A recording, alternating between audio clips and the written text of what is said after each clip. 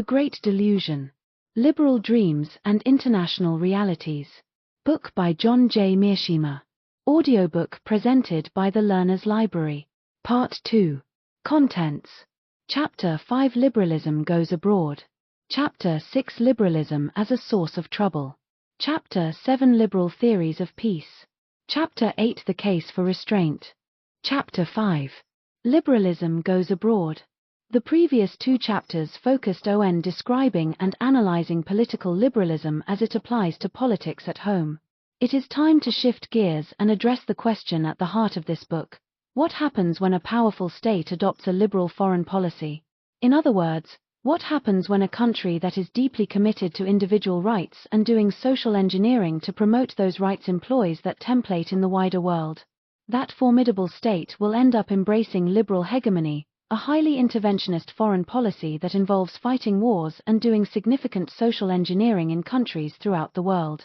Its main aim will be to spread liberal democracy, toppling authoritarian regimes in the process, with the ultimate goal of creating a world populated solely by liberal democracies. In effect, a state pursuing liberal hegemony aims to remake the international system in its own image. It will also work to foster an open world economy and build international institutions to deal with both economic and security issues. When a liberal country finds itself in a position to pursue this ambitious policy, it will almost always do so, in large part because the perceived benefits are so great. Not only does this policy hold out the promise of protecting the rights of people all around the world, it is also said to make the world more peaceful and protect liberalism at home from its enemies. Moreover, liberal hegemony provides the foreign policy elite with many attractive career opportunities, since trying to dominate the globe is a labor-intensive enterprise. Finally, that elite is likely to think it has the know-how to interfere effectively in the politics of other countries. This combination of perceived benefits and faith in the ability to realize them invariably leads powerful liberal states to pursue liberal hegemony. The prominence that liberalism accords to the notion of inalienable or universal rights means that a foreign policy based on liberal principles requires careful monitoring of other countries' human rights performance. When the rights of foreigners are threatened, a powerful state pursuing liberal hegemony will likely feel compelled to intervene to protect the rights of those individuals. That state is apt to conclude that the best way to ameliorate, even eliminate, the threat to individual rights is to make sure that as many people as possible live in a liberal democracy, where respect for individual rights is of great importance. This logic leads straight to an active policy of regime change aimed at toppling autocracies and replacing them with liberal democracies. Liberals believe there is another important reason to promote the spread of liberal democracy: it facilitates peace. Liberalism, goes the argument, helps foster a deep commitment to individual rights that transcends state borders, and this in turn fosters tolerance among peoples living in different countries and also inspires them to settle their conflicts peacefully. States come to see themselves as part of an international community based on transnational respect for rights, and that powerful sense of community limits the pernicious effects of nationalism and helps states transcend balance of power politics. All of this makes for a more pacific world in which problems like nuclear proliferation and terrorism are effectively taken off the table. Some liberals argue that liberalism also helps further peace by enhancing economic prosperity, which of course is an end in itself. The final incentive for liberal democracies to move toward a world populated by like-minded states is that this would effectively eliminate their principal ideological competitors, who might at some point threaten their survival. To use Woodrow Wilson's famous words, it would make the world safe for democracy. While there is no question that spreading democracy around the world is an exceptionally ambitious undertaking, liberals believe it is doable. In their story, people are hardwired to prize individual rights, and most liberals are confident about their ability to do social engineering at home as well as abroad. I take issue with this story on two counts. First, liberal great powers are seldom in a position to pursue liberal hegemony. They normally have little choice but to act according to realist principles, because they are usually in competition with one or more other great powers. This argument is consistent with basic liberal logic, which effectively says that in the absence of a world state, states bent on survival have little choice but to compete for power. Liberalism has to have a night watchman if it is to work. It demands a hierarchic political system such as exists inside the state itself. But the international system is anarchic, not hierarchic. As long as liberal states operate in either bipolarity or multipolarity, they have no choice but to act toward each other according to realist logic. Second, circumstances sometimes arise where the balance of power is so favorable to a liberal state that it is free to pursue liberal hegemony. This situation is most likely to occur in unipolarity, which is defined as the presence of only one great power in the system, thus rendering great power security competition impossible. The United States found itself in this position when the Cold War ended and the Soviet Union collapsed, and unsurprisingly, it embraced liberal hegemony. As the American case shows, this policy invariably goes badly awry, and the aspiring liberal hegemon usually ends up paying a big price for having pursued it. Turning a country into a liberal democracy is extremely difficult, not only because foreign cultures have deep roots and are hard to manipulate, but also because many people around the world do not privilege individual rights. Moreover, nationalism, which is all about self-determination, leads countries to resist foreign interference in their domestic affairs. Finally, even if one country is pursuing liberal hegemony, others are likely to act according to balance of power logic, which means the liberalizer will meet stiff resistance from them. In short, liberalism as foreign policy is a source of trouble. When it comes to politics among states, liberalism is no match for nationalism and realism. Those two isms together have played the leading role in shaping the modern international system, and their influence is likely to continue. Of course, the appearance of a world state, which would turn the state system hierarchic, would make liberalism a much more potent force in international politics. But there is hardly any chance that will happen. Anarchy is here to stay, and as long as it does, liberalism cannot provide a sound basis for a state's foreign policy. The case for liberal hegemony. The critical actor in political liberalism's optimistic story about foreign policy is the individual, not the state. Liberalism's stark individualism is what makes it a universal ideology, which profoundly affects how liberals think about international relations. In particular, liberalism's core assumption that every individual, regardless of where she lives, is born with the same set of rights invariably leads liberals to see the world in universalist terms. A liberal state, of course, does significant domestic social engineering to protect and promote the rights of its citizens. But because those rights are universal, that same state feels a genuine sense of responsibility to intervene, perhaps even militarily, on behalf of people in other countries if it sees their rights violated. Michael Doyle goes so far as to argue that non-liberal governments are in a state of aggression with their own people, an idea that appears to call for intervention in the politics of every country that is not a liberal democracy and would lead to a remarkably ambitious foreign policy. The importance liberalism accords individual rights inexorably leads to the belief that the best way to guard those rights is for every country to be a liberal democracy. No political system compares to liberalism when it comes to promoting and protecting individual rights, and it is hard even to envision how rights could be privileged in a political order that is not at least somewhat liberal. We should therefore expect a liberal state to pursue a foreign policy that emphasizes advancing liberal democracy. That task will obviously involve regime change, sometimes by military force, as well as heavy-duty social engineering to transform the target state. When you consider that the ultimate aim is to spread liberalism all around the world, it becomes clear that a liberal foreign policy is extremely ambitious and highly interventionist. Liberal states, of course, are also nation-states, which means that nationalism helps shape their approach to dealing with the world in important ways. One particular aspect of nationalism, a deep-seated sense of superiority over other nations, helps reinforce a liberal state's belief that it can effect fundamental change all over the world. This combination of nationalist chauvinism and liberal idealism is plainly reflected in the frequent claims of American policymakers, who see the United States as having special qualities that enable it to instruct and transform other less fortunate countries. Causing peace. Liberals want to spread liberal democracy not just to protect the rights of individuals but also because they believe it is an excellent strategy for causing peace. The reason is simple: liberal democracies do not fight wars with each other. In the liberal story, states are much like the individuals who live inside them. They sometimes have irreconcilable differences. Given that any two states may at some point have a deep-seated disagreement over an issue both care intensely about, how is it possible to construct a peaceful world?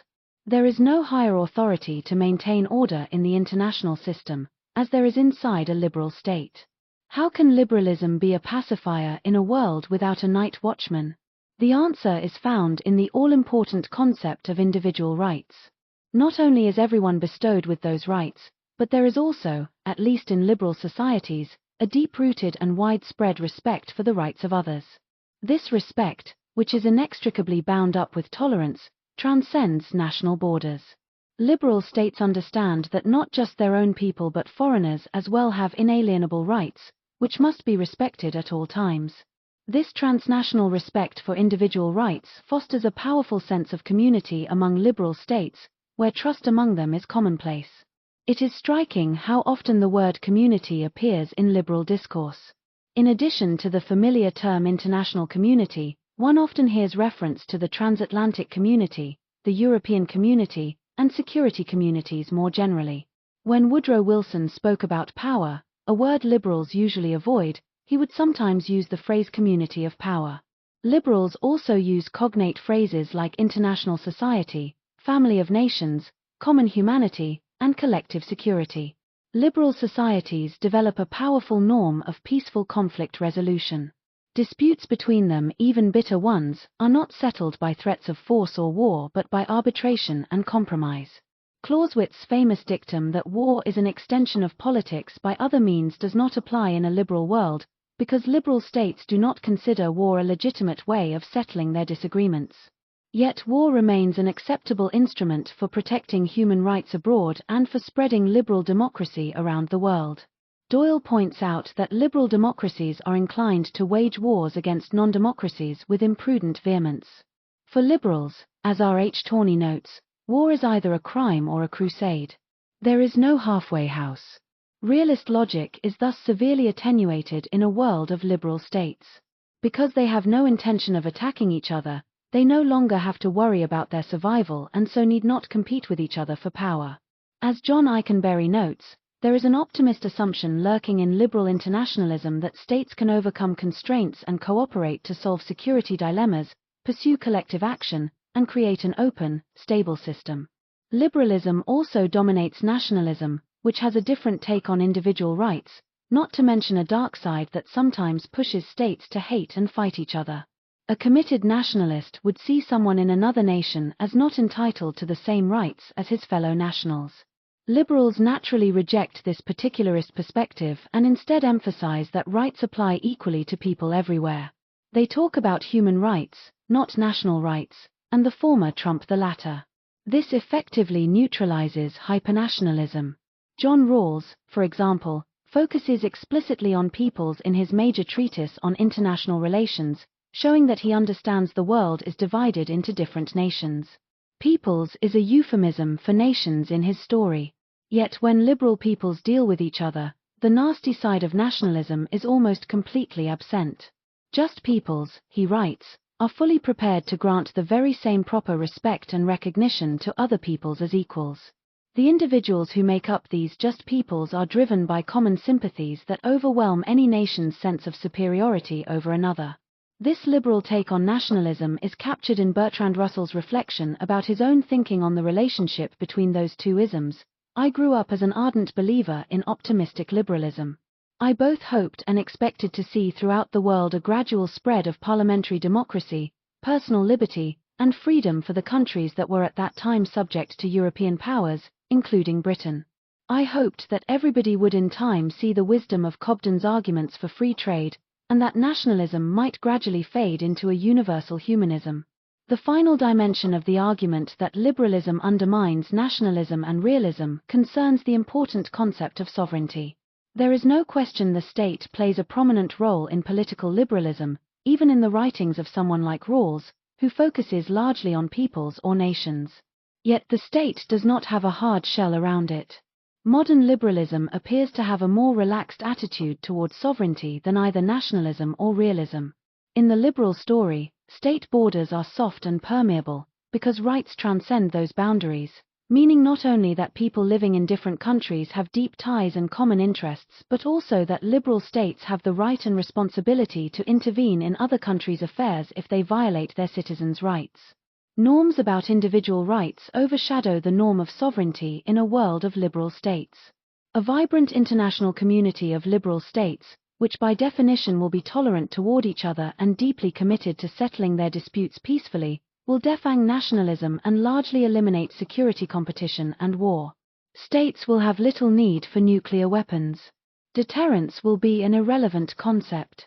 Terrorism should be much less of a problem, given that liberal democracies naturally enjoy significant legitimacy among their peoples. And those like-minded states should have little difficulty coordinating their efforts to deal with any terrorist threats that do arise. Thus, the more liberal states there are, the better, and the ideal world would be populated only with liberal states. Protecting liberalism at home. A third reason liberals are attracted to regime change has to do with self-preservation. As I noted in Chapter 3, liberalism has a core vulnerability in that there are always, in any liberal society, some people who reject liberalism and would overturn the political order if they could. A liberal state will always have internal enemies, although the severity of the threat varies. That problem is exacerbated when there are non-liberal countries that can join forces with those domestic anti-liberals and increase the threat to the liberal order. The problem is especially acute when there is a close ideological link between internal and external enemies. This threat gives liberal states a powerful incentive to eliminate the external enemy by transforming it into a liberal democracy. Of course, the problem would go away if all states were liberal. The international relations scholar John Owen maintains that this link between internal and external enemies motivates not just liberal democracies but all states to pursue forcible regime promotion in countries governed by rival ideologies. Precisely because the threat is transnational, he writes, the government can degrade it by attacking it abroad as well as at home. By suppressing an enemy ideology abroad, it can remove a source of moral and perhaps material support for enemy ideologues at home. Both sides understand this logic, which gives each an added incentive to knock off the other side's regime as quickly as possible. The bottom line is that liberal states have three reasons for adopting a policy of regime change: protecting the rights of foreigners, facilitating peace, and safeguarding liberalism at home. But such an ambitious strategy is often out of reach. To pursue it, a state must be especially powerful and have the wherewithal to topple foreign regimes, sometimes with military force, at a reasonably low cost. It must also have the expertise and patience to manage the difficult task of building a stable liberal democracy to replace the ousted regime. Modern liberalism, however, is deeply committed to social engineering, not only for the purpose of fostering and protecting individual rights, but also because the complexities of contemporary life force states to be deeply involved in managing their societies. Many liberals think of regime change as a feasible policy that will reap huge benefits. Although a state that pursues liberal hegemony will be mainly concerned with protecting individual rights and spreading liberal democracy around the world, it will also pursue two other noteworthy missions: building international institutions and advancing economic intercourse among states. These goals follow from the twin claims that international institutions and economic interdependence promote peace. In Chapter 7, I will examine these theories at length, along with the claim that liberal democracies do not fight against each other, with an emphasis on determining whether any of them puts forward a compelling case. Here I will focus on explaining how constructing institutions and facilitating an open international economy can be considered key elements of a liberal foreign policy. In fact, both tasks complement that policy. International institutions are essentially rules defining the rights and obligations that should guide state behavior. States are expected to obey these rules even when they believe that doing so is not in their interest. In addition to placing a high premium on the rule of law and safeguarding rights, institutions are designed to peacefully settle disputes between countries. All of these endeavors are part of the liberal canon. It is hardly surprising that a liberal foreign policy favors market-based economies and calls for furthering international trade and investment. The right to own and exchange property is one of the cardinal tenets of political liberalism, and economic globalization provides abundant opportunity for individuals to pursue their self-interest. Moreover, liberals are determined to use economics to limit the damage caused by political disagreements. An open international economy, they believe, not only generates prosperity, which is a good in itself that inclines people toward peace and liberalism, but also makes states economically dependent on each other. These trading and investment relationships are a strong disincentive to fighting. Why would you go to war against a state on which your prosperity depends? I should say a few words about a mission to which I give scant attention but which is occasionally identified with liberal foreign policy. Some liberals and others argue that states should promote global justice by adopting redistributive policies that reduce the sharp economic inequalities among states. They should, as one advocate puts it, seek to influence the global distribution of resources and wealth to advantage poorer countries. This goal complements the liberal commitment to promoting equal opportunity among individuals inside liberal states. No liberal state has ever shown serious interest in helping other states gain economic advantages at its expense just to fight global injustice, and there is little reason to think any ever will. Elites, the public, and liberal hegemony. Finally, it is important to note that liberal hegemony is largely an elite-driven policy. The foreign policy establishments in liberal states are generally more internationalist than their publics, which tend to be more nationalist.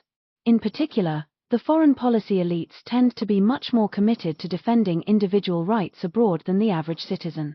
This is not to say these publics do not have liberal instincts or to suggest that the elites are not nationalists. But there is little doubt that foreign policy elites are more interested in pursuing liberal goals abroad than are their broader publics. There are a variety of reasons for this phenomenon. For starters, liberal elites tend to be better educated than the average citizen. They typically spend years attending colleges and universities, which have become remarkably international in recent decades. Most campuses today contain large numbers of foreign students as well as faculty born and raised in other countries, and native-born students are also given the opportunity to study abroad.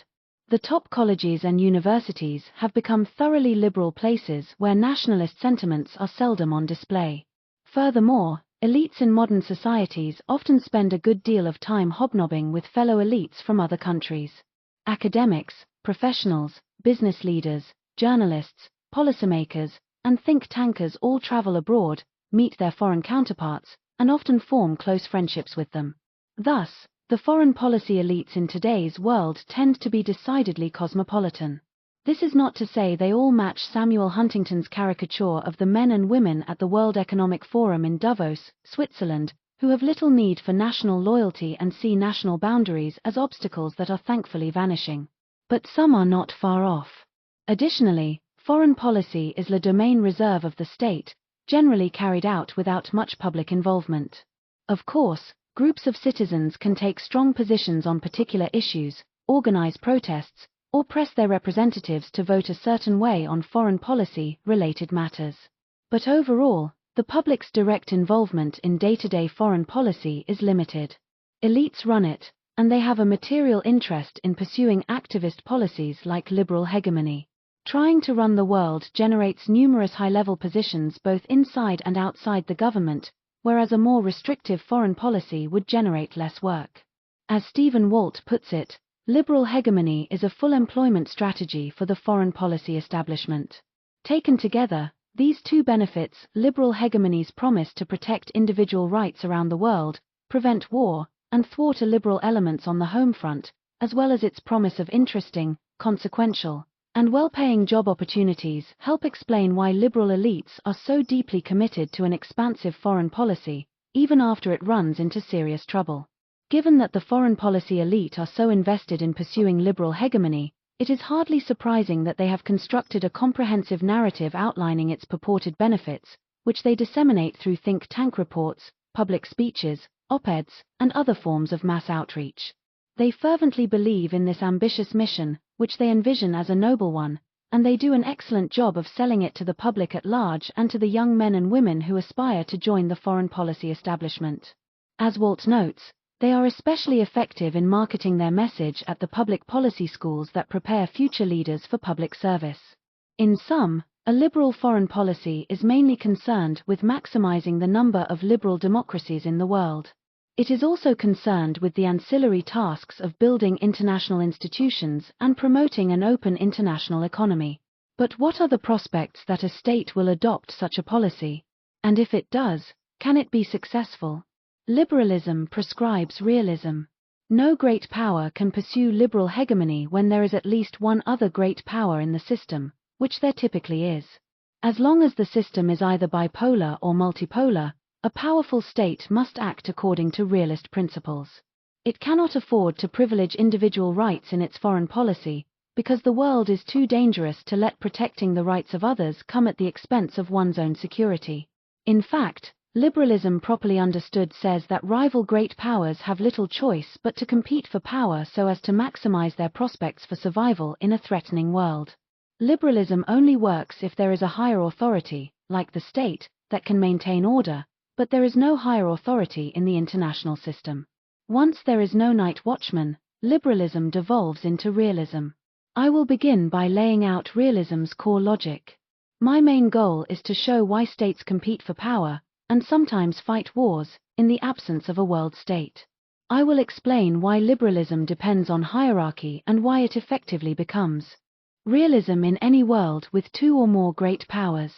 Then I will explore what happens in those rare situations in which there is a single great power in the system and that sole pole embraces liberal hegemony.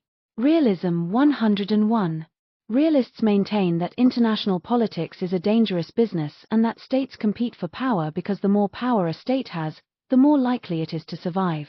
Sometimes that competition becomes so intense that war breaks out. The driving force behind this aggression is the structure of the international system, which gives states little choice but to pursue power at each other's expense. The basic theory is built on 5 assumptions, which describe the system's basic architecture. First, states are the main actors on the world stage and there is no centralized authority above them. International institutions like the League of Nations or the United Nations are of secondary, if not tertiary, importance because they have little coercive leverage over states. States are like balls on a billiard table, though of varying size. Thus, the international system is anarchic, which is not to say it is chaotic or disordered, only that there is no ultimate arbiter. The second and third assumptions deal with capabilities and intentions, the 2 key factors states consider when assessing each other. All states have some offensive military capability, although the great powers obviously have much more. Realists tend to focus on great powers because they have the biggest impact on international politics, but even among great powers, some have more capability than others. The third assumption is that states can never know for certain whether a potential rival's intentions are benign or hostile. They can sometimes make reasonable guesses, but they can never be sure. The reason for this uncertainty is that intentions are in the heads of policymakers and thus impossible to see or measure. Capabilities, on the other hand, are usually visible and reasonably easy to gauge. During the Cold War, for example, the United States could view and count the Soviet inventory of tanks, attack submarines, and nuclear-armed missiles, but it was impossible to see into the mind of Joseph Stalin or Nikita Khrushchev. One might concede the Soviet case and counter that the United States has surely known since at least the start of World War II that Britain has peaceful intentions toward it. There is no question that American policymakers have long viewed Britain as a friendly country, but that is because of its capabilities. It was too weak to threaten the United States. It depended on Washington to help protect it from Nazi Germany during World War II and the Soviet Union during the Cold War.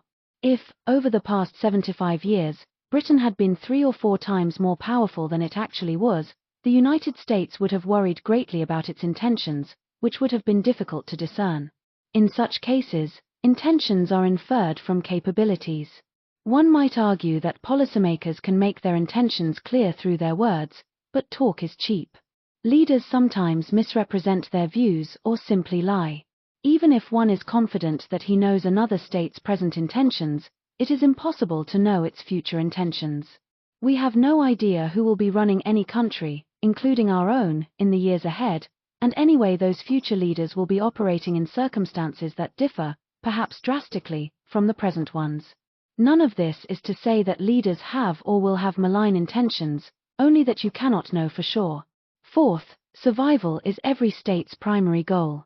States always have other aims as well. One reason it is difficult to know their intentions, but survival must always take priority. If a state does not survive, it cannot pursue any other goals. What exactly does survival mean? It obviously means the physical survival of the state. No state wants to be conquered and eliminated the way Korea and Poland once were. It also means states want to maintain their territorial integrity as well as their sovereignty. They do not want another state to be able to dictate important aspects of their domestic or foreign policy, as the Soviet Union did with the countries of Eastern Europe during the Cold War. Fifth, states are rational actors.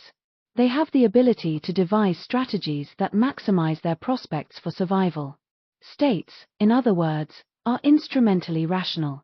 Because international politics is a complicated business, the strategies sometimes fail, even disastrously, but the point is that they are consciously devised to advance some goal.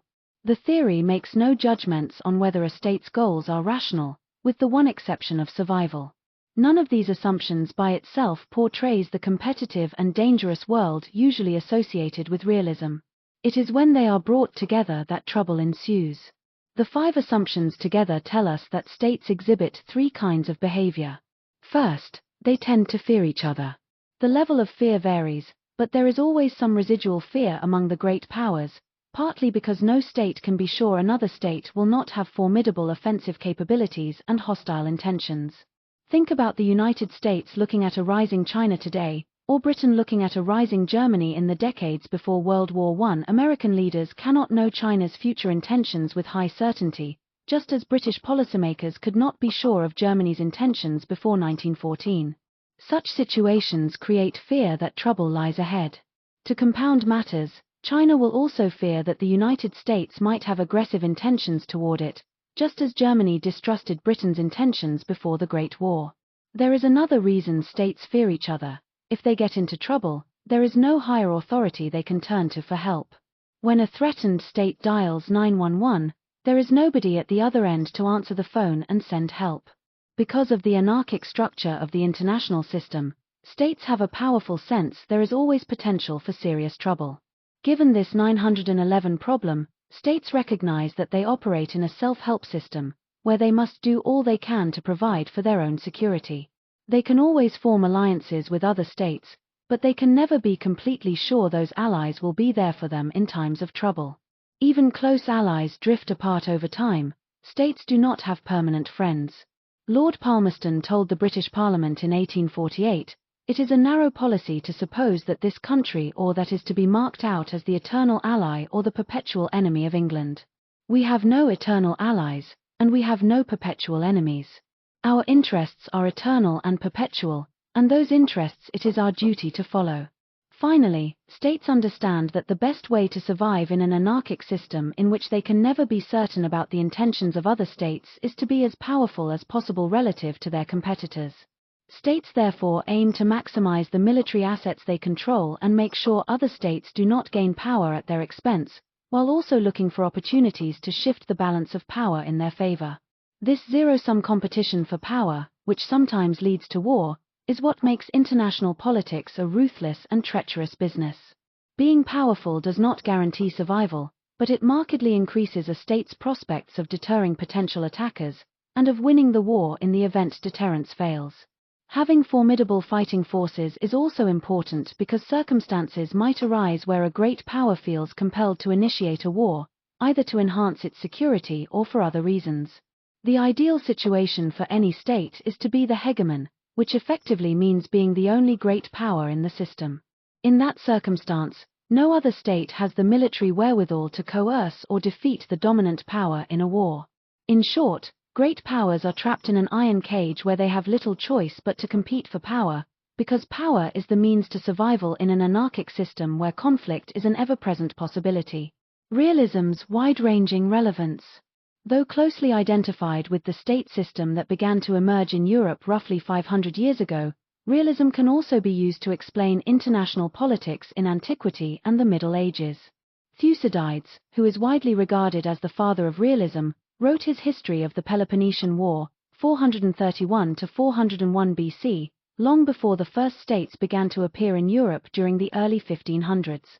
Marcus Fisher shows how realism explains many important aspects of politics among the various political entities that populated Europe during the Middle Ages.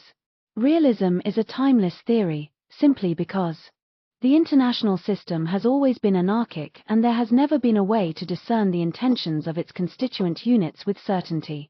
Realist logic also applies to other realms besides international politics. It goes a long way toward explaining behavior in any situation where there is a danger that the actors will use violence against each other, and there is no higher authority to impose order and provide protection.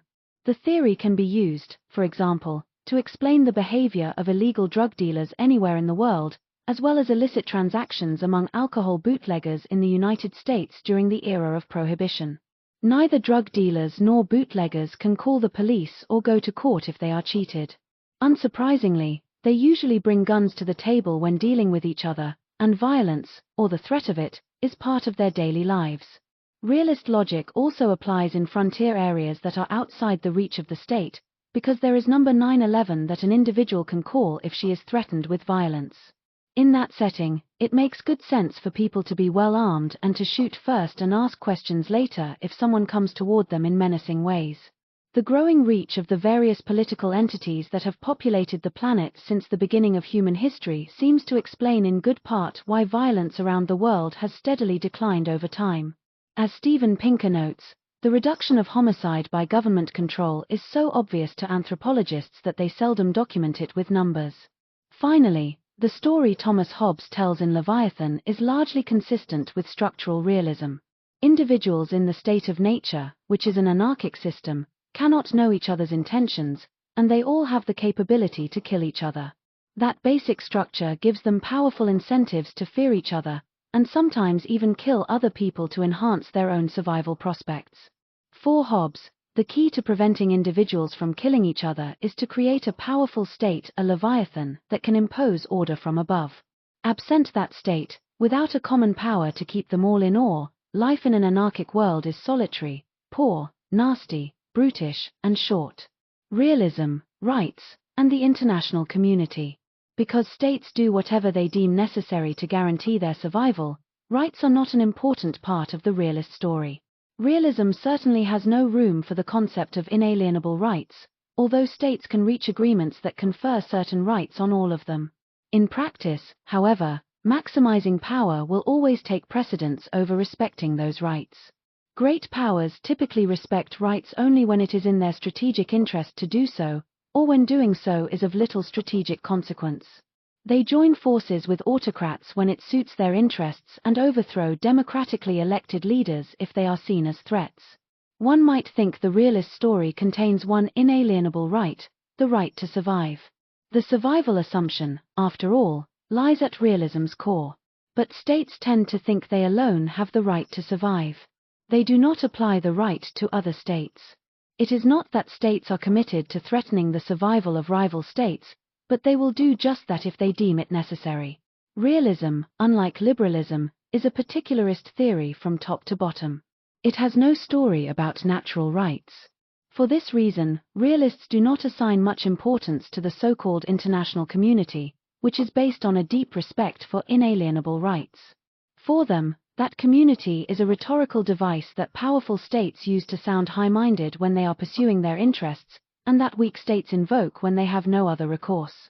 States may certainly cooperate to form military alliances and create other kinds of international institutions for their mutual benefit. But they do so for self-regarding reasons, not because they think other countries share common values or noble motives.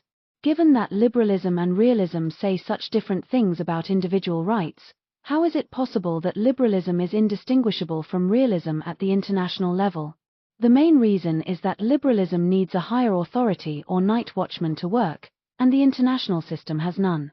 There is no world state, there is only anarchy, leaving individual countries little choice but to compete for power. Liberalism and international anarchy. Political liberalism starts with the assumption that individuals find the state of nature a dangerous and potentially deadly place, mainly because those individuals invariably have irreconcilable differences over first principles. Liberals deal with this problem by arguing that everyone has an incontrovertible set of rights that should be respected by others, and by promoting the norms of peaceful conflict resolution and tolerance, which follow logically from their belief in universal rights. But rights and tolerance are not enough to keep peace in the state of nature. The individual's survival is still at risk. The solution is a social contract, which results in a state that can maintain order. When political liberalism is applied to world politics, the focus shifts from individuals to the interactions among states. When states, not individuals, are the unit of analysis, the same basic logic applies. There is a marked similarity between states in the liberal story and states in the realist story. The 5 key assumptions that underpin realism turn out to apply equally to liberalism. Both theories assume that states operate in international anarchy and that survival is their principal goal.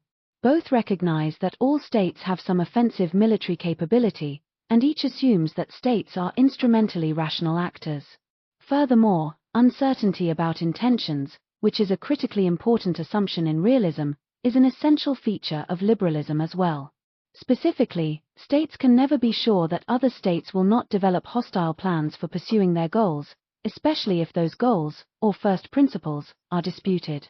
Where liberalism differs from realism is in its emphasis on natural rights, tolerance, and norms of peaceful conflict resolution, all of which are supposed to provide the necessary ingredients for making the world more peaceful. But that formula does not work according to liberalism's own logic, which says that these factors alone are not enough to cause and maintain peace. Individuals must also come together, leave the state of nature behind, and create a state. They must move from anarchy to hierarchy. At the international level, this means that political liberalism cannot work as advertised unless there is a world state. As long as the international system is anarchic, liberalism is no different from realism in that realm. Without a world state, despite all its talk about rights, tolerance, and settling disputes peacefully, liberalism provides no way to move beyond balance of power politics. A few prominent liberal thinkers have actually made this point. John Locke, for example, states it in synoptic form in the second treatise. In a commonwealth, the members of it are distinct persons still in reference to one another, and as such are governed by the laws of the society, yet, in reference to the rest of mankind, they make one body which is, as every member of it before was, still in the state of nature with the rest of mankind. He adds that this commonwealth, therefore, contains the power of war and peace, leagues and alliances, and all the transactions with all persons and communities outside it. Stephen Holmes, a contemporary liberal, makes essentially the same point when he writes, "Liberal rights are meaningful only within the confines of pre-existing, territorially bounded states, and only where there exists a rights-enforcing power. To the extent that no enforcing power operates between states or across borders, liberal rights are futile." This point is also a central theme for G. Lowes Dickinson, who introduced the term anarchy into the international relations literature, and in an important essay on liberalism and realism written by Deborah Bukoyanis. International anarchy alone makes it strategically foolish for a state to pursue a liberal foreign policy unless it is far more powerful than every other state in the system. But there is another reason why such a policy makes little sense. As I explained in the previous chapter, the liberal story oversells rights. There is little evidence that most people think individual rights are inalienable or that they matter greatly in daily political life.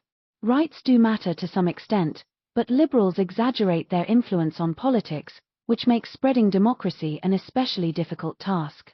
As I also noted in the previous chapter, the importance people accord to individual rights has direct implications for the norms of tolerance and peaceful conflict resolution as well as for the role of the state.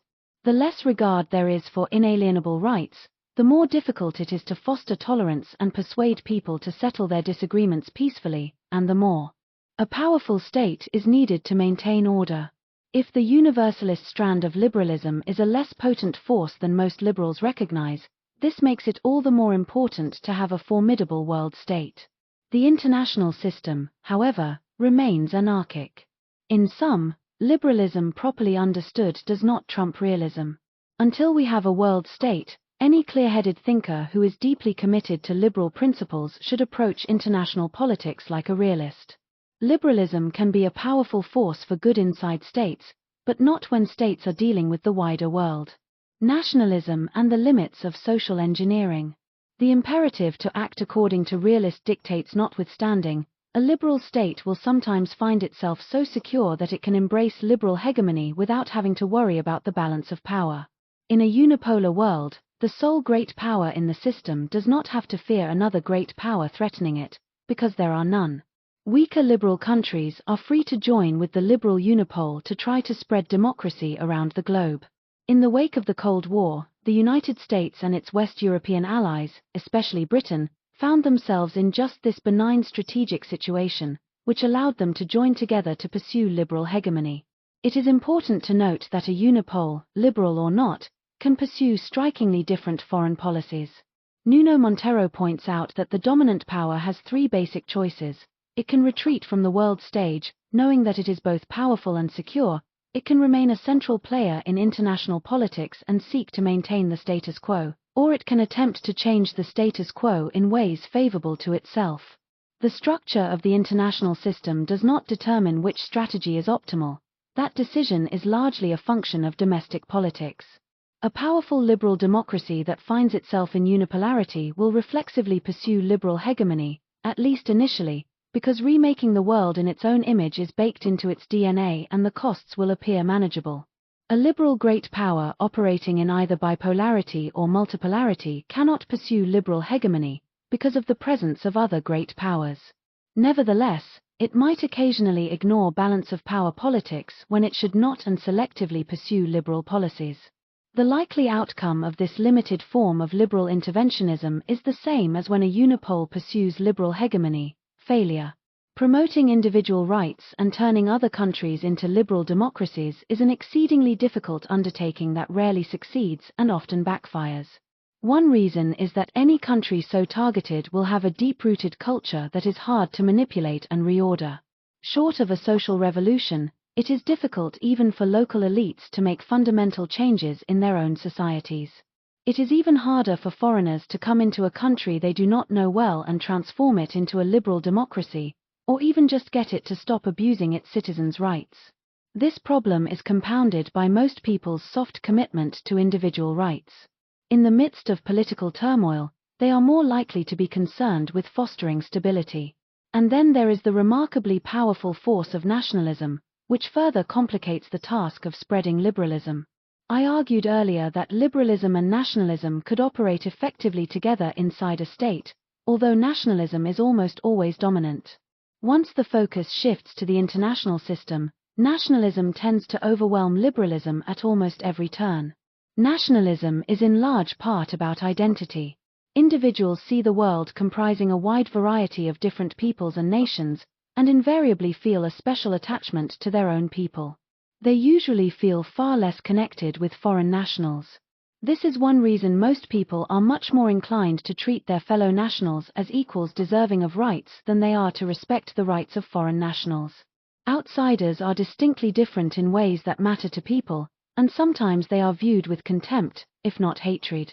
Life in the international system exacerbates this problem. Security competition and occasional war between countries not only strengthen this sense of difference but also foster hypernationalism. Even when outsiders are treated with respect, they are rarely seen as equals. There is substantial evidence of this kind of thinking in the United States, the paradigmatic liberal country. For example, in his study of how Americans think about rights, Austin Sherrott found that they do not perceive the interrelatedness of their own freedom and the freedom of others. They value their own freedom but not the freedom of others. It is difficult to get Americans to fight and die solely to protect the rights of other peoples, including the all-important right to life. The only instance where U.S. troops engaged in combat for humanitarian purposes alone was in Mogadishu, Somalia, in 1993. After 18 Americans were killed in battle, President Clinton quickly withdrew all U.S. combat forces. He and his lieutenants were so unnerved by what happened in Somalia that they refused to commit troops the following year to stop the Rwandan genocide, even though the mission would have involved few U.S. casualties. When foreigners murder Americans, it is of much more concern to the average American than when those same foreigners murder each other or people from other countries. The outcry in the United States when the Islamic State, ISIS, beheaded 2 American journalists in 2014 is one of the events that persuaded President Obama to go to war against ISIS. Americans had been appalled by the widespread carnage and destruction wrought by ISIS, but they cared more about the deaths of their fellow Americans. Meanwhile, Americans who murder foreigners, especially non-white foreigners, are rarely treated as harshly as Americans who murder their fellow citizens. For example, Lieutenant William Kaye, who commanded the U.S. soldiers involved in the infamous My Lai massacre in Vietnam in March 1968, served only 3.5 years under house arrest before he was freed, and he enjoyed overwhelming support from the public after his role was revealed in the media.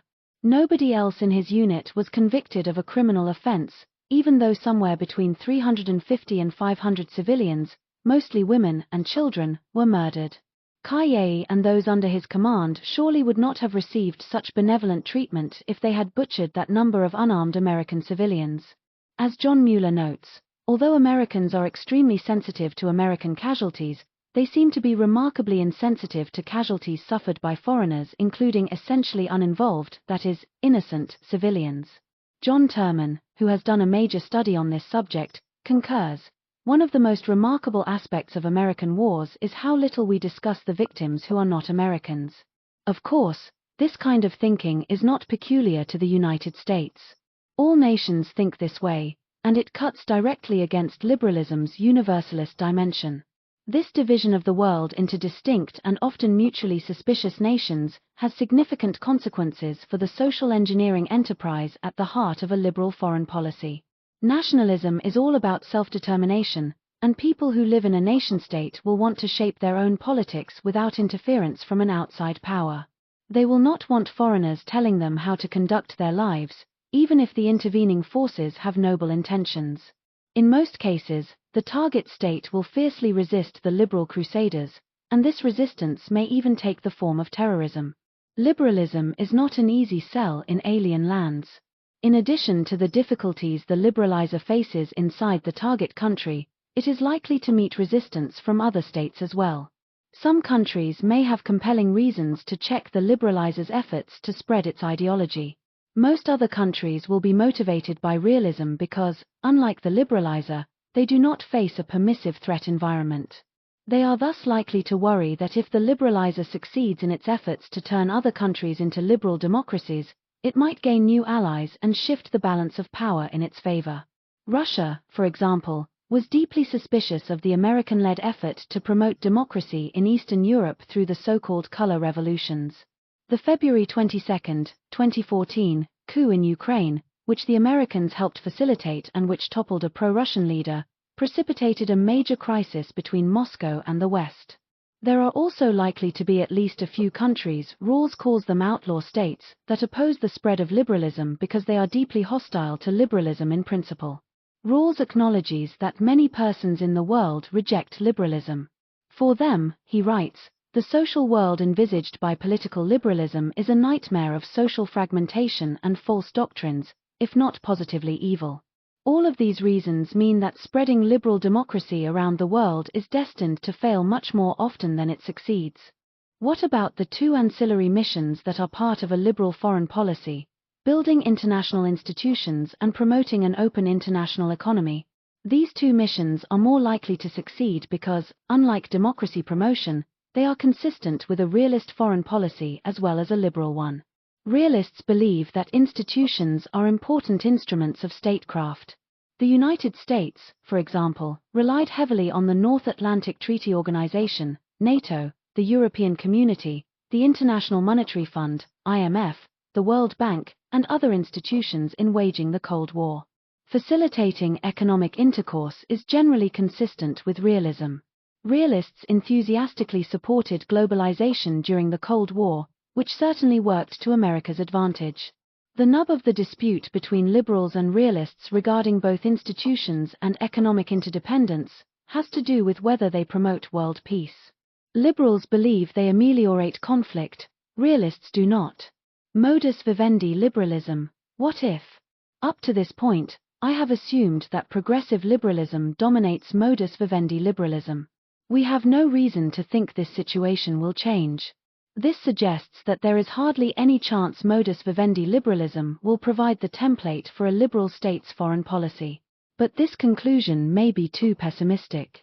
As I will argue in Chapter 8, there is a chance, small, but not trivial, that the United States will move toward a more restrained foreign policy in the wake of all the failures its pursuit of liberal hegemony has produced. That more limited and wiser strategy would be based on realist logic, coupled with an informed understanding of how nationalism affects the behavior of great powers. It would bear a marked resemblance to a foreign policy based on modus vivendi liberalism. A few words are therefore in order regarding what that liberal foreign policy would look like, not just because it overlaps with restraint but also because it differs from liberal hegemony.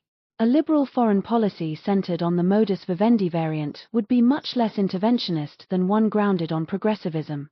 For sure, it would privilege inalienable rights, which would generate incentives to intervene abroad when the rights of foreigners are seriously threatened.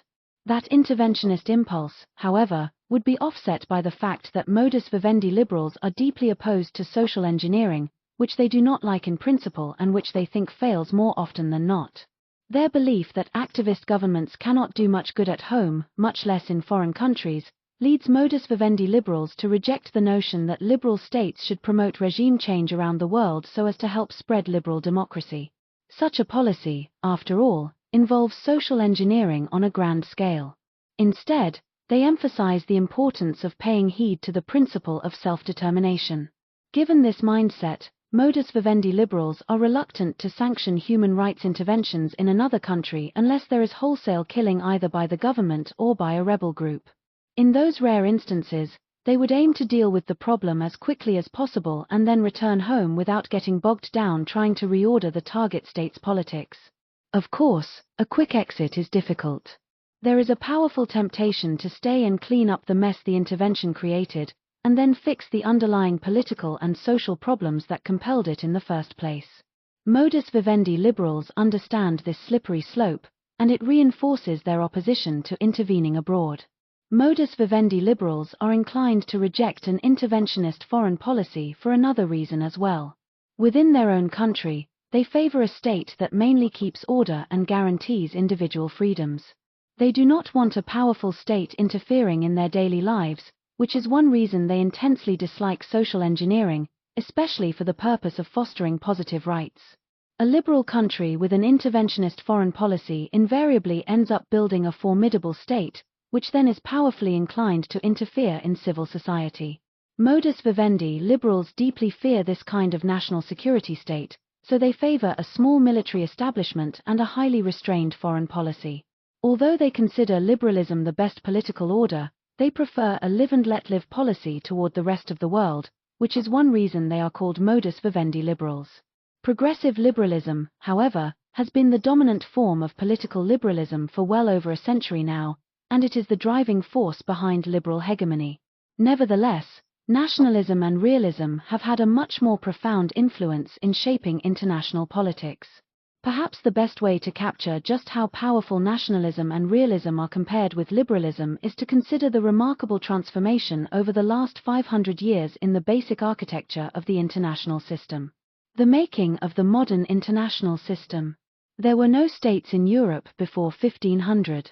The region instead housed a variety of political entities, including empires, city-states, duchies, principalities, urban federations, and various religious organizations. Sovereignty in Europe was associated with many different kinds of political units. Nor were there any states outside Europe. The first states, England, France, and Spain, began to take form in the early 16th century, and over the next 300 years the dynastic state became the principal political actor in Europe. After 1800, those dynastic states slowly gave way to nation-states, and that political form eventually spread across the globe until today. The international system is made up almost exclusively of nation-states. As David Armitage notes, the great political fact of global history in the last 500 years is the emergence of a world of states from a world of empires. That fact, more than the expansion of democracy, more than nationalism, more than the language of rights, more even than globalization, fundamentally defines the political universe we all inhabit. This extraordinary change, from a heterogeneous world system to a homogeneous one, obviously had many causes. The two main driving forces, however, were nationalism and realism, which interacted in important ways to help create the modern state system. The emphasis each of those isms places on the state and survival links them in ways that promoted the proliferation of nation-states. Realism and the rise of the modern state. A good way to understand how nationalism and realism have combined to shape the international system is to begin with an explanation of how the preoccupation with survival, which is at the core of balance of power politics, helped create nation-states and spread that political form around the world. Before there were states, the political entities that populated Europe engaged in almost constant security competition, which sometimes led to war. The states that began to emerge in the early 16th century were, of course, deeply immersed in that pit of never-ending conflict. All of the political units in Europe cared greatly about their survival, as they faced an ever-present danger of being erased from the map. Staying alive in that cutthroat world largely depended on military performance, where, unsurprisingly, the most powerful actors tended to prevail. Charles Tilly famously tells the story of how the state proved superior to all other organizational forms at building military power and winning wars. Military success depends in good part on having money to finance an army and a navy as well as enough people to fill out a large and effective fighting force. But those resources have to be extracted from the population, which means it is better to have a large population than a small one. States proved to be superior to all other political forms at extracting resources from the resident population and translating them into military might. Hence the state ultimately ran its competitors out of the European system, because the others could not build sufficient military power to compete with the state on the battlefield. Survival came to depend on having a state. This logic deeply informs Machiavelli's The Prince. At the time he was writing, in the early 16th century, Italy was not a unified state. The Italian peninsula was populated with small city-states that fought among themselves and often fell prey to Austrian and French aggression. This barbarian domination, he wrote, stinks to everyone and had brought Italy into a state of slavery and disgrace. He thought the taproot of the problem was that Italy was divided, for I do not believe that divisions ever do any good. On the contrary, when the enemy approaches, of necessity divided cities are immediately lost, because the weaker party always joins the external forces and the other will not be able to rule. Machiavelli understood that the best way to fix this problem would be to transcend Italy's city-state system and create a single Italian state that could stand up to Austria and France and keep them at bay. The brutal and frank advice he offered to some future Italian prince was principally aimed at helping that leader unify Italy and redeem her from these barbarous cruelties and insults. Italians would have to imitate their larger and more powerful neighbors and create a state of their own if they hoped to survive. This unification, however, did not happen until 1870.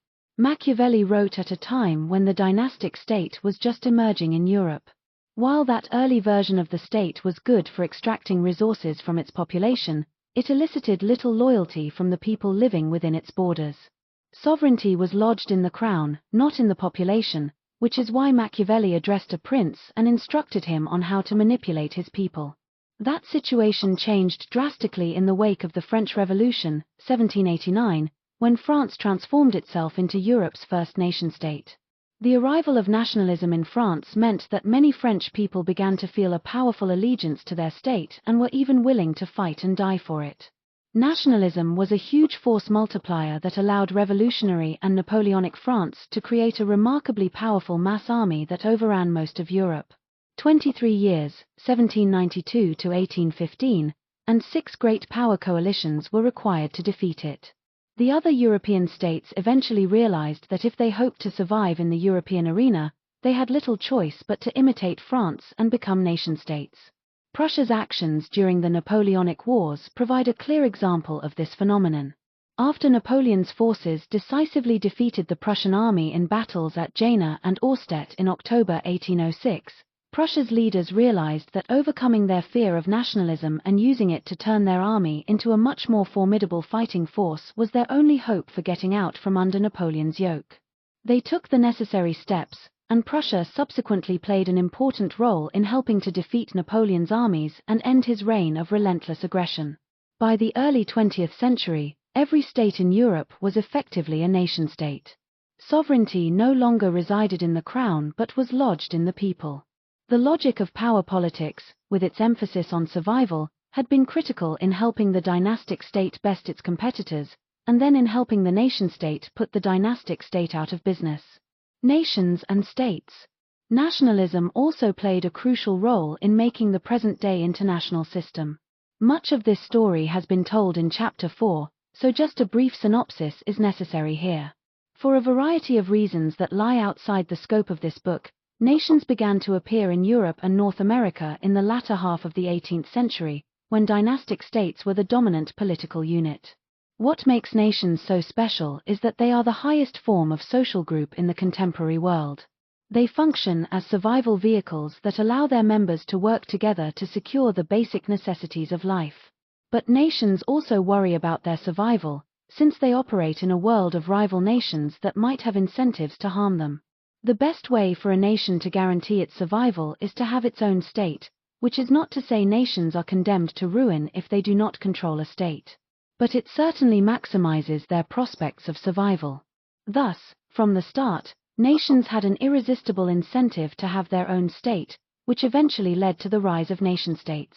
Moreover, given that those states operate in international anarchy, each nation wanted its own state to be especially powerful, so as to guarantee the nation's long-term survival. In essence, nationalism reinforced basic realist logic, which by itself was shaping the modern world in profound ways. This logic also applies outside Europe, where many of imperialism's victims were deeply concerned about their culture's long-term survival. Over time, it became clear to the subject peoples that the best way to deal with this threat was to rise up, break away from the empires that controlled them, and establish their own states. This process played out in numerous places during the 20th century and explains in good part why the sun eventually set on all of the European empires, as well as why the world is now entirely populated with sovereign nation-states. Not only do nations want their own state, but states also have powerful incentives to make sure their people constitute a nation. As discussed above, states gravitate to nationalism because it has become an indispensable source of military power. But central governments also cultivate their own nation-states for reasons unrelated to security. Not only does it make good economic sense to have a national culture with a common language and educational system, it also makes sense administratively. It is much easier to run a country whose citizens are part of a standardized culture and also feel a strong bond with the state. States want nations and nations want states, and the result is that nation-states have become the dominant political form on the planet. One way to see the brute power of nationalism is to consider what happens when it comes up against other universal ideologies besides liberalism. Marxism, for example, has some striking similarities with liberalism. As John Gray puts it, both were enlightened ideologies that looked forward to a universal civilization. Class analysis is the driving force behind Marx's universalism. He and his followers maintain that social classes transcend national groups and state borders. Most importantly, they argue that a powerful bond exists among the working classes in different countries, created by capitalist exploitation. This line of thinking led some Marxists to believe that the workers across Europe would not take up arms against each other at the start of World War I. Of course, they were wrong. Those workers fought and died in huge numbers for their respective nation-states. The Soviet Union was the quintessential communist country in the 20th century. But it contained many distinct nations, which remained firmly intact despite government efforts to weaken them, and nationalism ultimately played a key role in the unraveling of the Soviet Union. Furthermore, as Benedict Anderson notes, since the end of World War II, every successful revolution has defined itself in national terms, including those in Marxist countries like China and Vietnam. Anderson also emphasizes there are a number of cases where communist countries fought wars with each other, and none of the belligerents has made more than the most perfunctory attempts to justify the bloodshed in terms of a recognizable Marxist theoretical perspective. Those wars were not supposed to happen, according to Marxist theory, but they did. Anderson goes on to quote the eminent Marxist scholar Tom Nairn, who argues that the theory of nationalism represents Marxism's great historical failure. The bottom line is that the contemporary nation-state system is largely the product of the interplay between nationalism and balance of power politics, both of which privilege the state and are motivated by concerns about survival. Liberalism has certainly played a role in creating the modern world, but its influence has been secondary at best. Is a world state possible? You might agree with my case against political liberalism as a foreign policy, but argue that the solution is obvious: we need a world state. Some scholars argue that we are moving toward a world state, in large part because nation-states cannot deal with many of the economic, regulatory, security, and environmental challenges the world now faces. Once that new political order is in place, realism will no longer matter, the dark side of nationalism will be put under wraps, and the world state will have a liberal political system.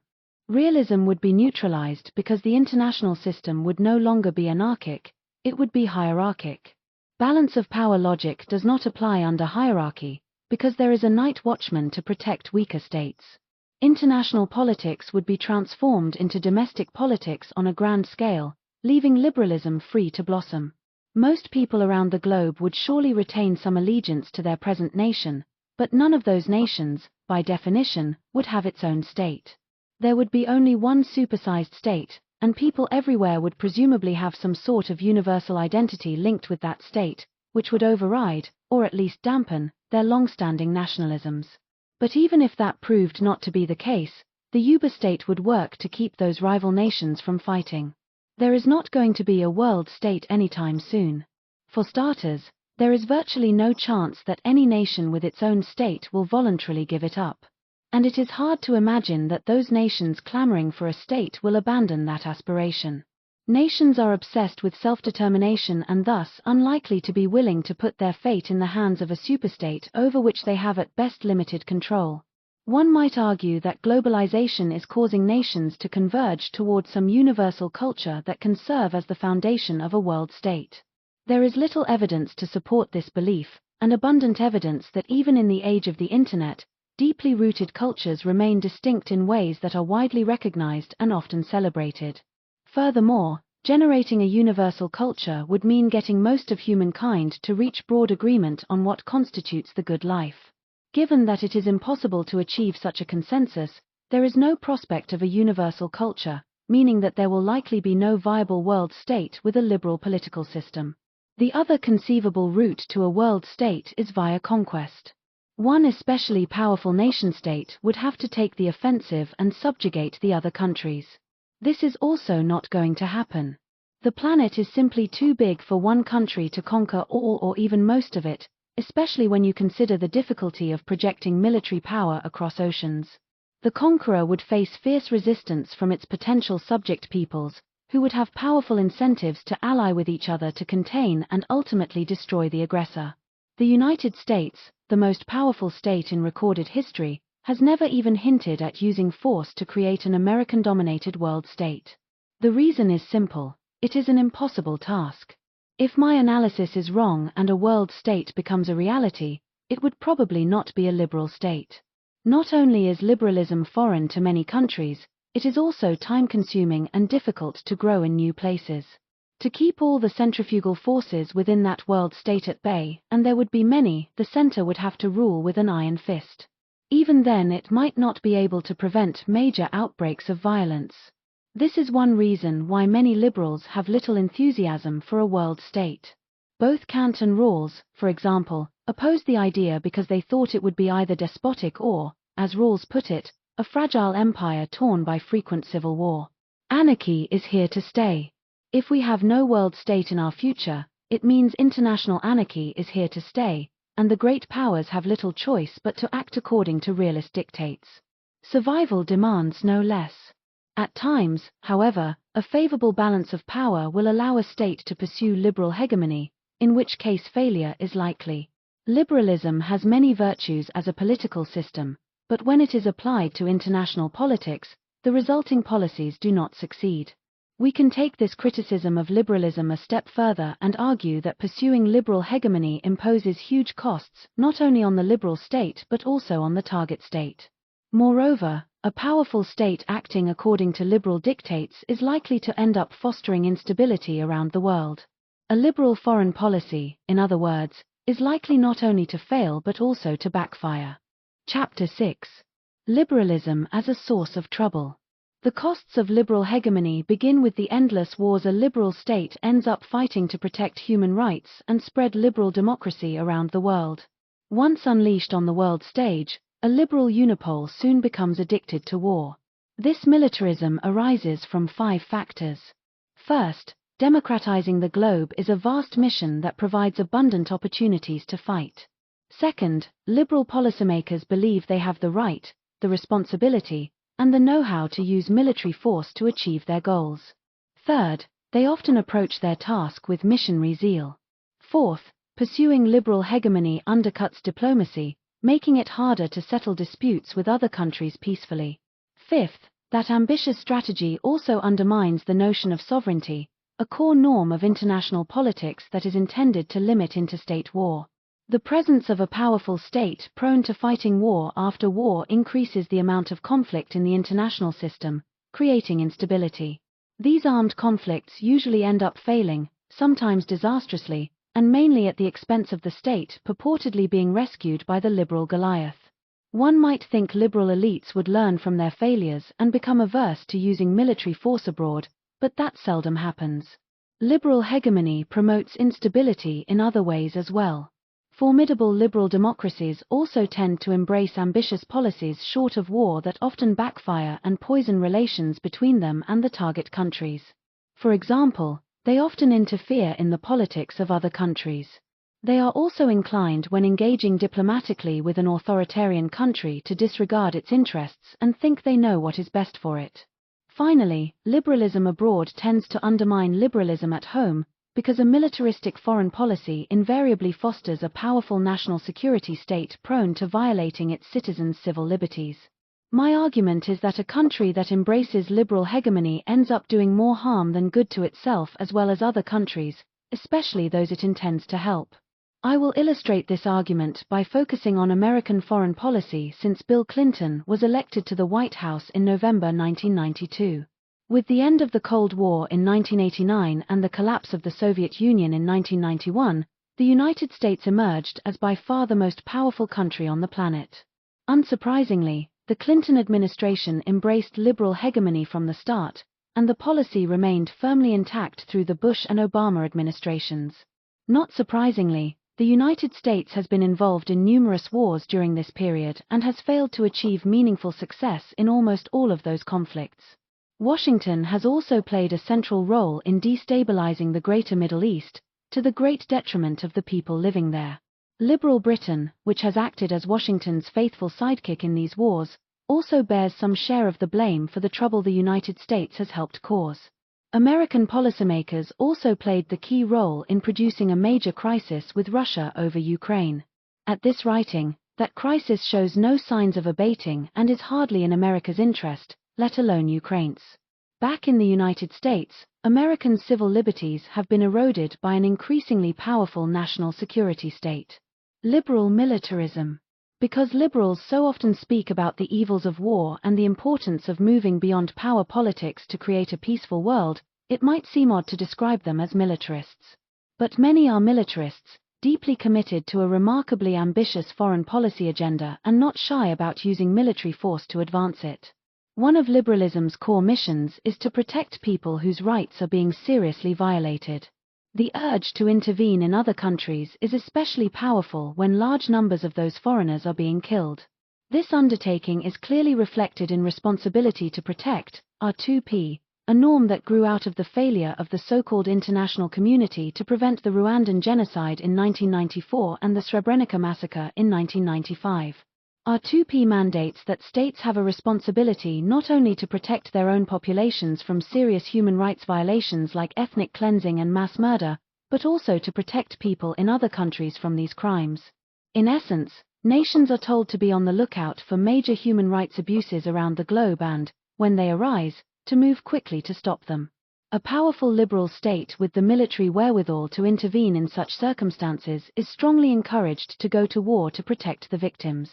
This task of defending individual rights easily morphs into the more ambitious strategy of removing the source of the problem by actively promoting liberal democracy in other countries. Liberal states, by definition, are committed to protecting their citizens' rights, and this strategy, so the argument goes, will also lead to a more peaceful world and help protect liberal democracy from its internal enemies.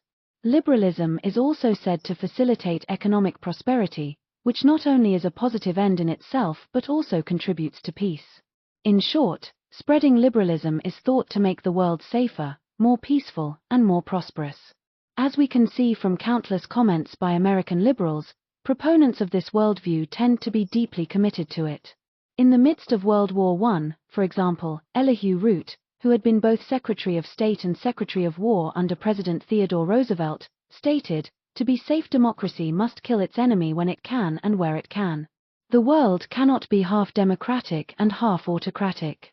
In the midst of the Vietnam War, Secretary of State Dean Rusk declared that the United States cannot be secure until the total international environment is ideologically safe. As Christopher Lane notes, these are not isolated comments. American statesmen have frequently expressed this view. This missionary zeal is hardly limited to policymakers. John Rawls, for example, writes, "It is characteristic of liberal and decent peoples that they seek a world in which all peoples have a well-ordered regime. Their long-range aim is to bring all societies eventually to honor the law of peoples and to become full members in good standing of the society of well-ordered peoples." This ambitious agenda does not axiomatically lead to war, and Rawls is careful to make clear that he is not advocating armed crusades to spread liberal democracy across the planet. Still, there is no question that war is often seen as a viable and even attractive option for promoting liberalism. This penchant for employing force to achieve liberal goals is reflected in the writings of John Owen, a prominent liberal interventionist, who comments that liberal ideas cause liberal democracies to tend away from war with one another, and the same ideas prod these states into war with illiberal states. Moreover, he writes, all individuals share an interest in peace, and should want war only as an instrument to bring about peace. The Bush Doctrine, developed during 2002 and used to justify the March 2003 invasion of Iraq, is probably the best example of this kind of liberal interventionism. In the wake of the 9/11 attacks, the Bush administration concluded that to win what it termed the global war on terror, it must not only defeat al-Qaeda but also confront Iran, Iraq, and Syria. The regimes in these so-called rogue states were assumed to be closely tied to terrorist organizations like al-Qaeda and were bent on acquiring nuclear weapons, which they might even give to terrorists. In short, they were mortal enemies of the United States. Bush proposed to use military might to turn those countries and others across the Middle East into liberal democracies. He put the point succinctly in early 2003, just before the United States attacked Iraq, by the resolve and purpose of America, and of our friends and allies, we will make this an age of progress and liberty. Free people will set the course of history, and free people will keep the peace of the world. There is no question that President Bush and his lieutenants were also motivated to topple Saddam Hussein from power because he was a brutal dictator who trampled on the rights of his citizens. But that was a long-standing problem that, by itself, could not cause the United States to get rid of Hussein and replace him with a democratically elected leader. What drove the United States to invade Iraq was the perceived need to deal with the proliferation and terrorism. And the best way to do that, the Bush team thought, was to turn all the countries in the Greater Middle East into liberal democracies. This would make the region a giant zone of peace and take both problems off the table. The world has a clear interest in the spread of democratic values, the president said, because stable and free nations do not breed the ideologies of murder. They encourage the peaceful pursuit of a better life. These actions show all the earmarks of liberal hegemony. Liberals with a formidable military at their disposal are strongly inclined to fight wars not only to protect individual rights in other countries but also to spread liberal democracy, which they see as the best way to safeguard rights and protect against important security threats. Given that our planet has no shortage of autocracies, serious human rights violators, or countries that present a military threat, a powerful country like the United States, left free to pursue liberal hegemony, is likely to end up in a perpetual state of war. Liberalism makes diplomacy harder. Another factor that helps militarize the liberal unipole is that liberal hegemony makes diplomacy with authoritarian states more difficult, further increasing the likelihood of war. Diplomacy is a bargaining process between two or more states that have conflicting views on an issue that matters to all of them. The aim is to produce an agreement that settles the dispute peacefully. To achieve success, each party must make some concessions, although they need not be symmetrical. This is why Henry Kissinger maintains that diplomacy is the art of restraining the exercise of power. It is not necessary that each side treat the other as an equal. But for diplomacy to work, even bitter foes have to show some respect for each other. War and diplomacy are distinct instruments of statecraft, each is an alternative to the other. One relies on dialogue and negotiations to settle disputes, while the other employs military force. Diplomacy is generally considered the safer and less expensive option. As Winston Churchill said at the White House in 1954, "Jaw is always better than war. Nevertheless, diplomacy and war often work in tandem.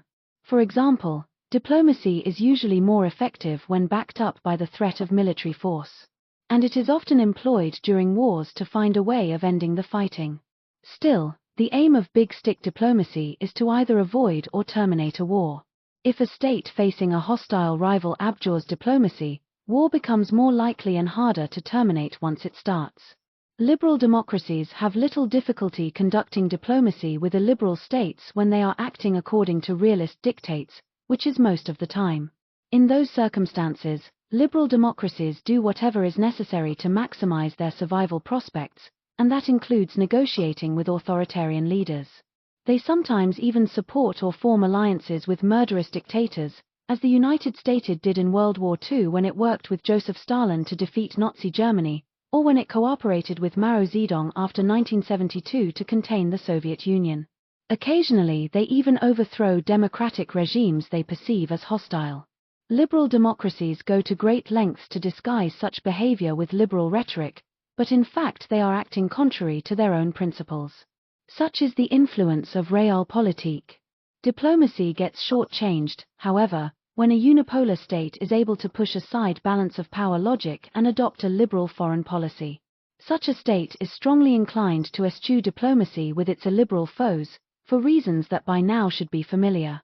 Although tolerance is a core principle of liberalism, it tends to get pushed aside when a liberal state confronts a rival that violates its citizens' rights. After all, rights are inalienable.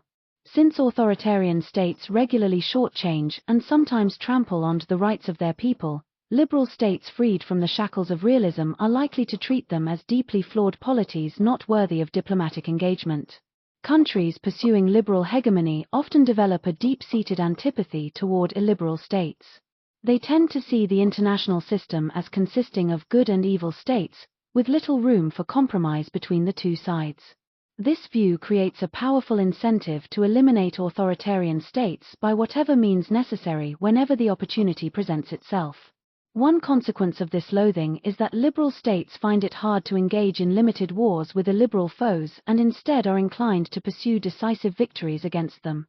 Unconditional surrender becomes the order of the day, as it is virtually impossible to countenance compromising with evil. Of course, nationalism, which usually generates hatred between states at war with each other, reinforces this tendency for wars to escalate to their extreme. This eliminationist mentality is perhaps best reflected in Woodrow Wilson's thinking about how to deal with Germany and the other defeated powers after World War I. Since peace could not be achieved by an arrangement or compromise or adjustment of interests, he argued, there could not be any kind of bargain or compromise with the governments of the Central Empires. Wilson associated compromise with balance of power politics, what he contemptuously called the old order of international politics, and which he felt had to be utterly destroyed. The goal had to be the overcoming of evil, by the defeat once, and, for all of the sinister forces that interrupt peace and render it impossible. In late 1919 he said of the Treaty of Versailles, "I hear that this treaty is very hard on Germany. When an individual has committed a criminal act, the punishment is hard, but the punishment is not unjust. This nation permitted itself, through unscrupulous governors, to commit a criminal act against mankind, and it is to undergo the punishment." The bottom line is that when a liberal democracy is free to act abroad according to its foundational principles, it finds it difficult to engage in diplomacy with an illiberal opponent, increasing the likelihood that the two sides will attempt to settle their differences violently. Liberal intolerance, sometimes accompanied by liberal loathing, leads a liberal unipole freed from balance of power politics into endless wars. Liberalism and sovereignty. There is a final reason why states pursuing liberal hegemony become warlike. Liberalism undermines sovereignty. Respect for sovereignty is the most significant norm in international politics, and its purpose is to minimize war and facilitate peaceful relations among states. Consider, for example, the United Nations Charter. The first sentence of Article 1 states that the goal of the United Nations is to maintain international peace and security. The first sentence of Article 2 says that the organization is based on the principle of the sovereign equality of all its members. Sovereignty means that states have the ultimate authority over what happens inside their borders, and that foreign powers have no right to interfere in their politics. All states are equal in this regard, which means that weak as well as powerful countries are supposed to be free to make their own policies, domestic and foreign, without outside influence from other states. This notion of state sovereignty, which has become the cornerstone of international law, means that countries are not supposed to invade each other, at least not without permission from the United Nations Security Council. There is no question, however, that norms have a limited impact on state behavior. Sovereignty has been violated many times. As any realist can tell you, when matters of vital security are at play, states will do what they think is in their self-interest, regardless of whether it violates prevailing norms or the written rules of international institutions. Nonetheless, almost all leaders care about legitimacy and thus pay careful attention to well-established norms, as they do not want to be seen by other states as wantonly disregarding rules that enjoy widespread respect and support. This is especially true of sovereignty because of its centrality to international politics. In at least some cases where policymakers are not sure whether invading another country makes good strategic sense, the norm of sovereignty is likely to influence the final decision. Sovereignty began to emerge as a norm when states first started forming in Europe in the early 1500s, but it did not achieve prominence until the Treaty of Westphalia, which helped bring an end to the incredibly bloody 30 Years' War of 1618–48, which by some estimates killed one-third of Germany's population. Much of the conflict in Europe during that era was motivated by religious differences. Catholic and Protestant countries invaded each other with the hope of converting the target state. The norm of sovereignty was designed to put an end to this behavior by ruling such armed interventions out of court. Sovereignty may have helped put an end to those deadly religious wars, but it did not stop the European states from engaging in balance of power politics, which led them to violate the norm whenever they thought their vital interests were at stake. Nor was the concept of sovereignty meant to apply outside Europe, an exception that left the European great powers free to build empires throughout the world. So sovereignty had little effect on the behavior of European states for roughly 200 years after the Peace of Westphalia. With the growth of nationalism in Europe during the 19th century and in the colonial empires during the 20th century, sovereignty became a more meaningful concept. Nationalism, which is all about self-determination, says that the people living inside a state's borders have the right to determine their own fate, and no outside power has the right to impose its views on another nation-state. Sovereignty is thus inextricably bound up with the nation as well as the state. In essence, nationalist logic reinforced Westphalian sovereignty. But nationalism had its greatest impact on sovereignty outside Europe, where it helped facilitate decolonization in the 20th century by focusing great attention on the principles of self-determination and non-intervention. In effect, it helped delegitimize empire. It is no surprise that the countries that were once victims of European imperialism staunchly support the concept of sovereignty today. The influence of sovereignty was probably at its height in the late 1980s, as the Cold War was coming to an end. States all around the globe embraced it, and it definitely resonated with the Eastern European countries trying to free themselves from the Soviet yoke. And once the Cold War ended, many of the republics that comprised the Soviet Union began talking about gaining their own sovereignty, which they eventually did. But the norm was eroding by the mid-1990s, mainly because the United States took to interfering in the politics of other countries even more than it had in the past. Not only did the Sol Pole have a truly impressive military that could project power all over the globe, but as a liberal state it had the motive to interfere in other countries' affairs. Britain and most of the countries in Western Europe were eager to help Washington pursue its ambitious foreign policy agenda. Liberalism, of course, is all about meddling in other countries' politics, whether the aim is protecting the rights of foreigners or seeking to spread liberal democracy. In essence, liberalism and sovereignty are fundamentally at odds with each other. This point is hardly controversial among either policymakers or scholars.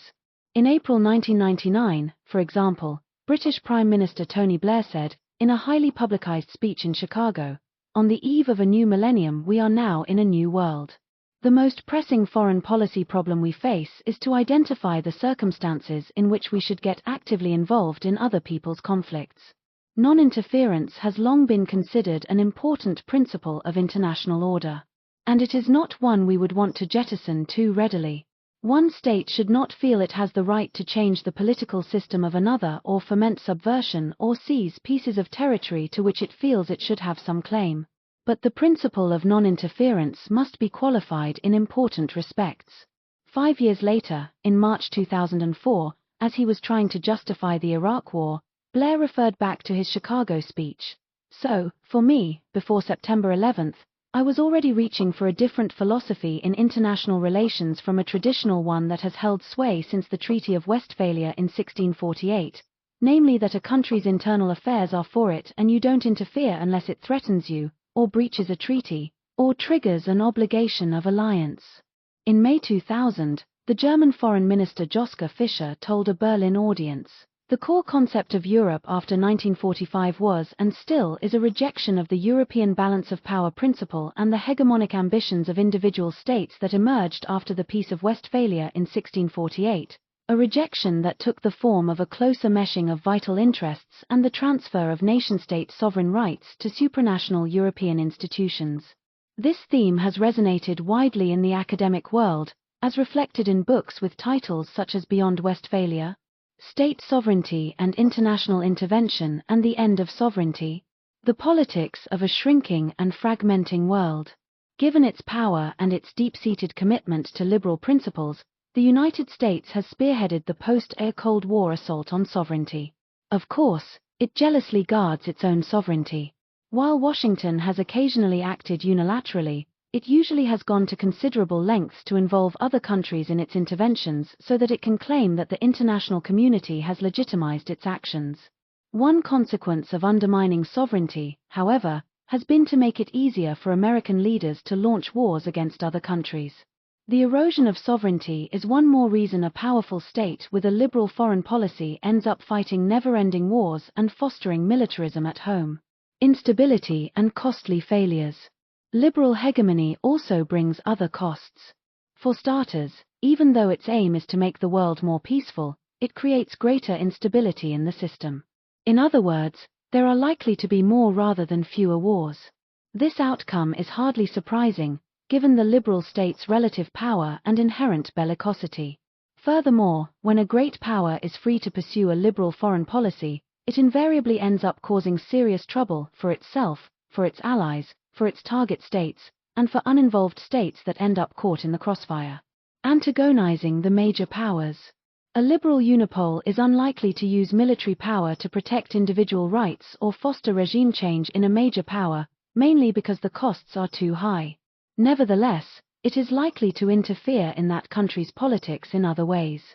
Its tactics might include relying on non-governmental organizations, NGOs, to support certain institutions and politicians inside the target state, linking aid, membership in international institutions, and trade to the major power's human rights record, and shaming the target state by publicly reporting its human rights violations. This approach is unlikely to work, however, because the major power invariably views the liberal power's behavior as illegitimate interference in its internal affairs. It will think its sovereignty is being violated, causing the policy to backfire and poisoning relations between the two countries. This pattern of behavior appears in recent U.S. actions toward both China and Russia. Washington has been pushing to promote human rights and liberal democracy more generally in China since the government cracked down on protesters in Tiananmen Square in 1989. It has been doing the same in Russia since that state was created in 1991, although American policymakers have become especially concerned about rights there since the early 2000s, when Vladimir Putin became president. American leaders often tell Chinese and Russian audiences that their countries need to become more like the United States. In the Russian case, Americans have focused not just on Russia but also on its immediate neighbors. Washington vigorously promoted so-called color revolutions in Georgia, Rose Revolution, Ukraine, Orange Revolution, and elsewhere, in the hope of turning them into liberal democracies. Those countries, of course, are of great strategic importance to Moscow because they share borders with Russia. The United States has also hinted that it would like to encourage a color revolution in Russia itself. For example, the head of the National Endowment for Democracy, which is funded by the US government and dedicated to promoting regime change around the world, warned Putin in a September 2013 op-ed in the Washington Post that his days in office might be numbered. When Michael McFaul was the American ambassador in Moscow, from January 2012 to February 2014, he made clear by both actions and words his long-standing commitment to promoting democracy in Russia. Predictably, the Russian political establishment recoiled at McFaul's behavior, which helped poison relations between Moscow and Washington. As he acknowledges, his activities led the Russian press to describe him as an agent sent by Obama to lead another color revolution. And who can blame them? Americans abhor the idea of foreign interference in their politics, as the huge controversy about Russian involvement in the 2016 US presidential election makes clear. When they find themselves the target nation, Americans become deeply committed to the principle of self-determination.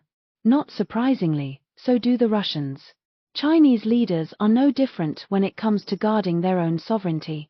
They resent the frequent American harangues about human rights, which they see as part of a hidden agenda whose ultimate goal is regime change. Their suspicions of America's intentions run so deep that when there are pro-democracy protests in Hong Kong, Chinese leaders are sure the United States is behind them, even when there is no evidence to support that belief.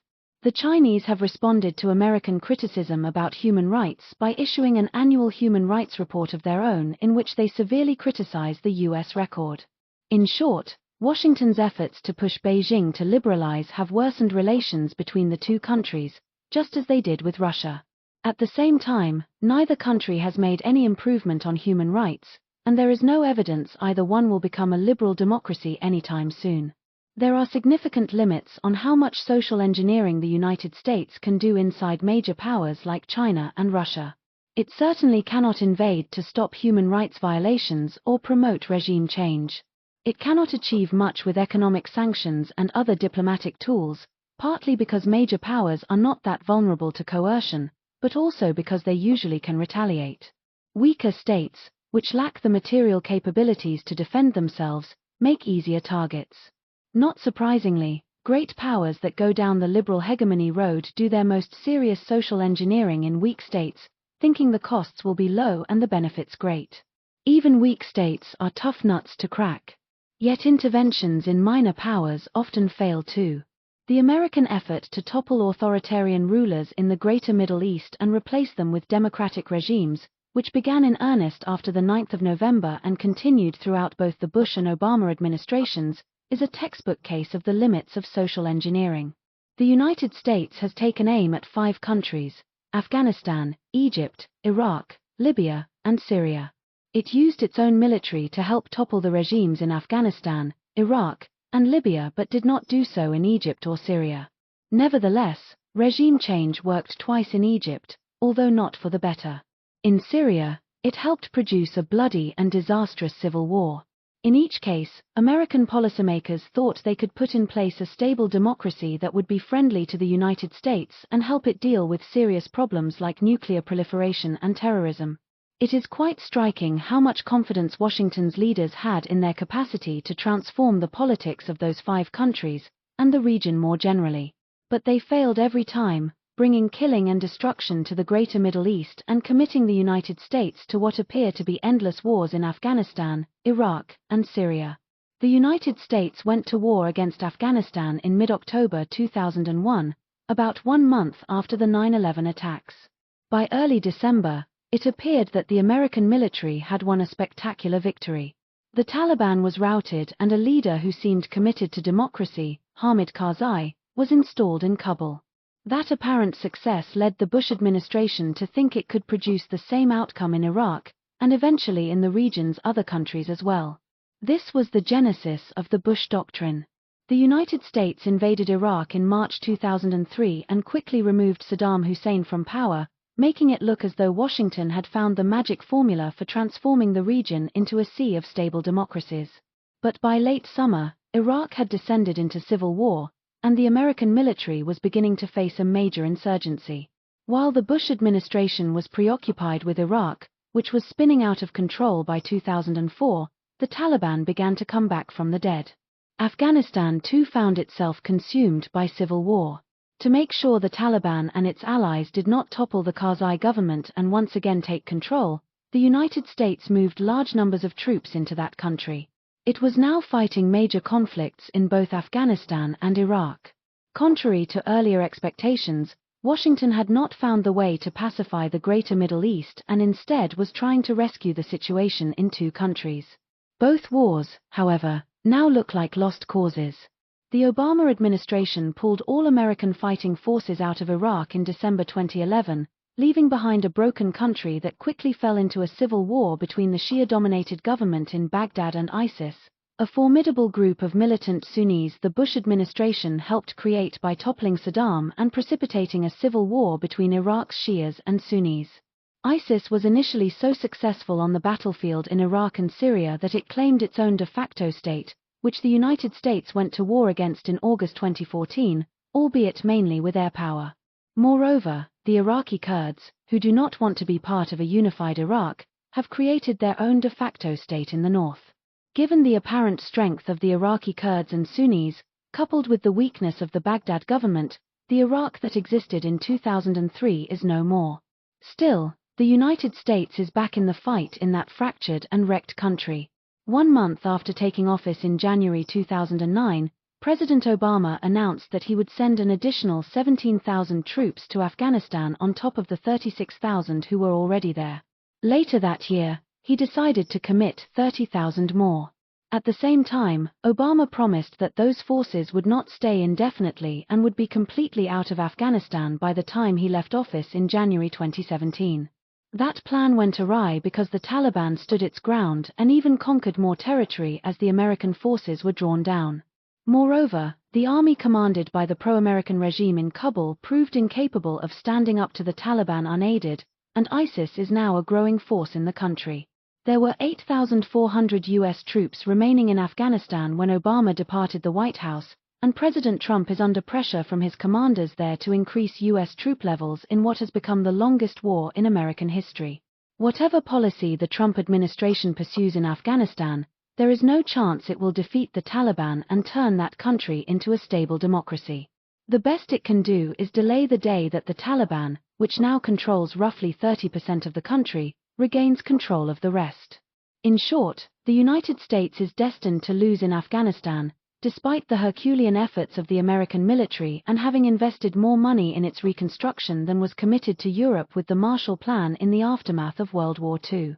Libya represents another failed effort to alter a weak state's politics. In March 2011, the United States and its European allies launched an air campaign aimed at toppling Colonel Muammar Gaddafi from power. The Libyan leader was dealing with a formidable insurrection, and the Western powers used the false pretext that he was about to engage in mass murder to help end his rule. In July, more than 30 countries recognized the rebel-led National Transitional Council as the legitimate government of Libya. Gaddafi was murdered in October 2011, and Libya has since been consumed by a bloody civil war with no end in sight. There is no reason to think it will become a stable democracy in the near future. At the time the United States was upending the Gaddafi regime in Libya, protests broke out in Syria against its authoritarian ruler, Bashar al-Assad. The government overreacted and used violence to suppress the protests, helping to turn that conflict into a deadly civil war that continues today. But the United States also played a central role in escalating the conflict, although it did not intervene directly. In August 2011, a few months after the trouble started, the Obama administration sided with the anti-government forces and demanded that Assad step down from power. After he refused, Washington joined forces with Qatar, Saudi Arabia, and Turkey in an effort to topple him.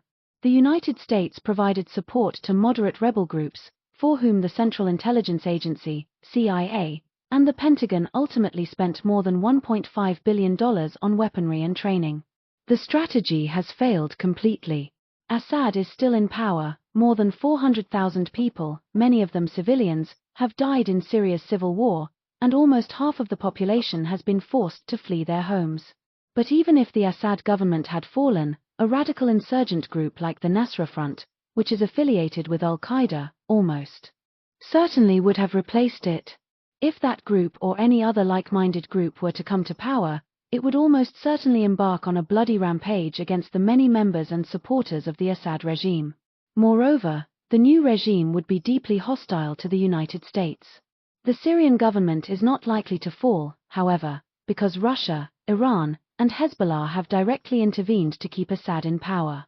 The civil war will probably drag on for several years, wreaking more havoc and destruction. There is another terrible consequence of the Syrian conflict. Huge numbers of Syrians have fled their homeland and are trying to settle in Europe, joined by refugees from the ongoing conflicts in Afghanistan, Iraq, and Libya.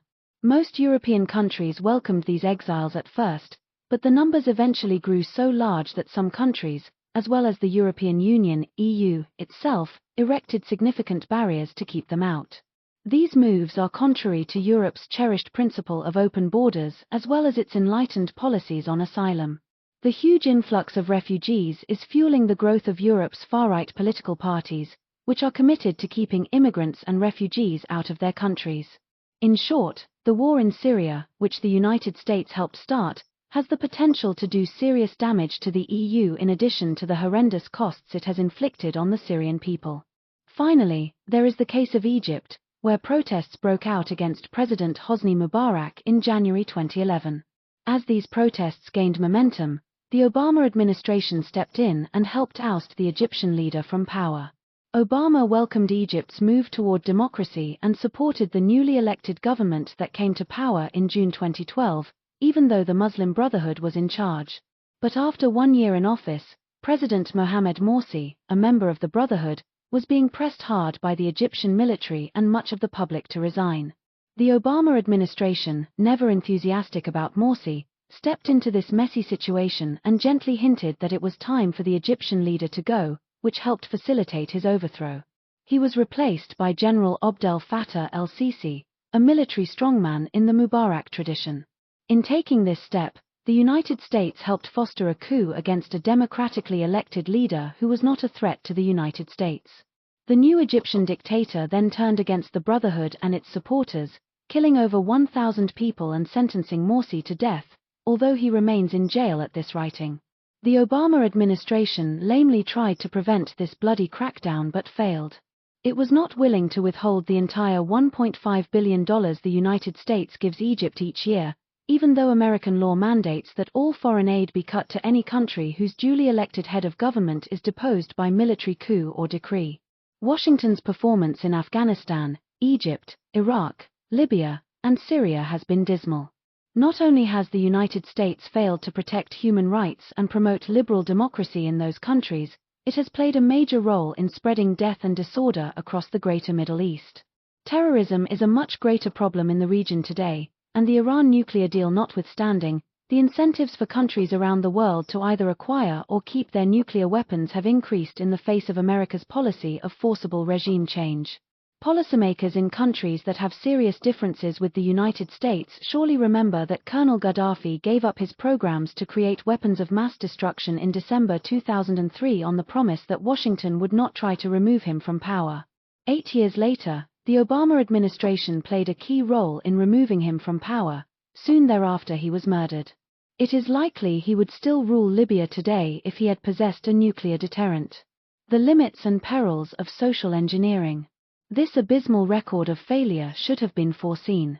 Doing large-scale social engineering in any society, including one's own, is an enormously complicated task. What is amazing is that so many American policymakers and pundits were confident they could fundamentally alter the political landscape in a host of Middle Eastern countries and turn them into democracies. The United States was intervening in countries it knew astonishingly little about. Few government officials even spoke Arabic or knew that Sunni and Shia were different branches of Islam, and its violation of those states' right of self-determination was bound to generate resentment. Furthermore, the countries were all riven with factions and were likely to be in turmoil once the government was brought down.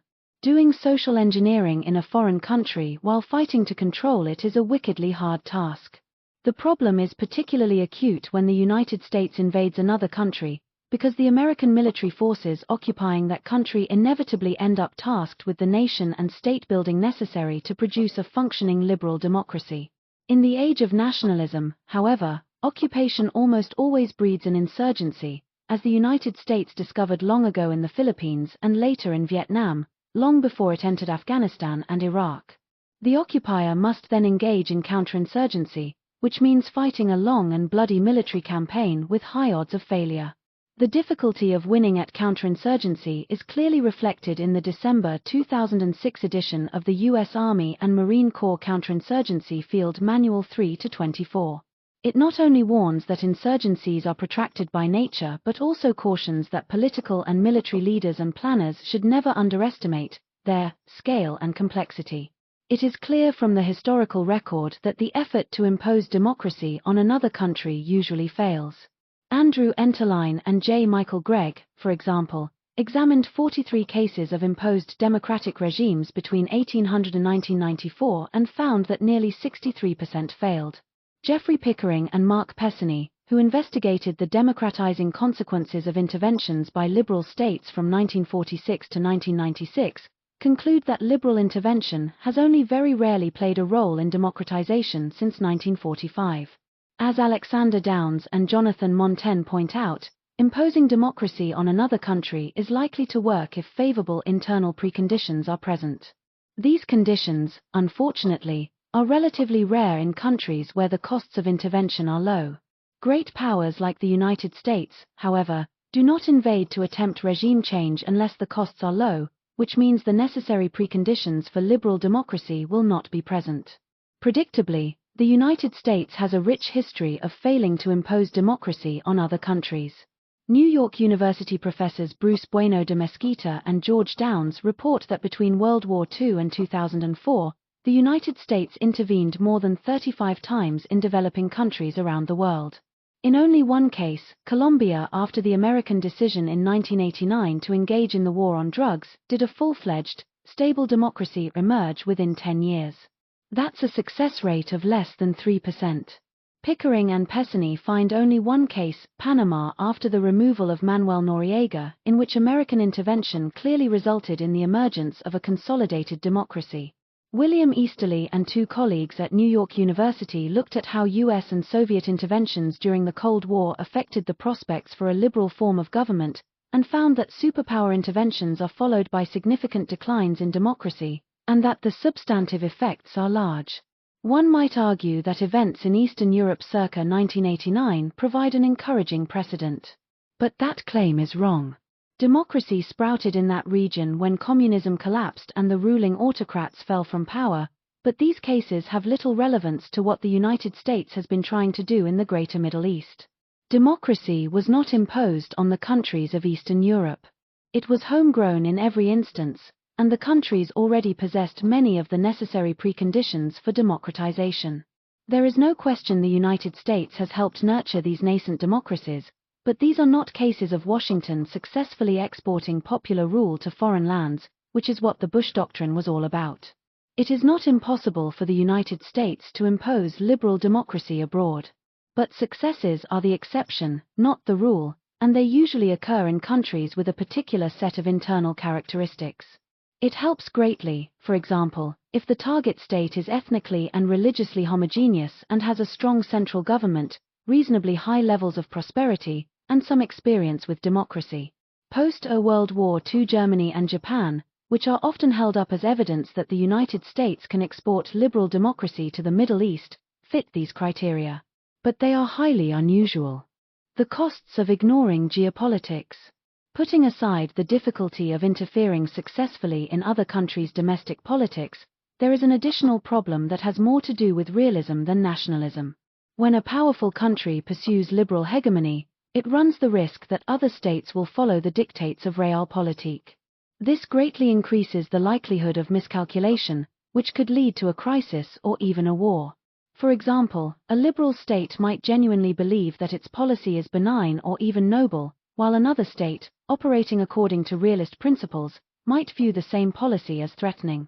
The liberal state, simply because it acts under a different ism, would probably fail to understand this.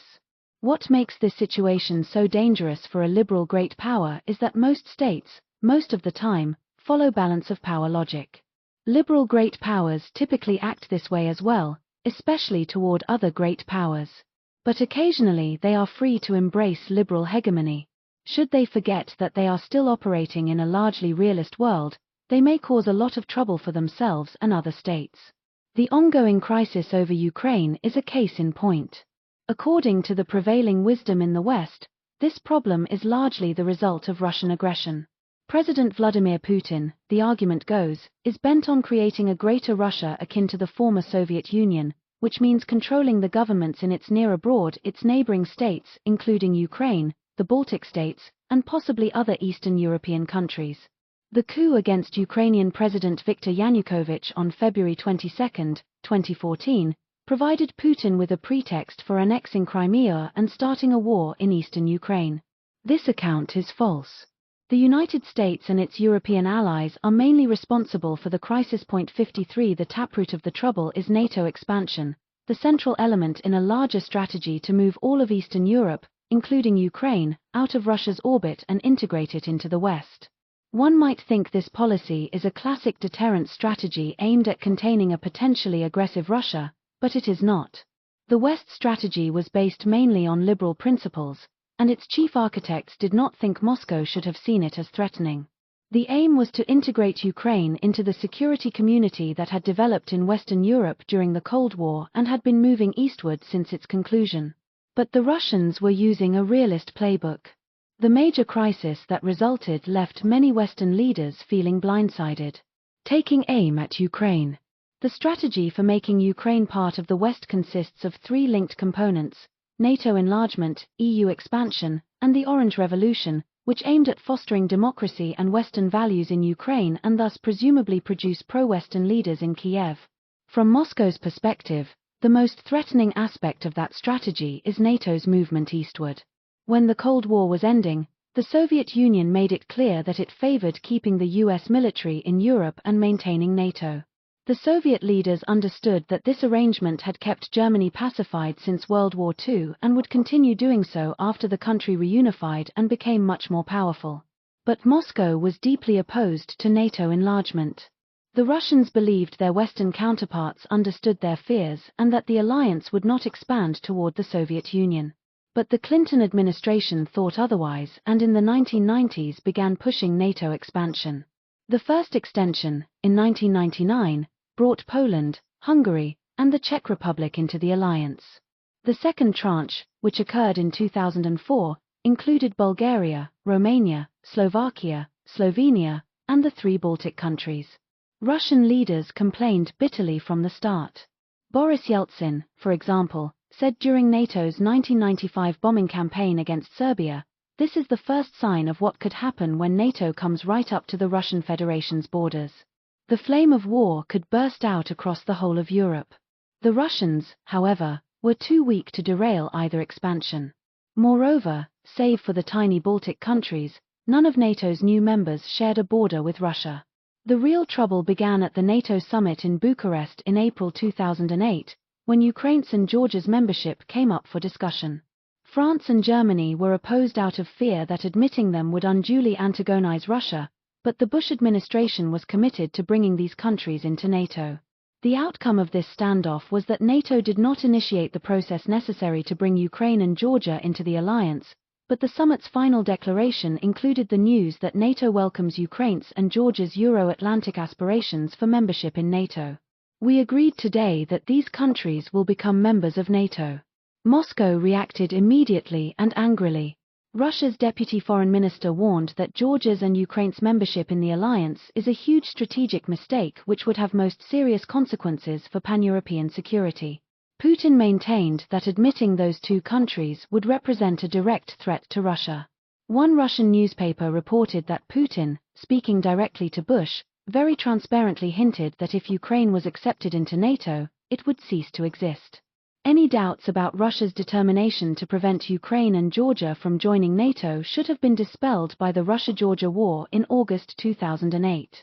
Georgian President Mikhail Saakashvili, who was deeply committed to bringing his country into NATO, decided after the Budapest summit to reincorporate two separatist regions, Abkhazia and South Ossetia, which together make up about 20% of Georgia's territory. NATO membership required that these outstanding territorial disputes be resolved, But Putin was not about to let that happen. He preferred to keep Georgia weak and divided and decided to humiliate Saakashvili. After fighting broke out between Georgia and the Ossetian separatists, Russia invaded Georgia under the pretense of a humanitarian intervention and gained control over Abkhazia and South Ossetia. The West did little in response, leaving Saakashvili in the lurch. Russia had made its point, yet NATO refused to give up on bringing Ukraine and Georgia into the alliance. Integrating Ukraine into the West also involved the EU, which like NATO had been expanding eastward since the Cold War ended.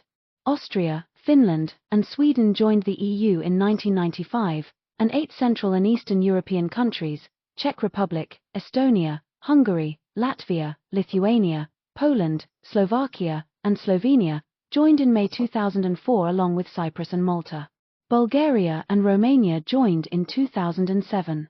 In May 2009, just over a year after NATO announced Ukraine would become a member, the EU unveiled its Eastern Partnership Initiative, which it described as an ambitious new chapter in the EU's relations with its eastern neighbors. Its aim was to foster prosperity and stability in Eastern European countries and promote far-reaching integration into the EU economy.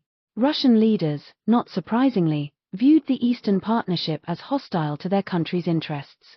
The Russian Foreign Minister, Sergei Lavrov, complained that the EU was trying to create a sphere of influence in Eastern Europe and hinted that it was engaging in blackmail. In fact, Moscow sees EU expansion as a stalking horse for NATO enlargement. EU leaders dismiss these claims and argue that Russia too would benefit from the Eastern Partnership. The final tool for peeling Ukraine away from Russia was the effort to promote the Orange Revolution.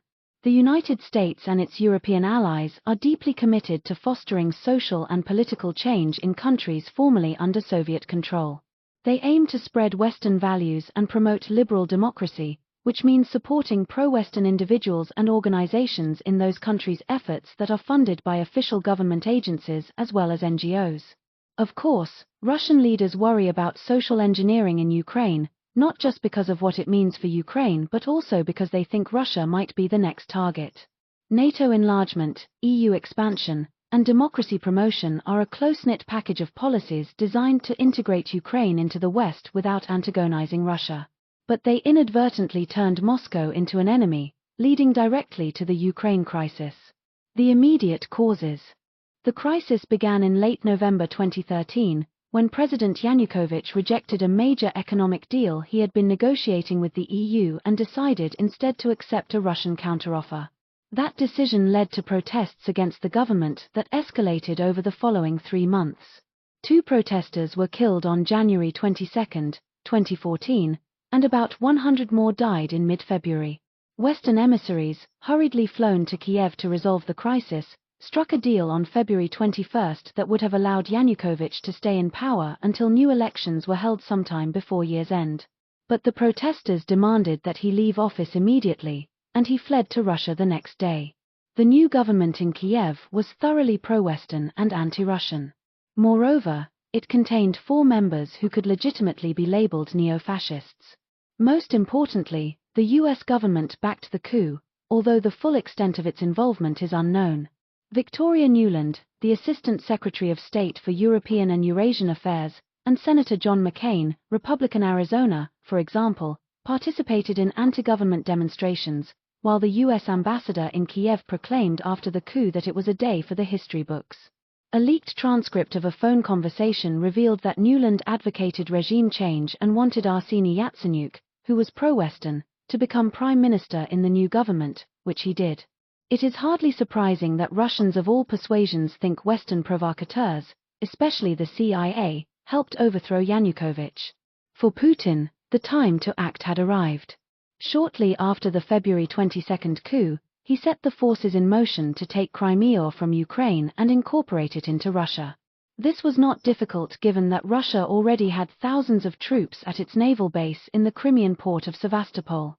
Those forces were augmented with additional troops from Russia, many of them not in uniform. Crimea was an easy target because roughly 60% of the people living there were ethnic Russians, and most preferred to become part of Russia.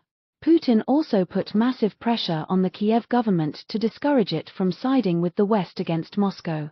He made it clear that he would wreck Ukraine as a functioning society before allowing a Western stronghold to exist on Russia's doorstep. Toward that end, he has supported the Russian separatists in eastern Ukraine with weapons and covert troops, helping to push the country into civil war. He has also maintained substantial ground forces on Russia's border with Ukraine and threatened to invade if Kiev cracks down on the rebels.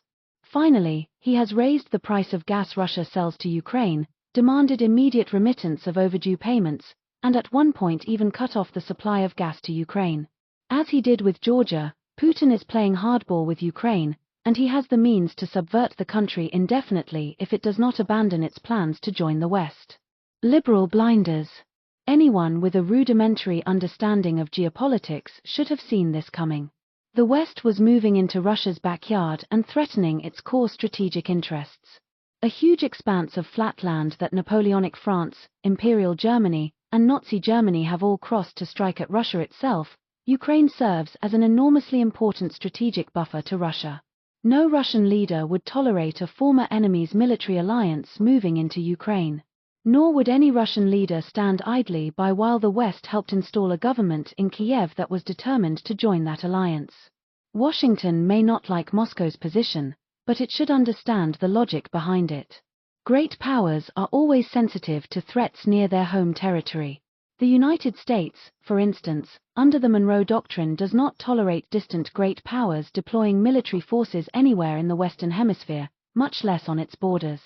Imagine the outrage in Washington if China built an impressive alliance and tried to install governments in Canada and Mexico that wanted to join. Logic aside, Russian leaders have told their Western counterparts many times that they will not tolerate NATO expansion into Ukraine and Georgia, or any effort to turn those countries against Russia, a message the 2008 Russia-Georgia war should have made crystal clear. Western officials contend that they tried hard to assuage Russian fears and that Moscow should have understood NATO has no hostile intentions toward Russia. In addition to denying that its expansion was aimed at containing Russia, the alliance had not permanently deployed military forces on the territory of any new member state. In 2002, hoping to foster cooperation with Moscow, it even created a body called the NATO-Russia Council. To further mollify Russia, the United States announced in 2009 that its new missile defense system would be deployed on warships in European waters, at least initially, not on Czech or Polish territory. None of these measures worked. Russia remained steadfastly opposed to NATO enlargement, especially into Ukraine and Georgia. And it is the Russians, not the West, who ultimately get to decide what counts as a threat to them. Western elites were surprised by events in Ukraine because most of them have a flawed understanding of international politics. They believe that realism and geopolitics have little relevance in the 21st century and that a Europe whole and free can be constructed entirely on the basis of liberal principles. These principles include the rule of law, economic interdependence, and democratization. The United States is well suited to lead the creation of this new world, goes the story, because it is a benign hegemon that does not threaten Russia or any other country. This grand scheme to turn Europe into a giant security community went awry over Ukraine, but the seeds of this disaster were sown in the mid-1990s, when the Clinton administration began pushing for NATO expansion. Pundits and policymakers advanced a variety of arguments for and against enlargement, but they never reached a consensus. Most Eastern European émigrés in the United States and their relatives strongly supported expansion because they wanted NATO protection for countries like Poland and Hungary. A few realists favored the policy because they thought it was still necessary to contain Russia. But most realists opposed expansion because they thought a declining power with an aging population and a one-dimensional economy did not need to be contained, and they feared that enlargement would strongly motivate Moscow to cause trouble. The legendary U.S. diplomat and strategic thinker George Kennan said in a 1998 interview, shortly after the Senate approved the first round of NATO expansion, that I think the Russians will gradually react quite adversely and it will affect their policies. I think it is a tragic mistake. There was no reason for this whatsoever. No one was threatening anyone else. Most liberals, including many key members of the Clinton administration, favored enlargement. They believed the end of the Cold War had transformed international politics, and in the new post-national order, the realist logic that had guided state behavior for centuries no longer applied. In this new world, the United States was not only the indispensable nation, to quote Secretary of State Madeleine Albright, but also a force for good that should not strike fear in the heart of any rational leader. A Voice of America reporter commented in February 2004 that most analysts agree the enlargement of NATO and the EU should not pose a long-term threat to Russian interests. They point out that having stable and secure neighbors may increase stability and prosperity in Russia, as well as help overcome old Cold War fears and encourage former Soviet satellites to engage Russia in a more positive, cooperative way. By the late 1990s, the liberals within the Clinton administration had won the battle for NATO expansion. They then had little difficulty convincing their European allies to support enlargement. Given the EU's success during the 1990s, in fact, Western European elites may have been even more wedded than the Americans to the notion that geopolitics no longer matter and that an all-inclusive liberal order could maintain long-term peace in Europe. The common aim of the United States and its liberal European allies as the 20th century ended was to promote democracy in the countries of Eastern Europe, increase economic interdependence among them, and embed them in international institutions. The ultimate goal was to make the entire continent look like Western Europe. Liberals came to dominate the discourse about European security so thoroughly during the first decade of the 21st century that further NATO expansion faced little opposition in the West from realists or anyone else, even after the alliance had effectively adopted an open-door policy regarding future membership. The liberal worldview dominated the thinking of both the Bush and Obama administrations. In a March 2014 speech about the Ukraine crisis, for example, President Obama talked repeatedly about the ideals that motivate Western policy and how those ideals have often been threatened by an older, more traditional view of power. Secretary of State John Kerry's response to the Russian annexation of Crimea reflected the same perspective. You just don't in the 21st century behave in 19th century fashion by invading another country on completely trumped-up pretext. In sum, Russia and the West have been operating with different handbooks. Putin and his compatriots have been thinking and acting like realists, while Western leaders have adhered to textbook liberal ideas about international politics. The result is that the United States and its allies unwittingly provoked a major crisis that shows no sign of ending, in large part because liberal democracies find it so difficult to engage in diplomacy with authoritarian states. Liberalism abroad undermines liberalism at home. States that pursue liberal hegemony invariably damage the fabric of liberalism inside their own borders. The main reason is straightforward. A country pursuing this ambitious strategy abroad has little choice but to create a powerful national security bureaucracy to fight its endless wars and monitor and shape the world in its own image. But a formidable national security state almost always threatens liberal values and institutions at home. The Founding Fathers understood this problem well. As James Madison observed, no nation can preserve its freedom in the midst of continual warfare. Militarized liberal states must rely on secrecy and must even deceive their own people when the country's interest requires it, which turns out to be surprisingly often in the eyes of their national security operatives. This same instinct gives way to violating individual rights and undermining the rule of law when those operatives deem it essential for making a liberal foreign policy work. Liberal states that fight frequent wars also routinely end up treating their adversaries with ruthless policies that conflict with their own laws and liberal values. The United States has waged 7 wars since the Cold War ended and has been at war continuously since the month after the 9th of November, and the wars show no sign of stopping.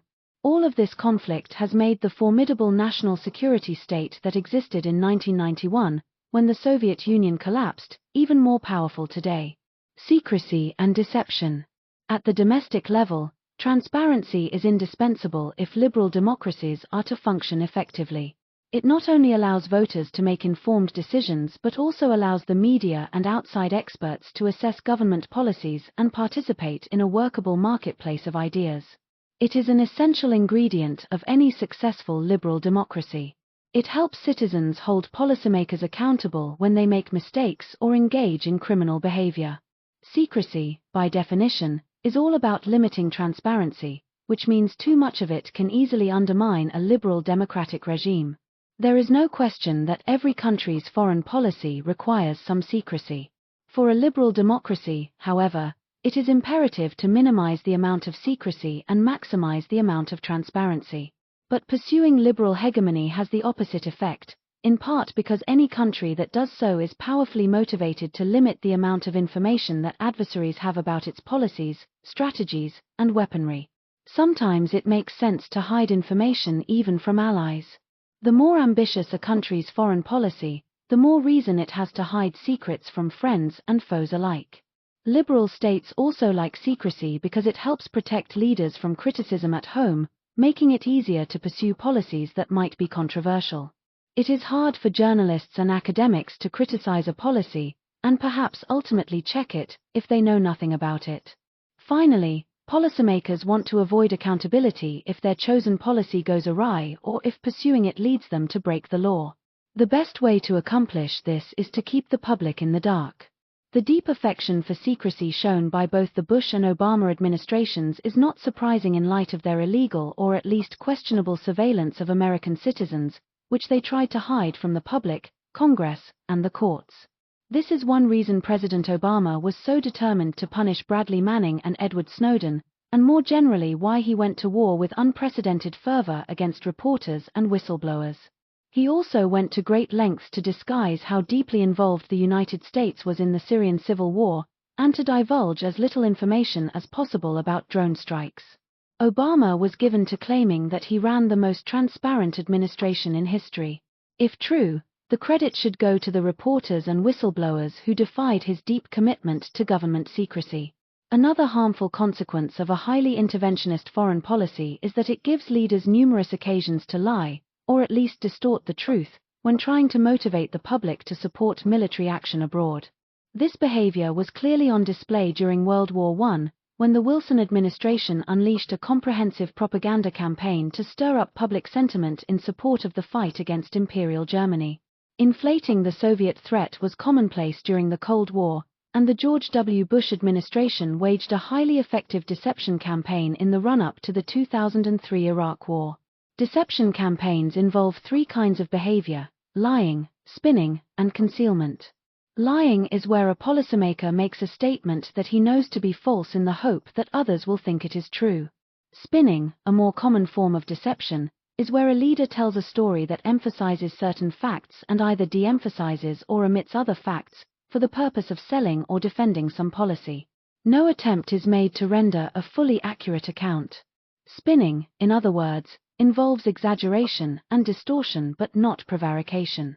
Concealment is withholding information from the public that might undermine or weaken a favored policy. Obviously, this form of deception is most closely related to secrecy. Liberal states with ambitious foreign policy agendas are prone to engage in deception campaigns, because inspiring people to fight and die in a war is not easy. Individuals, like states, are deeply motivated to survive. It is especially challenging to sell liberal wars because they are ultimately not about fighting off threats to a country's survival but about protecting the rights of foreigners or spreading liberal democracy. Getting people to fight and die for these liberal goals is not an easy sell. Leaders are always tempted to deceive their publics to get them on board for wars of choice. Governments also deceive their publics when they are trying to hide illegal or constitutionally suspect activities. For example, James Clapper, the Director of National Intelligence, appeared before Congress on March 12, 2013, and was asked, "Does the NSA, National Security Agency, collect any type of data at all on millions or hundreds of millions of Americans?" He answered no. It quickly became apparent that he was lying, which he was forced to admit to Congress in June. "My response was clearly erroneous, for which I apologize." Later, he said he responded to that question in the least untruthful manner possible. Although lying to Congress is a felony, Clapper was not charged and was not fired from his job. Pervasive obfuscation inevitably creates a poisonous culture of dishonesty, which gravely damages any body politic but especially a liberal democracy. Not only does lying make it difficult for citizens to make informed choices about candidates and issues, it also undermines policymaking. If government officials cannot trust each other, the transaction costs of doing business are greatly increased. Furthermore, in a world where distorting or hiding the truth is commonplace, the rule of law is severely weakened. Any legal system, to work effectively, demands public honesty and trust. Finally, if lying becomes pervasive in a liberal democracy, It may alienate the public to the point where it loses faith in that political order and becomes open to authoritarian rule.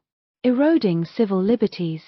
A liberal democracy that is constantly preparing for and fighting wars, as well as extolling the benefits of using force, is likely to end up violating the individual rights and rule of law that are at the heart of a liberal society. In times of national emergency such as war, leaders may think they have good reasons to stifle criticism of their policies by curtailing freedom of speech and freedom of the press. They are apt to have deep concerns about an enemy within, which might include disloyal citizens or even aliens. Fear is the order of the day. The atmosphere of suspicion invariably leads to restricting individual rights and monitoring citizens in illiberal ways, often with wide public support. Leaders do not act this way because they are evil. Given the trade-off between security and civil liberties in dire times, or what are perceived to be dire times, policymakers almost always choose security. A country's highest goal has to be its survival, because if it does not survive, it cannot pursue any other goals. The ample evidence of this kind of behavior in American history includes Lincoln's illiberal policies during the U.S. Civil War, the silencing of anti-war voices during World War I, the infamous Red Scare immediately after that conflict, the imprisonment of Japanese American citizens in World War II, and McCarthyism in the late 1940s and early 1950s. Given the exaggerated fear of foreign threats that has permeated the American foreign policy establishment since 9/11, it is unsurprising that both Presidents Bush and Obama pursued policies that diminished civil liberties at home. 3 examples are in order, the first of which involves the right to privacy as it relates to the Fourth Amendment's warrant requirements. Generally speaking, the government cannot gather information on American citizens without a judge's authorization. Normally, to obtain a search warrant, investigators must show there is probable cause to think an individual is engaging in illegal activity. Even when the government thinks someone is dangerous or behaving unlawfully, it ordinarily cannot act without judicial approval. There is little doubt the Bush administration was engaged in warrantless surveillance of American citizens from shortly after the 9th of November until January 2007. We also know, thanks to Edward Snowden, that the government, mainly the NSA, also searches and stores vast amounts of emails and text-based messages. While limited by law to monitoring international communications for foreign intelligence purposes, the NSA nevertheless collected domestic communications between American citizens. The government also regularly collects telephone records of millions of Americans and keeps track of telephony metadata that includes the phone numbers of parties to a call, its duration, location, and time. It is hard to disagree with Senator Ron Wyden's, Democrat Oregon, comment that the government's authority to collect information on law-abiding American citizens is essentially limitless. To do this surveillance, the government often gets a warrant from a secret court known as the Foreign Intelligence Surveillance Court, or FISA court. But this process has significant transparency and credibility problems. The FISA court is a virtual rubber stamp. Between 1979 and 2012, it received almost 34,000 requests to conduct electronic surveillance within the United States and denied 11. Moreover, it is virtually impossible to challenge FISA court rulings, not only because they are secret but because no one but the government is a party to the proceedings. And when FISA evidence is used in federal criminal prosecutions, neither the defendant nor his attorney can obtain access to the warrant application if the Attorney General certifies, as he routinely does, that disclosure would endanger national security. When a federal appeals court ruled that the NSA's collection of bulk data was illegal, the Obama administration instructed the FISA court to ignore the ruling. The second example of policies that undermine civil liberties concerns due process, which lies at the very core of America's constitutional protections and is the backbone of the rule of law. It is no exaggeration to say that as it applies to so-called enemy combatants in the global war on terror, the traditional notion of due process has become laughable. In January 2002, when the United States began sweeping up suspected terrorists in Afghanistan and elsewhere after the 9th of November, the Bush administration created a virtual gulag at Guantanamo Bay and strongly resisted the detainees' efforts to obtain due process. Since it was opened, 779 men have been imprisoned there. President Obama vowed to close it but could not, and it remains a due process quagmire. Of the 41 individuals still imprisoned at Guantanamo as of January 2017, 5 have been cleared for release but remain imprisoned, which has been a common pattern at the prison. 26 prisoners cannot be prosecuted because of insufficient evidence, but the government refuses to release them because it considers them security threats. This arbitrary and unprecedented policy of indefinite detention blatantly violates most commonly held notions of due process. Worse yet, the Bush administration devised the infamous policy of extraordinary rendition, in which high-value prisoners were sent to countries that cared little about human rights, like Egypt and Syria, to be tortured and interrogated. It appears the CIA also tortured prisoners at its black sites in Europe as well as at Bagram Air Base in Afghanistan and Abu Ghraib in Iraq. This policy clearly violated American and international law, both of which forbid torture.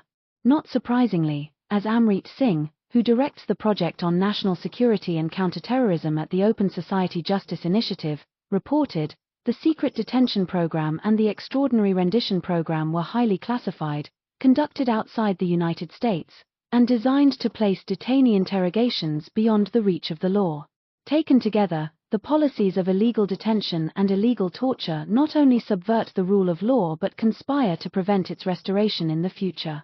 This disgraceful situation brings to mind yet a third example. Because the Obama administration could neither prosecute nor release the detainees at Guantanamo, it had little interest in capturing new prisoners and subjecting them to indefinite detention. So Obama and his advisors apparently decided instead to assassinate suspected enemy combatants wherever they were found. While it is surely easier to kill suspects than bring them to Guantanamo and perpetuate its legal morass, the effects of this new policy may be even more poisonous. Drones, of course, play a central role in these assassinations. Obama had a kill list known as the Disposition Matrix, and every Tuesday there was a meeting in the White House. It was called Terror Tuesday, where the next victims were selected. The extent to which the Obama administration bought into this strategy is reflected in the distribution of drone strikes between November 2002, when they began, and May 2013.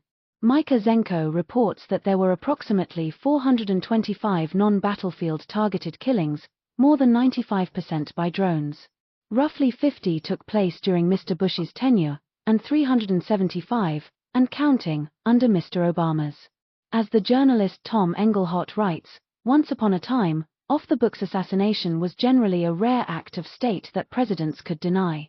Now, it is part of everyday life in the White House and at the CIA. The president's role as assassin-in-chief has been all but publicly promoted as a political plus. This assassination strategy leaves hardly any room for due process under the law.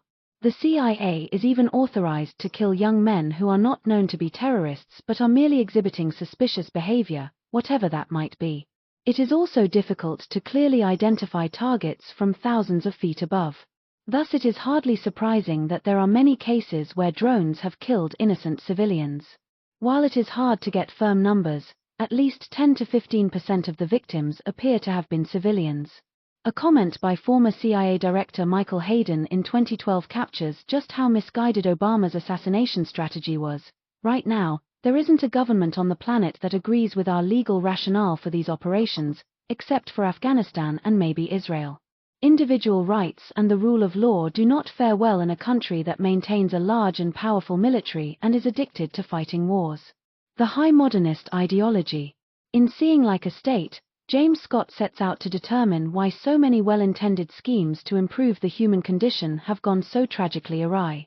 His focus is on disastrous domestic programs like China's Great Leap Forward, 1958-62, and collectivization in Russia, 1928-40. But I believe Scott's thesis can also be applied to international politics. One could argue that the chances of failure are even higher with liberal hegemony, because it involves social engineering in a foreign country, not at home.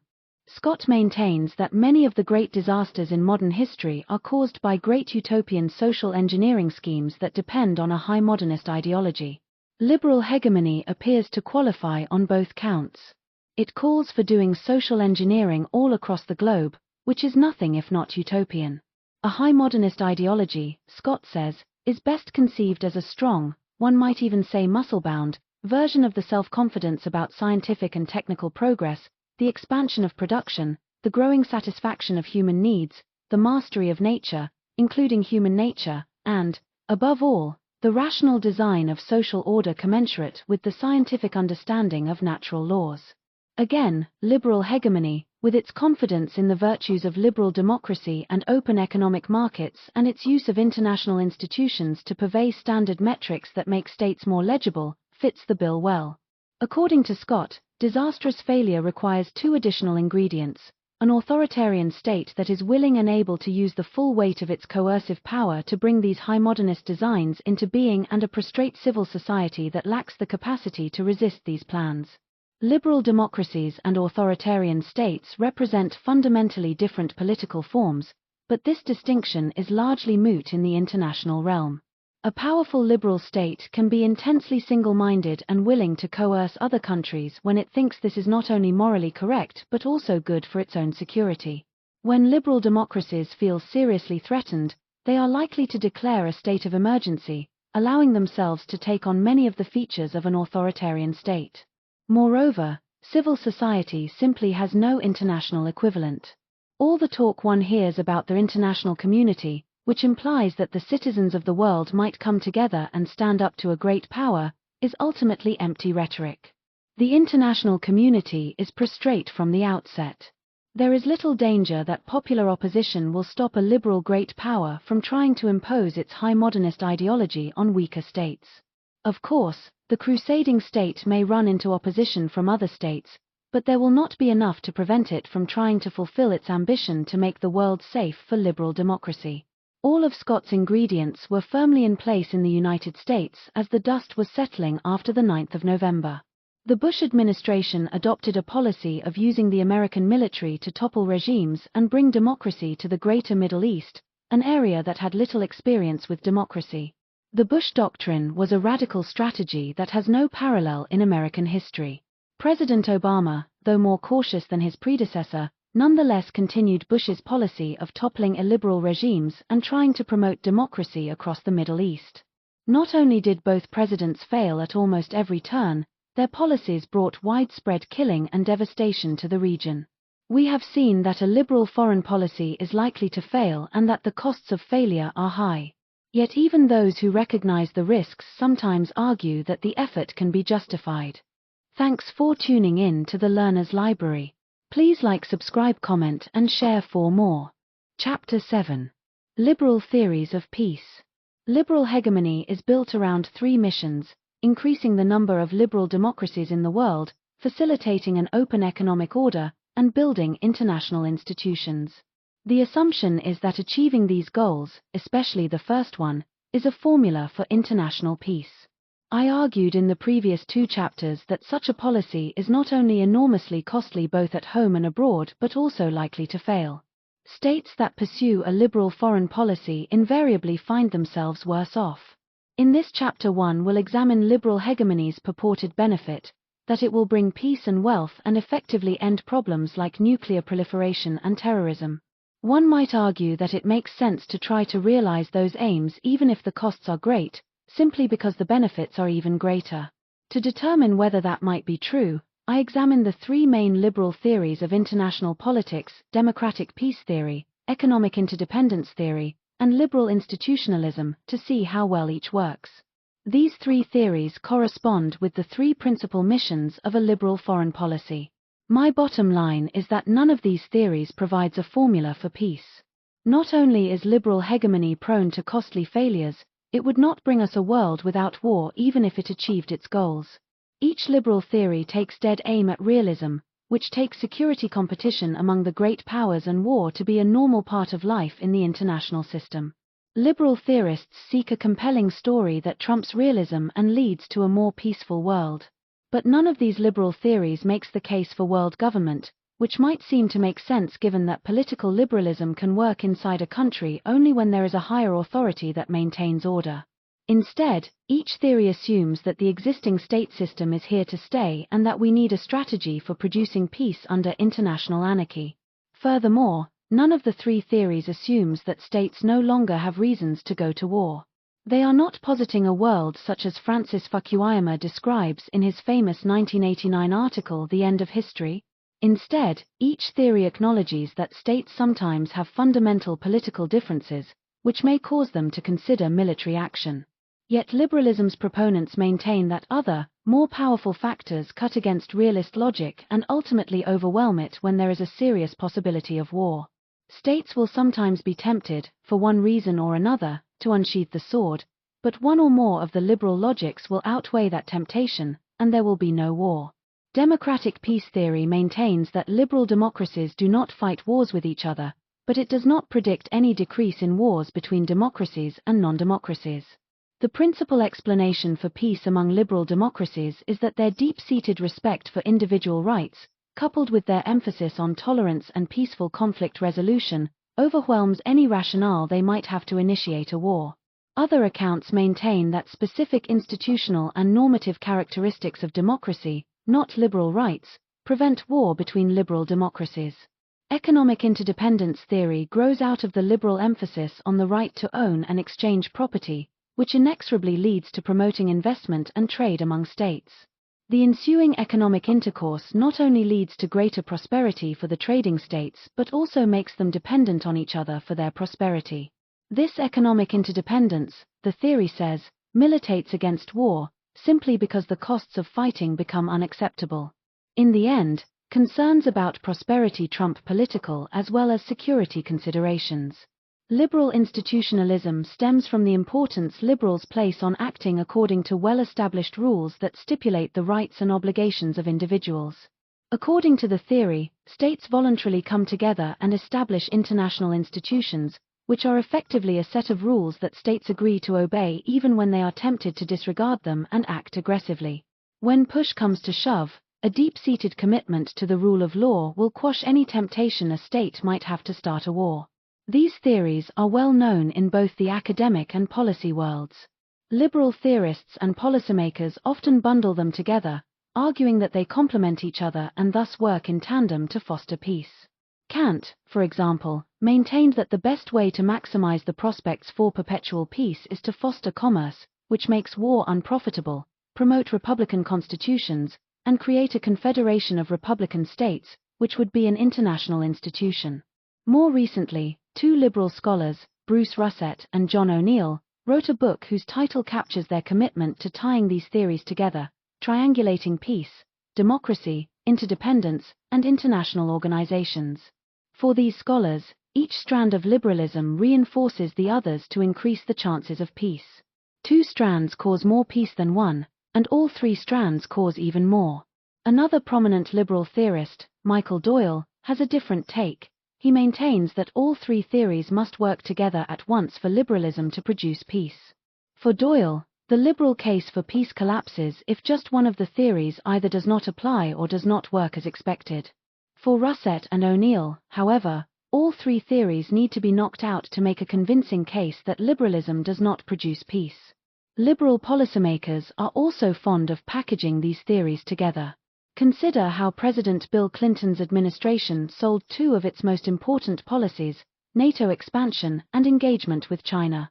Deputy Secretary of State Strobe Talbot argued in 1995 that embedding the countries of Eastern Europe in both NATO and the EU was the key to producing stability in the region.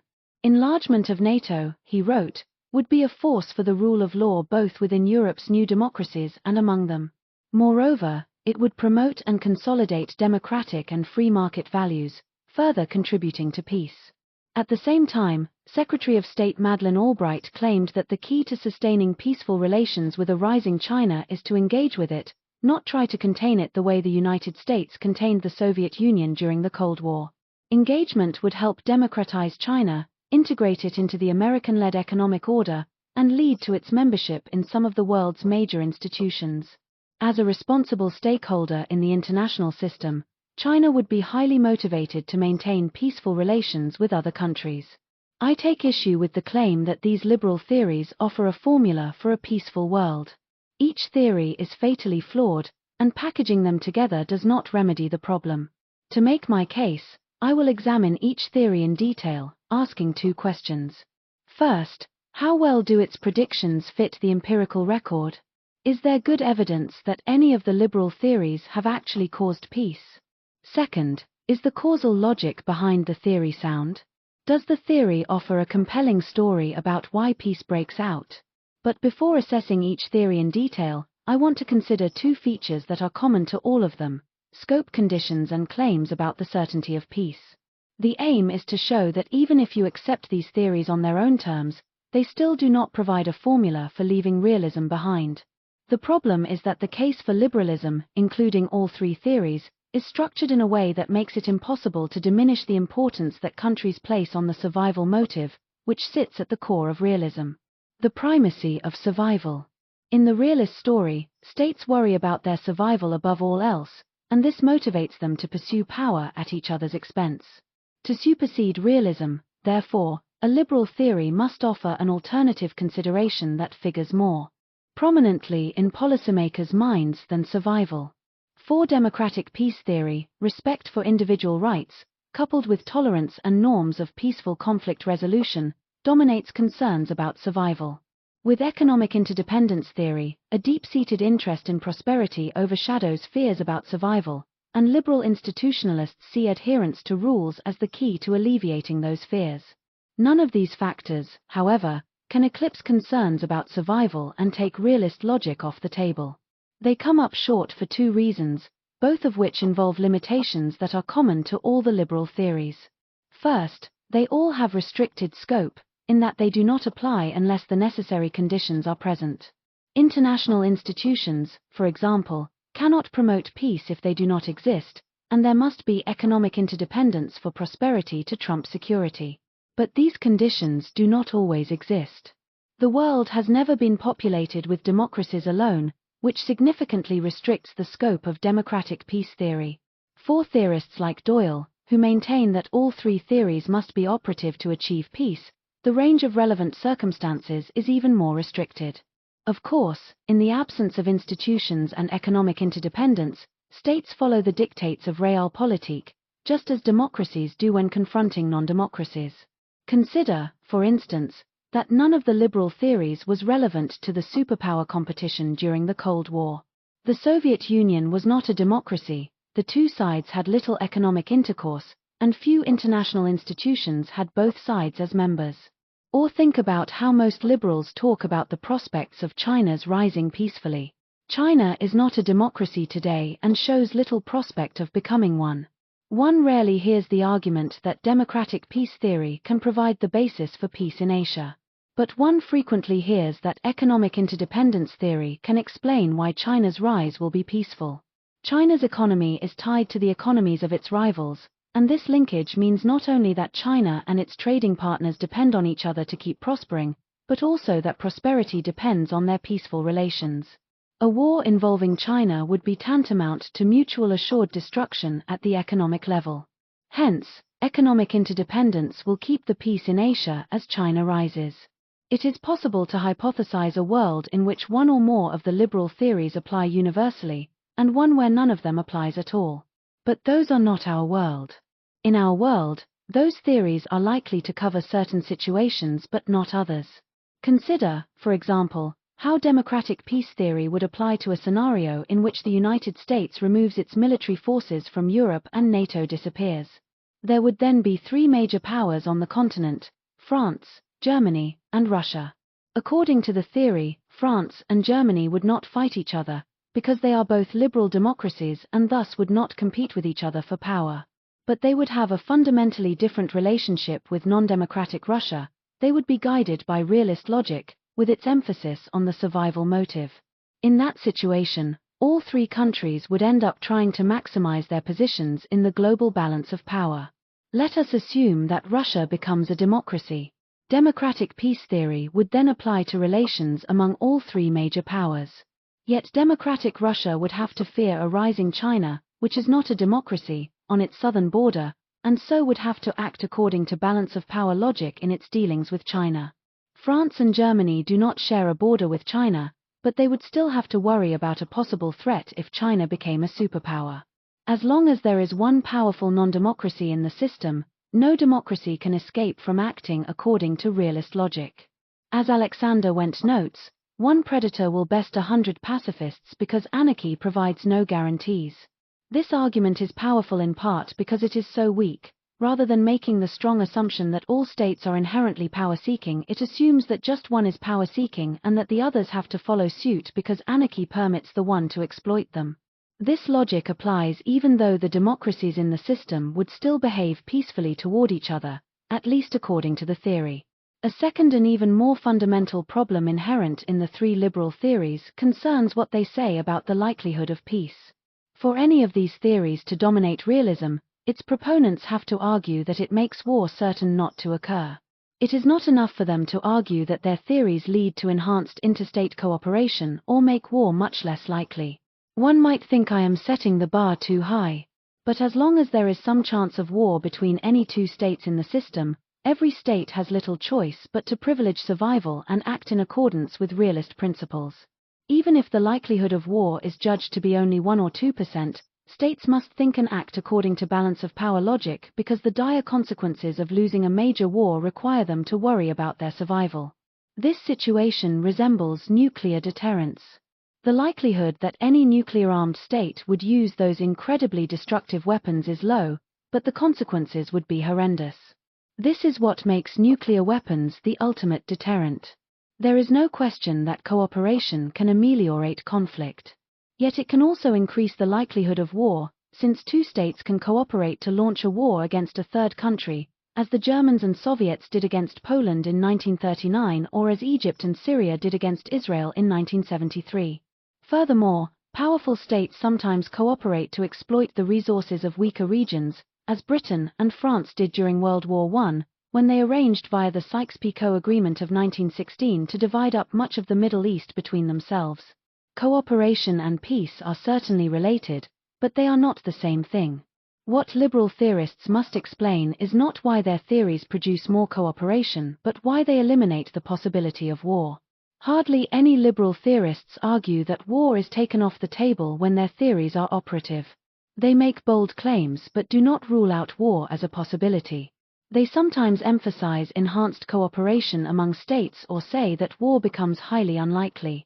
Democratic peace theorists, who make the boldest claims, stress that democracies seldom or rarely fight each other. As Michael Doyle puts it, no one should argue that such wars are impossible, but preliminary evidence does appear to indicate that there exists a significant predisposition against warfare between liberal states. Peace, in other words, is not guaranteed. But moving the needle toward peace, even substantially, is not enough. As long as war remains a serious possibility, states have little choice but to put survival above all other considerations, including rights, prosperity, and rules. So far I have taken the liberal theories on their own terms and assumed they work as advertised. It is time to examine that assumption. Democratic peace theory. The words democratic peace theory imply that it offers a story about how democracy, not liberalism, brings peace. But the title is a misnomer, because the arguments underpinning democratic peace theory emphasize liberalism as well as democracy. A number of scholars in this tradition even refer to liberal peace. It would be more accurate to call it liberal democratic peace theory. Moreover, liberal states are almost always democratic as well, mainly because the centrality of freedom and inalienable rights clearly implies that all citizens have the right to determine who governs them. As I emphasized in the introduction, this is why I focus on liberal democracies, not simply liberal states. Hence, I will examine both the democracy-based and liberalism-based logics behind democratic peace theory. Democratic peace theory was remarkably popular in the 2 decades after the Cold War ended. Michael Doyle introduced it to the academic and policy worlds in a pair of seminal articles published in 1983. When the superpower rivalry ended in 1989, it was widely believed that liberal democracy would steadily sweep across the globe, spreading peace everywhere. This perspective, of course, is the central theme in Fukuyama's The End of History, but time has not been kind to Fukuyama's argument. Authoritarianism has become a viable alternative, and there are few signs that liberal democracy will conquer the globe anytime soon. Freedom House maintains that the world's share of democracies actually declined between 2006 and 2016, which naturally reduces the scope of the theory. Even if liberal democracy were on the march, however, it would not enhance the prospects for peace, because the theory is seriously flawed. Consider its central finding. Some of its proponents argue that there has never been a war between two democracies. But this is wrong. There are at least 4 cases in the modern era where democracies waged war against each other. Contrary to what democratic peace theorists say, Germany was a liberal democracy during World War I, 1914–18, and it fought against 4 other liberal democracies: Britain, France, Italy, and the United States. In the Boer War, 1899–1902, Britain fought against the South African Republic and the Orange Free State, both of which were democracies. The Spanish–American War, 1898, and the 1999 Kargil War between India and Pakistan are also cases of democracies fighting each other. Other cases come close to qualifying as wars between democracies. The American Civil War is usually not counted because it is considered a civil war rather than an interstate war. One might argue, however, that the distinction is not meaningful here. The Confederacy was established on February 4, 1861, but the war did not begin until April, by which time the Confederacy was effectively a sovereign state. It is also worth noting that there have been a host of militarized disputes between democracies, including some cases where fighting broke out and people died, but that fell short of actual war. There are also many cases of democracies, especially the United States, overthrowing democratically elected leaders in other countries, a behavior that seems at odds with the claim that democracies behave peacefully toward one another. But let us get back to my 4 cases of actual wars between democracies. One might concede that I am right, yet still argue that this tiny number of wars does not substantially challenge the theory. This conclusion would be wrong, however, for reasons clearly laid out by the democratic peace theorist James L. Ray, since wars between states are so rare statistically.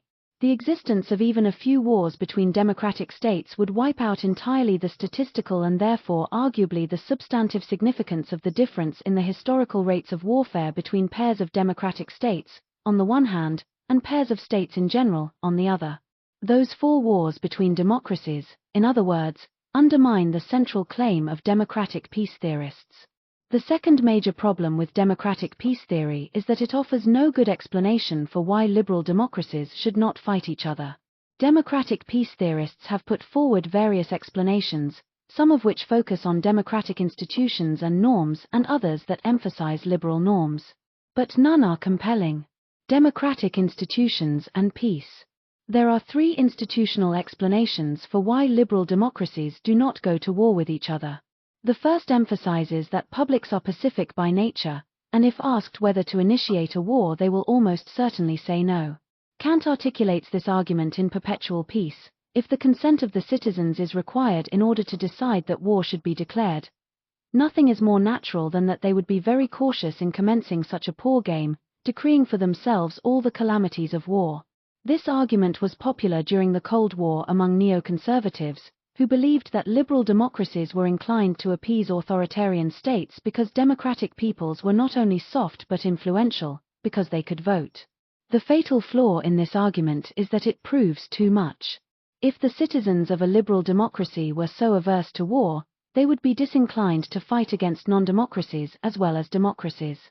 They would not want to fight any wars at all. It is clear from the historical record, however, that this is not the case. The United States, for instance, has fought 7 wars since the Cold War ended, and it initiated all 7. During that period it has been at war for 2 out of every 3 years. It is no exaggeration to say that the United States is addicted to war. Moreover, Britain, another liberal democracy, has been at America's side throughout those wars. This helps explain why democratic peace theorists do not argue that democracies are generally more peaceful than non-democracies.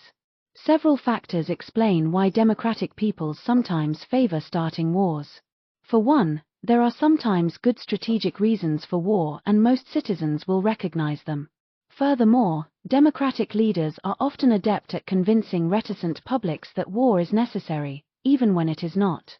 Sometimes not much convincing is necessary, because the people's nationalist fervor is so great that, if anything, they are pushing their leaders to go to war, whether necessary or not. Finally, it is wrong to assume that the public axiomatically pays a big price when its country goes to war. Wealthy countries often have a highly capitalized military, which means that only a small slice of the population actually serves. Moreover, liberal democracies are often adept at finding ways to minimize their casualties, for example, by using drones against an adversary. As for the financial costs, a state has many ways to pay for a war without seriously burdening its public. The second institutional explanation is that it is more difficult for government leaders to mobilize a democracy to start a war. This cumbersome decision-making is partly a function of the need to get public permission, which is time-consuming given the public's natural reluctance to fight wars and risk death. The institutional obstacles built into democracies, like checks and balances, slow down the process. These problems make it difficult not only to start a war but also to formulate and execute a smart foreign policy. If these claims were true, again, democracies would not initiate wars against non-democracies. But they do. There may be instances where democratic inefficiencies prevent governing elites from taking their country to war, although as I noted above, that will happen infrequently. Moreover, the institutional impediments that might thwart leaders bent on starting a war usually count for little, because the decision to start a war is often made during a serious crisis, in which the executive takes charge and checks and balances, as well as individual rights, are subordinated to national security concerns. In an extreme emergency, liberal democracies are fully capable of reacting swiftly and decisively, and initiating a war if necessary. Finally, some argue that audience costs are the key to explaining the democratic peace.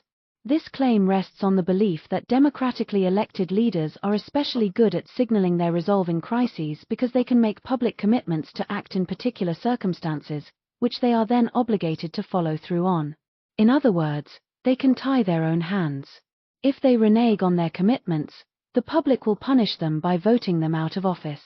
Once a leader draws a red line, the argument goes, his audience will hold his feet to the fire.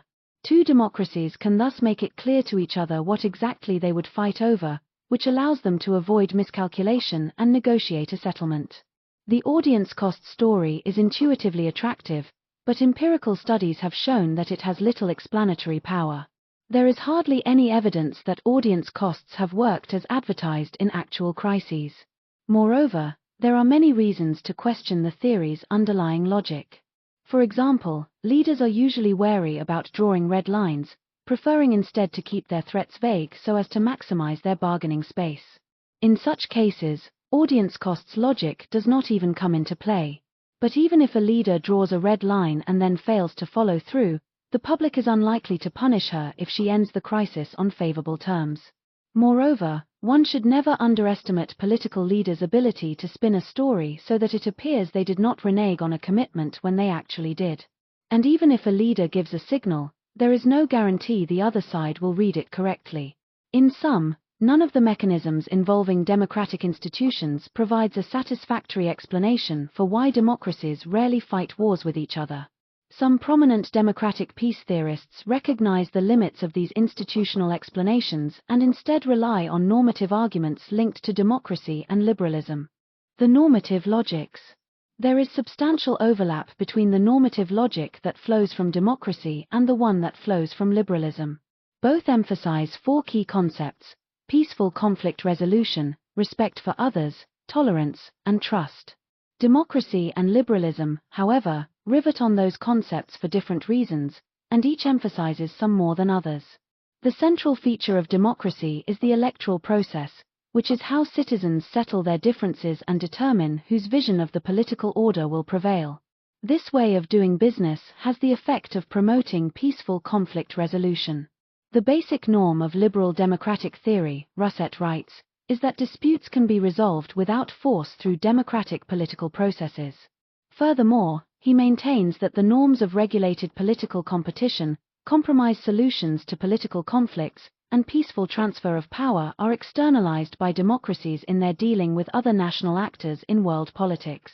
Most importantly, when two democracies come into a conflict of interest, they are able to apply democratic norms in their interaction. In a world where even bitter disputes are routinely settled peacefully, there is likely to be significant trust among the relevant actors, since they do not have to worry that their opponents may employ violence against them. There should also be a modicum of respect for those on the opposing side in big political fights. The fact that everyone is willing to accept election results surely means they are willing to tolerate the possibility their rivals might win. And if they are going to pursue compromise solutions with their opponents, both sides have to show some respect toward the other, otherwise it would be difficult to find agreement. Thus, in addition to being wedded to settling their differences via elections, individuals living in a democracy tend to be trustful, tolerant, and respectful of others. These same beliefs, the argument goes, carry over to relations between democracies. Unlike democracy, which emphasizes the importance of elections, liberalism tells a story of individual rights. Of course, this is by now familiar to readers of this book. Political liberals maintain that rights and tolerance work together to encourage people to respect each other, even when they have fundamental disagreements, and to settle their differences peacefully. There is hardly any place for violence in a liberal world. Because individual rights are universal, liberal logic applies not just to daily life inside liberal democracies but to interactions between them as well. To quote Michael Doyle, the basic postulate of liberal international theory holds that states have the right to be free from foreign intervention. Since morally autonomous citizens hold rights to liberty, the states that represent them have the right to exercise political independence. Mutual respect for these rights then becomes the touchstone of international liberal theory. Those inalienable rights include the right to life, which precludes liberal countries from initiating wars against each other since they would be taking the lives of fellow liberals. Tolerance, too, extends beyond borders when liberal states are dealing with each other. Liberal countries should trust and respect each other and never go to war to settle their differences. These conventions of mutual respect, Doyle writes, have formed a cooperative foundation for relations among liberal democracies of a remarkably effective kind. Liberal norms, in other words, explain the democratic peace. John Owen sums up the basic argument. Liberals believe that individuals everywhere are fundamentally the same, and are best off pursuing self-preservation and material well-being. Freedom is required for these pursuits, and peace is required for freedom. Coercion and violence are counterproductive. Thus all individuals share an interest in peace, and should want war only as an instrument to bring about peace. It should be clear that democracy and liberalism provide separate but complementary logics that explain why liberal democracies do not fight each other, even when they have a profound disagreement that provokes a major crisis. Wars do not break out, according to democratic peace theory, because these logics work either separately or in tandem to promote a formidable set of norms that favor peaceful conflict resolution, respect for the other, tolerance, and trust. Why norms are ineffectual. There are 5 problems with the claim that liberal democratic norms are a powerful force for peace. As I argued in Chapter 5, without a higher authority to maintain order, liberalism cannot work as advertised. The reason is simple. Liberalism accepts that individuals will sometimes have profound differences over first principles and also recognizes that respect for rights and tolerance cannot guarantee that one side, or even both sides, will not turn to violence. There is no assurance that conflicts will be resolved peacefully. This is why virtually every liberal recognizes the need for a state, including John Rawls, who is especially optimistic about the hexing power of tolerance. Democracy faces the same problem. It too is predicated on the assumption that citizens will sometimes have fierce differences about core political and social issues. Citizens in a democracy are heavily socialized to settle their disputes at the ballot box, but that socialization has its limits, and democracies always maintain formidable police forces to keep order. The norm of peaceful conflict resolution alone cannot ensure peace in a democracy. Like liberalism, it requires a strong state to deal with people who feel compelled to back up their views with violence. Since there is no world state, there is no higher authority in the international system to which countries can turn when another state threatens them. That simple fact of life, coupled with the fact that liberal democracies are not always tolerant, respectful, and peaceful toward each other, means they must worry about their survival even when dealing with other liberal democracies. Once this logic is at play, they have no choice but to engage in balance of power politics with each other. Nationalism is another problem for claims about liberal democratic norms. It is an enormously influential ideology that causes countries to emphasize the differences among them. Each nation-state tends to think it is superior to the others, and sometimes there is genuine hatred between them. That animosity, what I call hypernationalism, exists because nation-states sometimes differ profoundly on first principles, and sometimes engage in harsh security competition that leads to war. Liberal democracies are hardly immune from nationalism, which can undermine tolerance and mutual trust, and even cause them to resolve their disagreements violently. Nor is there a deep-seated worldwide respect for the liberal principle of inalienable rights, whose importance liberals often exaggerate.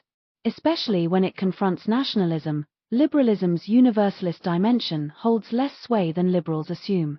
Furthermore, there is considerable empirical evidence to contradict the claim that liberal democratic norms are a potent force for peace. The United States, for example, has a rich history of toppling democratically elected governments, especially during the Cold War.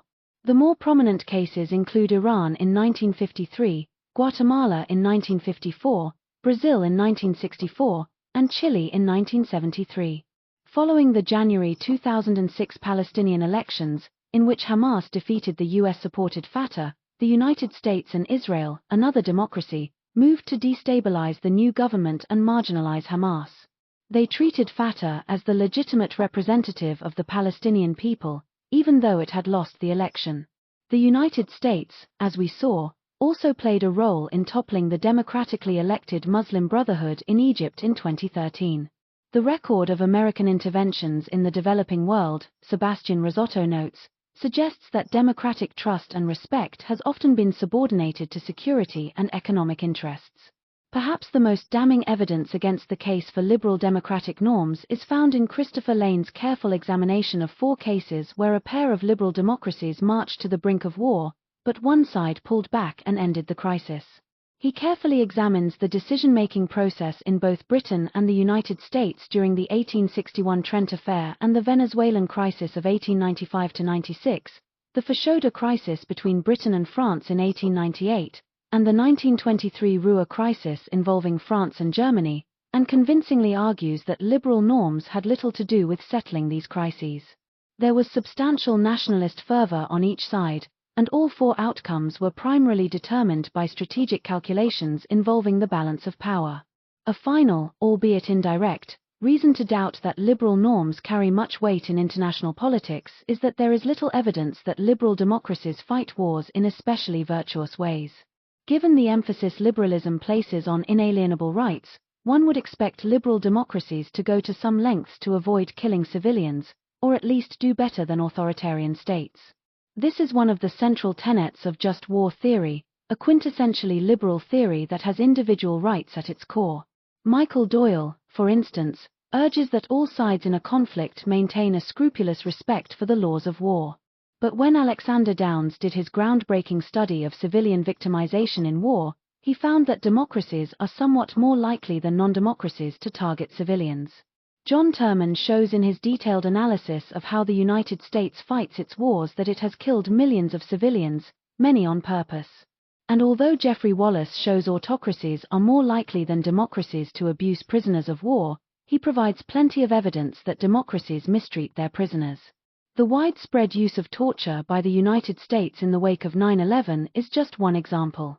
Both Downes and Wallace show that when states get desperate in wartime, they quickly forget the enemy's humanity and begin to value rights far less than effective fighting.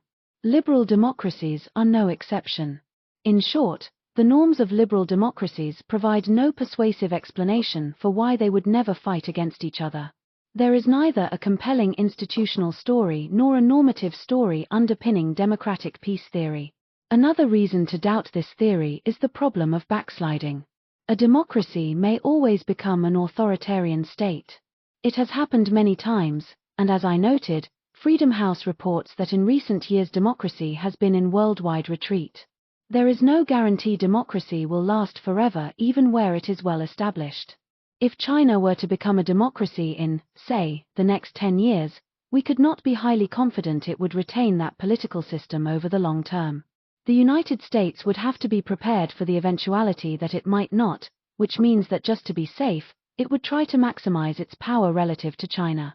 Liberal democracies tend to have more staying power than illiberal democracies, because the former are buttressed by liberal as well as democratic values, a formidable one-two punch. Still, there is no guarantee that any liberal democracy will last. Remember that Weimar Germany, which was a liberal democracy, lasted a little over a decade before giving way in 1933 to one of the most aggressive and evil regimes in recorded history. Thus, even in their relations with each other, liberal democracies must be prepared for the possibility of backsliding, which means they should deal with each other according to the dictates of realism. Economic interdependence theory. According to economic interdependence theory, two countries that are highly dependent on each other for their economic well-being will not go to war even over intense political differences. They will avoid war even if there are good strategic reasons for starting a fight, because a war would have disastrous economic consequences for both sides. In essence, the economic costs of war will outweigh the political benefits, including potential strategic gains. The theory assumes that prosperity, not survival, is the number one goal of states. Economic considerations, in other words, trump strategic concerns. The theory's emphasis on prosperity is based largely on the belief that publics demand that their leaders promote and protect their economic welfare, and if those leaders fail to deliver, they will be thrown out of office. There might even be significant unrest. This imperative to generate wealth means no rational leader is likely to start a war. There are also apt to be interest groups opposed to war because it might undermine their ability to make money. Some scholars argue, for example, that bankers are invariably a powerful force for peace, because leaders who want to stay in power are unlikely to risk crossing them. All of this is to say that in a world of economically interdependent states, leaders have a marked aversion to conflict, for fear it will endanger prosperity and thus their political careers.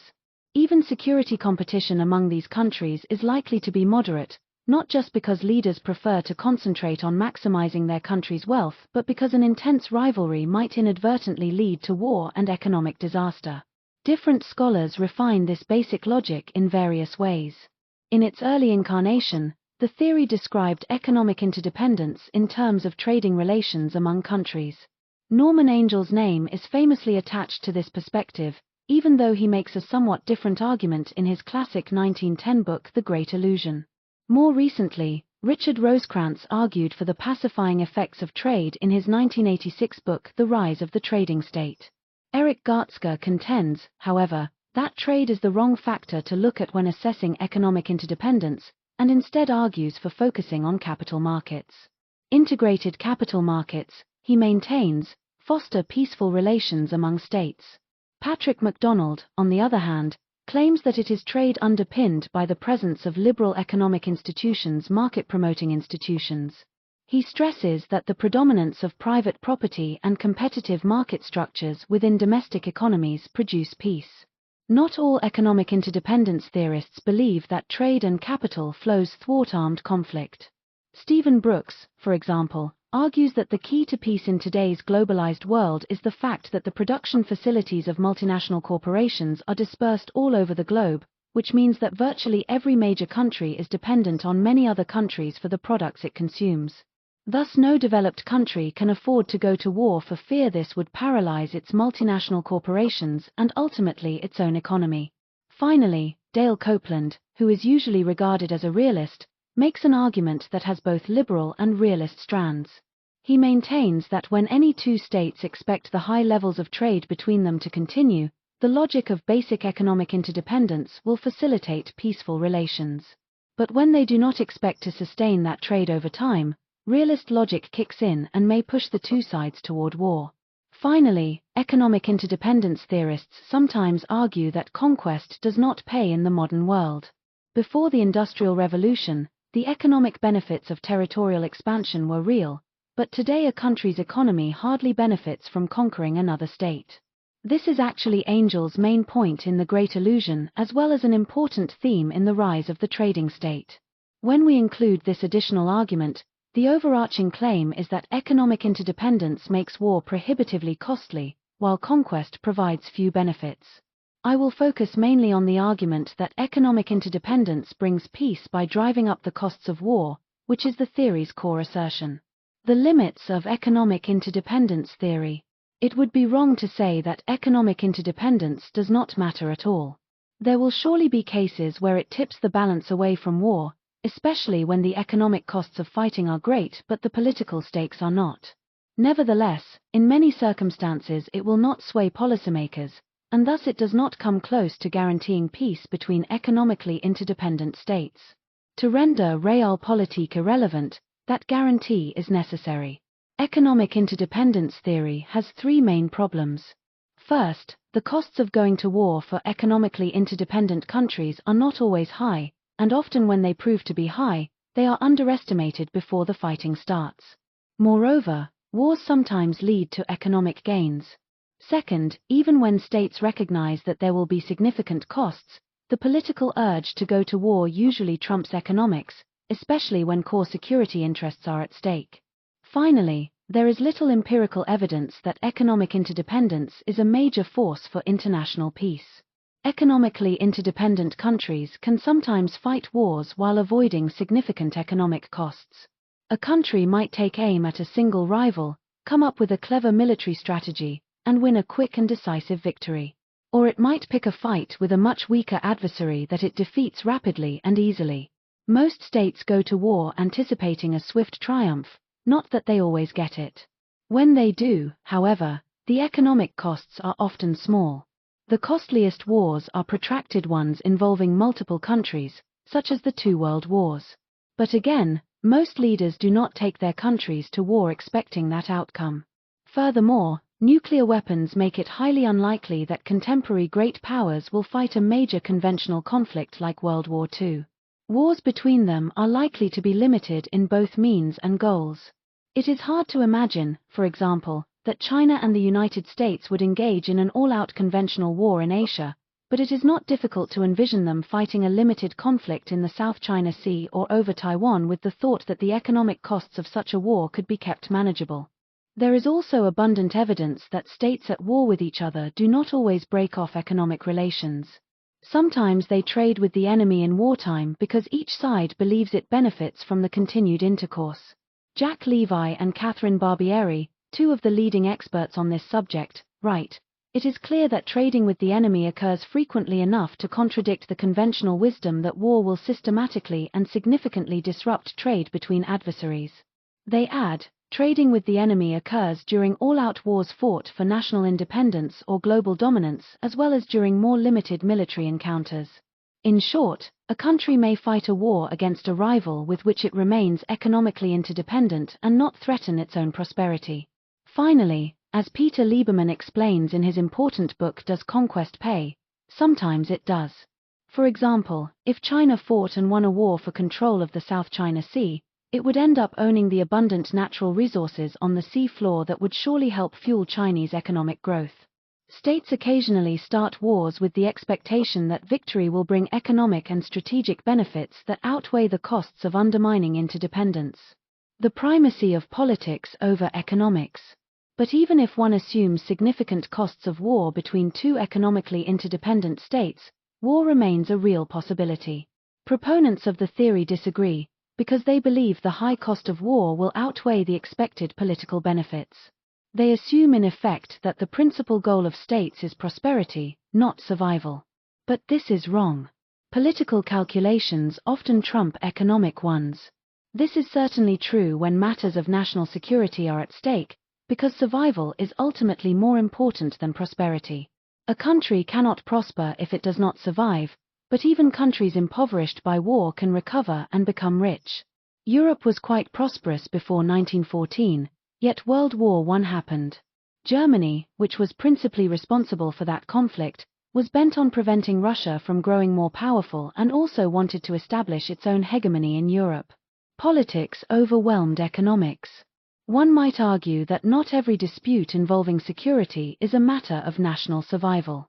Not every crisis is the equivalent of the July crisis in 1914.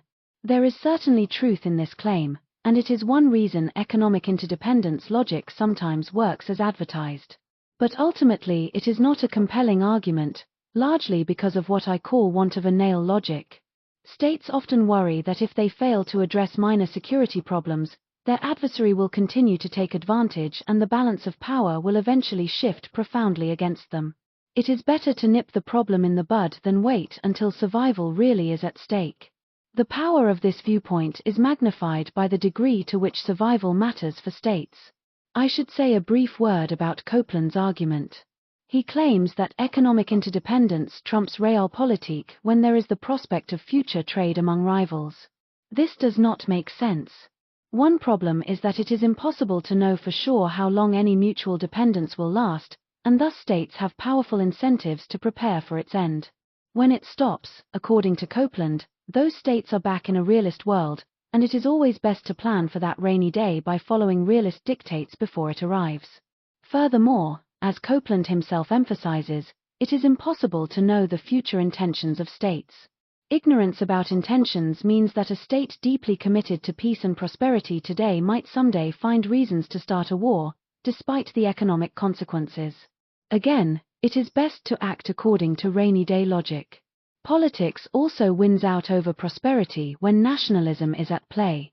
Consider Beijing's position on Taiwan. Chinese leaders have repeatedly emphasized that they will go to war against Taiwan if it declares its independence, even at the cost of damaging China's economy.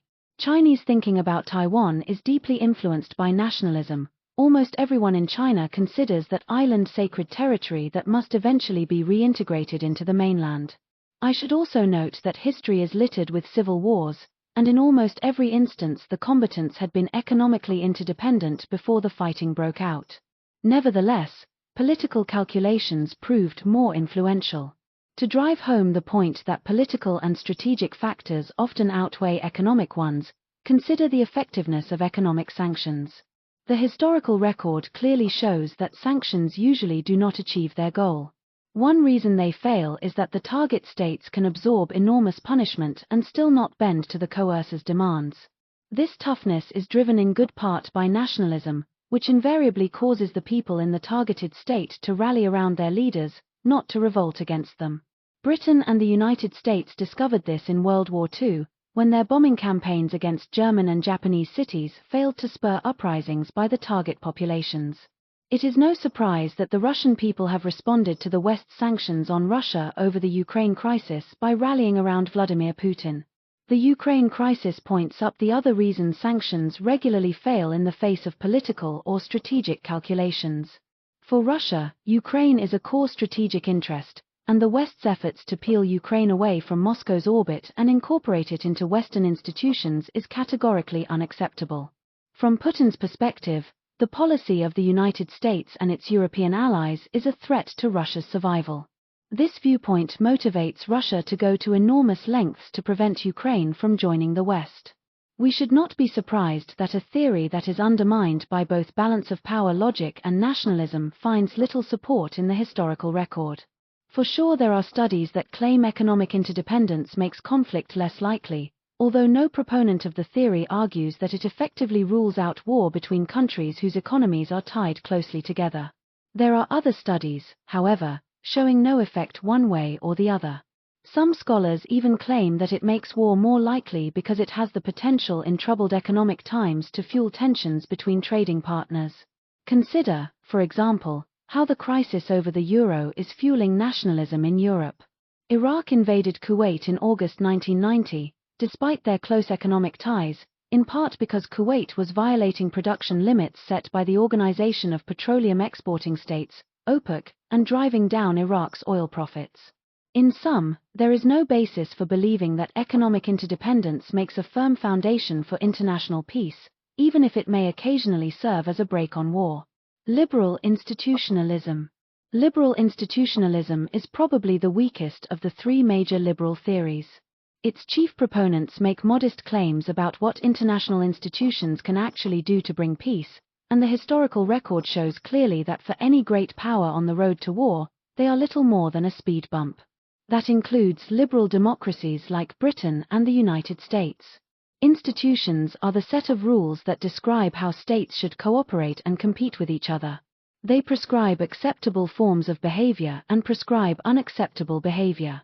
The rules are negotiated by states, they are not imposed. The great powers dominate the writing of these rules and pledge to obey them, even where they think it is not in their interest to do so. In effect, countries voluntarily tie their hands when they join an international institution. The rules are typically formalized in international agreements and administered by organizations with their own personnel and budgets. It is important to emphasize, however, that those organizations per se do not compel states to obey the rules. International institutions are not powerful bodies, which are independent of the states that comprise the system, and they are not capable of forcing states to follow the rules. They are not a form of world government. States themselves must choose to obey the rules they created. Institutions, in short, call for the decentralized cooperation of individual sovereign states, without any effective mechanism of command. This emphasis on voluntary obedience also captures how international law works, which tells us there is no meaningful difference between institutions and law at the international level. International institutions are sometimes called regimes, and many scholars use those terms interchangeably. Thus, the analysis here is as applicable to international law and regimes as it is to international institutions. The ultimate goal: cooperation among states. Liberal institutionalists rarely argue that international institutions are a powerful force for peace. Instead, they make the less ambitious claim that institutions help settle disputes peacefully by promoting interstate cooperation. This emphasis on cooperation is clearly evident in Robert Cohen's After Hegemony, Cooperation and Discord in the World Political Economy, probably the most influential work on international institutions. But as his title indicates, Cohen concentrates on explaining how to enhance economic cooperation among states. He says little about war and peace. Some liberal institutionalists do deal directly with security issues, but they too mainly talk about how those security institutions enhance cooperation. This focus on cooperation is found throughout the institutionalist literature, where many of the key pieces have cooperation in the title, and where hardly anyone elaborates on how cooperation causes peace. It is important to specify the particular circumstances in which institutions foster cooperation. They work only when states have mutual interests but cannot realize them because the structure of the situation gives them incentives to take advantage of each other. An example of this problem is the classic prisoner's dilemma, where two individuals have a vested interest in cooperating but cannot because each fears the other might take advantage of him. Instead, they try to exploit each other, which leaves them both worse off than if they had made the deal. Collective action logic is another instance where individuals have common interests but do not realize them because there are powerful incentives for them to take advantage of each other. Institutions, the argument goes, can help individuals in these situations realize their common interests. The theory has little relevance when states have conflicting interests and neither side thinks it has much to gain from cooperation. In these circumstances, states will almost certainly aim to take advantage of each other, and that will sometimes involve violence. In other words, if the differences are profound and involve important issues, countries will think in terms of winning and losing, which will invariably lead to intense security competition and sometimes war. International institutions have little influence on state behavior in such conditions, mainly because the theory does not address how institutions can resolve or even ameliorate deep conflicts between great powers. It is thus not surprising that liberal institutionalists have little to say about the causes of war and peace. There is another way to show the limits of institutions. Some liberal institutionalists argue that international politics can be divided into two realms, political economy and security, and that their theory applies mainly to the former. Charles Lipson, for instance, writes that significantly different institutional arrangements are associated with international economic and security issues. Moreover, the likelihood of cooperation in these realms is markedly different. When economic relations are at stake, cooperation can be sustained among several self-interested states, whereas the prospects for cooperation are more impoverished in security affairs. The same thinking is reflected in Cohen's After Hegemony, where he emphasizes that he is concentrating on relations among the advanced market economy countries, the area where common interests are greatest and where the benefits of international cooperation may be easiest to realize. One example of this important distinction is the contrast between the United Nations' ineffectiveness at resolving political disputes between the great powers and the effectiveness of the International Monetary Fund and the World Bank at facilitating economic cooperation among the major powers. What this means in practice is that liberal institutionalists focus mainly on fostering cooperation in the economic and environmental realms, because those are the domains where states are most likely to need the help of institutions to realize their common interests. Liberal institutionalists devote much less attention to security regimes. One might argue that military alliances are security institutions, and they certainly have an important effect on international politics. There is no question that alliances are useful for coordinating the actions of the member states in both peace and war, which makes their collective efforts more efficient and effective. NATO is a case in point. It was hugely important during the Cold War in helping the West deter Soviet ambitions in Europe. But the alliance was among states with powerful incentives to cooperate in the face of a common threat, not states that had fundamental disagreements. Thus the general point stands: liberal institutionalists pay little attention to questions about war and peace. Some might say that John Eikenberry, probably the most prominent liberal institutionalist besides Cohane, is an exception. He has developed a theory that is truly international in scope and can explain how to achieve cooperation in both the economic and security realms. In his seminal book After Victory, Institutions, Strategic Restraint, and the Rebuilding of Order After Major Wars, he explains the circumstances under which states can build international orders, which seems to imply an order that covers the entire globe. Eikenberry is particularly interested in the international order that came into being after World War II, for which the United States was principally responsible. That order, of course, was heavily institutionalized. On close inspection, however, we see that Eikenberry's story is all about the Cold War order within the West, where the major countries had few profound disputes. He pays little attention to the security competition between the United States and the Soviet Union. Nor does he say much about the United Nations, a truly international institution, but almost useless for managing superpower relations. In the end, Eikenberry is not dealing with international order, he is dealing with economic and military relations among the advanced industrial countries of the West. His focus is similar to Cohane's in After Hegemony, and although they offer somewhat different theories, neither explains what causes security competition and war or how institutions prevent rival great powers from fighting each other. The anarchy problem. It might seem surprising, but the major liberal institutionalist thinkers do not claim, at least most of the time, to be offering a clear alternative to realism. They seem to want to retain significant elements of realpolitik in their arguments while yet going beyond it. Eikenberry, for example, writes that his theory draws upon both realist and liberal theoretical traditions, while Cohane writes that we need to go beyond realism, not discard it. Helga Halfdan, Cohane, and Celeste Wallander, the editors of a book dealing directly with security institutions, write, "As we see it, security studies, still dominated by realist thinking, will greatly benefit by incorporating institutionalist approaches. It is hard to understand how any theory that is based in good part on realist logic can possibly leave balance of power politics behind. But let us put that matter aside and instead concentrate on explaining why international institutions hold out little hope of significantly enhancing the prospects for peace, even if they enhance the prospects for cooperation." Liberal institutionalism is predicated on the belief that the main inhibitor of international cooperation is the threat of cheating, which is largely a consequence of intractable uncertainty. A state can never know what other states will think and do in the future. Institutions, so the argument goes, can ameliorate that problem in 4 ways. First, they can increase the number of transactions among countries over time. This iteration raises the cost of cheating by creating the prospect of future gains through cooperation. The shadow of the future deters cheating today, since a state caught cheating jeopardizes its prospects of benefiting from future cooperation. Iteration gives the victim the opportunity to retaliate against the cheater. It facilitates a tit-for-tat strategy, which works to prevent cheaters from getting away with their transgression. In addition to punishing states that gain a reputation for cheating, it also rewards those that develop a reputation for adherence to agreements. Second, rules can tie together interactions between states in different issue areas.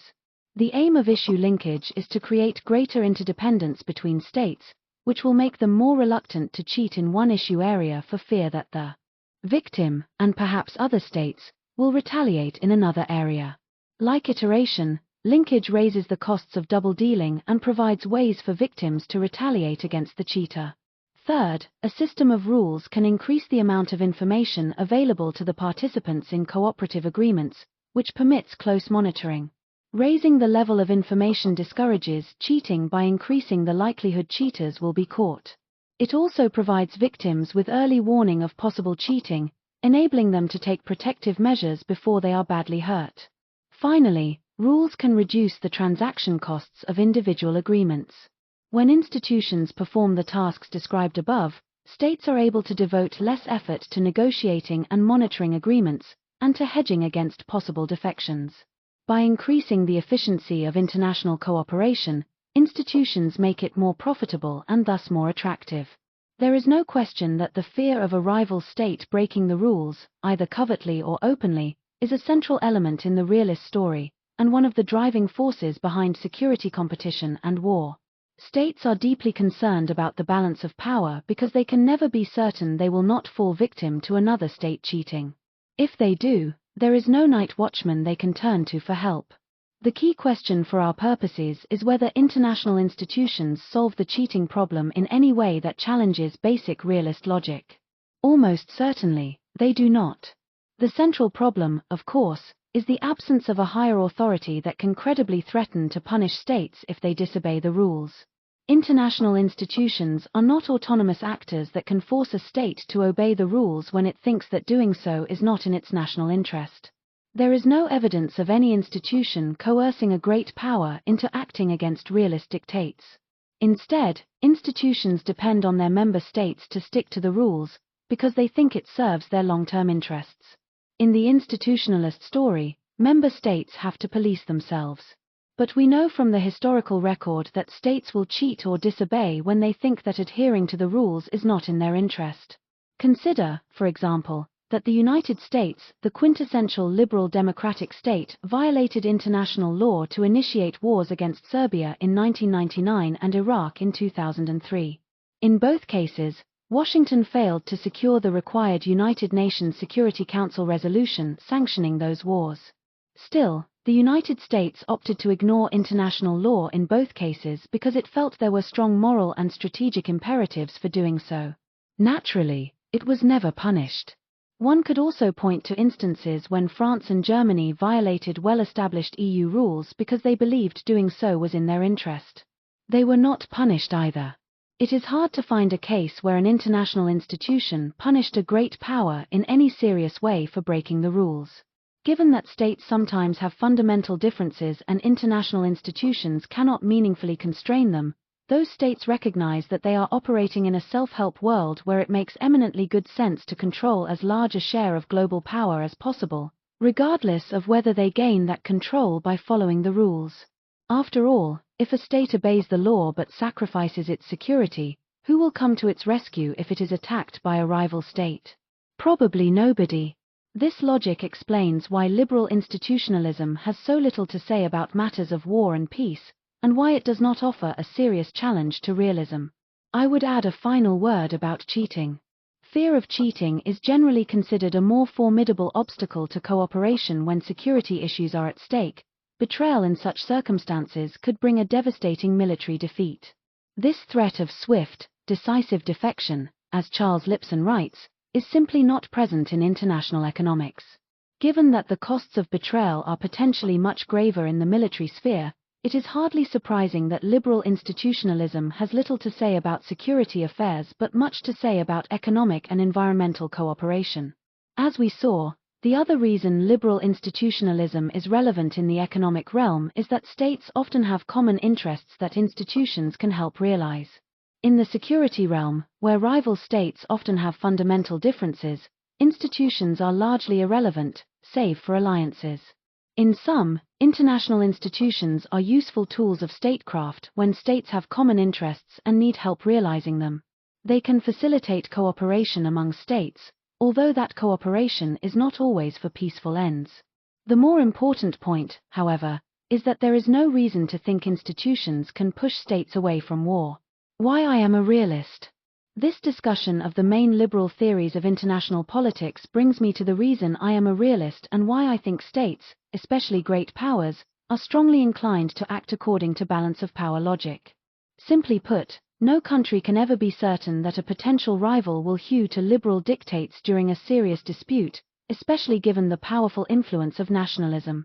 If that rival opts to start a war, there is no supreme authority to rescue the target country from defeat. States operate in a self-help world in which the best way to survive is to be as powerful as possible, even if that requires pursuing ruthless policies. This is not a pretty story, but there is no better alternative if survival is a country's paramount goal. Chapter 8. The Case for Restraint. MY's central mission in this book has been to examine what happens when a powerful state pursues liberal hegemony. That mission was motivated, of course, by U.S. foreign policy in the post-Cold War era. But to understand how liberalism works in international politics, it is necessary to understand how it relates to nationalism and realism, both of which profoundly affect the interactions among states. At its core, therefore, this book is about the relationship among those three isms. The analysis in the preceding chapters implies a number of recommendations for the future conduct of American foreign policy. First, the United States should jettison its grand ambitions of liberal hegemony. Not only is this policy prone to failure, it tends to embroil the American military in costly wars that it ultimately loses. Second, Washington should adopt a more restrained foreign policy based on realism and a clear understanding of how nationalism limits a great power's room to maneuver. Although realism is not a formula for perpetual peace, a foreign policy informed by realism will mean fewer American wars and more diplomatic successes than will a policy guided by liberalism. Nationalism works to make an ambitious policy abroad even less necessary. In brief, the United States should learn the virtue of restraint. What is the likelihood that the United States will move away from liberal hegemony and adopt a realist foreign policy? The answer to this question depends on two closely related considerations: the future structure of the international system, or to put it in more concrete terms, the global distribution of power and the degree of agency or freedom liberal states have in choosing a foreign policy. A powerful state can pursue liberal hegemony only in a unipolar system in which it need not worry about threats from other great powers. When the world is bipolar or multipolar, on the other hand, great powers have little choice but to act according to realist dictates, because of the presence of rival great powers. There is good reason to think unipolarity is coming to an end, mainly because of China's impressive rise. If so, American policymakers will have to abandon liberal hegemony. But there is a serious downside: the United States will have to compete with a potential peer. Perhaps China will run into significant economic problems and suffer a precipitous slowdown in its growth, in which case the system will remain unipolar. If that happens, it will be difficult for the United States to abandon liberal hegemony. A crusader impulse is deeply wired into liberal democracies, especially their elites, and it is difficult for them not to try to remake the world in their own image. Liberal regimes, in other words, have little agency when presented with the chance to embrace liberal hegemony. Nevertheless, once it becomes clear that liberal hegemony leads to one policy failure after another, we may reasonably hope that the liberal unipole will wise up and abandon that flawed strategy in favor of a more restrained strategy based on realism and a sound appreciation of nationalism. Countries do sometimes learn from their mistakes. The folly of liberalism abroad. As I emphasized at the start of this book, I believe liberal democracy is the best political order. It is not perfect, but it beats the competition by a long shot. Yet in the realm of international politics, liberalism is a source of endless trouble. Powerful states that embrace liberal hegemony invariably get themselves into serious trouble both at home and abroad. Moreover, they usually end up harming other countries, including the ones they sought to help. Contrary to the conventional wisdom in the West, liberalism is not a force for peace among states. Despite its numerous virtues as a political system, it is a poor guide for foreign policy. The principal source of the problem is that liberalism has an activist mentality woven into its core. The belief that all humans have a set of inalienable rights, and that protecting these rights should override other concerns, creates a powerful incentive for liberal states to intervene when other countries, as they do on a regular basis, violate their citizens' rights. Some liberals believe that illiberal states are by definition at war with their people. This logic pushes liberal states to favor using force to turn autocracies into liberal democracies, not only because doing so would ensure that individual rights are never again trampled in those countries, but also because they believe liberal democracies do not fight wars with each other. Thus the key to safeguarding human rights and bringing about world peace is to build an international system consisting solely of liberal democracies. Liberalism calls as well for building international institutions and cultivating an open international economy, measures also thought to be conducive to peace. But liberalism has another important strand that should discourage liberal democracies from interfering in other states' politics, and certainly from invading them. Most liberals maintain that it is impossible to reach a universal consensus on first principles, and thus individuals should be as free as possible to decide for themselves what constitutes the good life and to live their lives accordingly. This fundamental belief is the reason for liberalism's great emphasis on tolerance, which is all about respecting the rights of others to think and act in ways that one considers wrong-headed. One might think this basic logic would also apply to international politics and so would incline liberal states to stay out of other states' internal affairs. Liberal powers, in this telling, should even respect the sovereignty of illiberal states. But they do not, mainly because liberals actually believe they know a great deal about what constitutes the good life, although they do not acknowledge or maybe even recognize that fact. Liberalism effectively mandates the creation and maintenance of liberal states across the globe, because there is no way under an illiberal state that individual rights can enjoy the prominence liberalism assigns them and the protection they warrant. In effect, liberals are saying they have a universally valid and enduring insight about what constitutes the good life, having a liberal state that guarantees the inalienable rights of all its citizens. Given this conviction, it is not surprising that powerful liberal states adopt highly interventionist policies abroad. States pursuing liberal hegemony, however, run into serious trouble. One reason is that support for individual rights does not run deep in most countries, which means that turning an autocracy into a liberal democracy is usually a colossal task. Liberal foreign policies also end up clashing with nationalism and balance of power politics. Liberalism is no match for either of those other isms when they clash, in large part because they are more in line with human nature than liberalism is. Nationalism is an exceptionally influential political ideology that holds much greater sway than liberalism. It is no accident that the international system is populated by nation-states, not liberal democracies. Moreover, the great powers that dominate the system typically follow realist principles, causing major problems for countries exporting liberal values. In short, liberalism is a fool's guide for powerful states operating on the world stage. It would make eminently good sense for the United States to abandon liberal hegemony, which has served it so poorly, and pursue a more restrained policy abroad. In practice, that means American policymakers should embrace realism. Realism and restraint. Most students of international politics associate realism with rivalry and conflict. This, of course, is one reason realism is so unpopular in liberal societies. It is also disliked because realists consider war a legitimate tool of statecraft that can be employed to either maintain the balance of power or shift it in an advantageous way.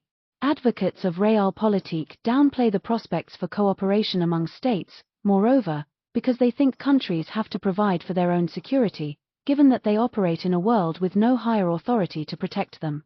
To maximize their survival prospects, those states have little choice but to compete for power, which can be a ruthless and bloody business. Realism does not inspire a hopeful outlook for the future.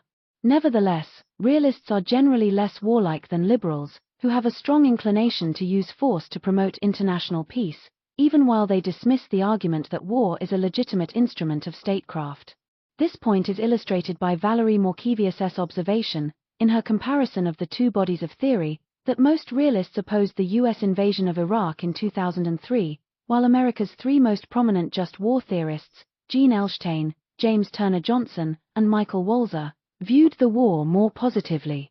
She concludes that conventional wisdom holds that realists support the recourse to war more than just war theorists. I argue that the opposite is true. Just war theory produces a more bellicose orientation than realism. Many realists actually believe that if states acted according to balance of power logic, there would be hardly any wars between the great powers. These defensive realists maintain that the structure of the international system usually punishes aggressors and that the push toward war usually comes from domestic political forces. Great powers, in other words, most often go to war for non-realist reasons. This perspective is nicely captured in the title of Charles Glazer's important article Realists as Optimists. Other prominent defensive realists include Jack Snyder, Stephen Van Evera, and even Kenneth Waltz, who is sometimes mistakenly said to argue that international anarchy causes states to act aggressively to gain power. Two other realists, Sebastian Risotto and John Schuessler, advocate a realist foreign policy for the United States that they describe as a recipe for security without war. The historian Mark Trachtenberg, who looks at the world from the perspective of a defensive realist, explicitly argues that following the dictates of realism leads to a relatively peaceful world, while acting according to what he calls impractical idealism leads to endless trouble. His reading of history tells him that serious trouble developed only when states failed to act in a way that made sense in power political terms. Conflict occurs when states squander power on moralistic, imperialistic, or ideological enterprises. Realism, he maintains, is at heart a theory of peace, and it is important that it be recognized as such. In brief, power is not unstable. I do not share this sanguine understanding of realism. The structure of the international system often forces great powers to engage in intense security competition and sometimes initiate wars. International politics is a nasty and brutish business, and not just because misguided liberal ideas or other malevolent domestic political forces influence states' foreign policies. Great powers occasionally start wars for sound realist reasons. Still, even if states act according to my harsher version of realism, they are likely to fight fewer international wars than if they follow liberal principles. There are three reasons why even hard-nosed offensive realists like me are less likely to advocate war than liberals. First, because great powers operating under realist dictates are principally concerned with maximizing their share of global power, there are only a limited number of regions where they should be willing to risk a war. Those places include the great power's own neighborhood and distant areas that are either home to another great power or the site of a critically important resource. For the United States, three regions outside the Western Hemisphere are of vital strategic importance today: Europe and East Asia, because that is where the other great powers are located, and the Persian Gulf, because it is the main source of an exceptionally important resource, oil. This means the United States should not fight wars in Africa, Central Asia, or areas of the Middle East that lie outside the Persian Gulf. During the Cold War, for example, realists maintained that American policymakers should avoid wars in the Third World or developing world because it was populated with minor powers that were of little strategic significance. Almost every realist opposed the Vietnam War, because Vietnam's fate held little strategic consequence for the global balance of power. Liberals, on the other hand, tend to think of every area of the world as a potential battlefield, because they are committed to protecting human rights everywhere and spreading liberal democracy far and wide. They would naturally prefer to achieve these goals peacefully, but they are usually willing to countenance using military force if necessary. In short, while realists place strict limits on where they are willing to employ force, liberals have no such limits. For them, vital interests are everywhere. Second, realists are inclined to be cautious about using force or even the threat of force because they recognize that balance of power logic will compel other states to contain aggressors, even if they are liberal democracies. Of course, balancing does not always work, which is why wars sometimes occur. Great powers are especially vigilant about their security, and when they feel threatened, they invariably take measures to protect themselves. This wariness explains why Russian leaders have stubbornly opposed NATO enlargement since the mid-1990s and why most American realists opposed it as well. Liberals, however, tend to dismiss balance of power logic as irrelevant in the 21st century.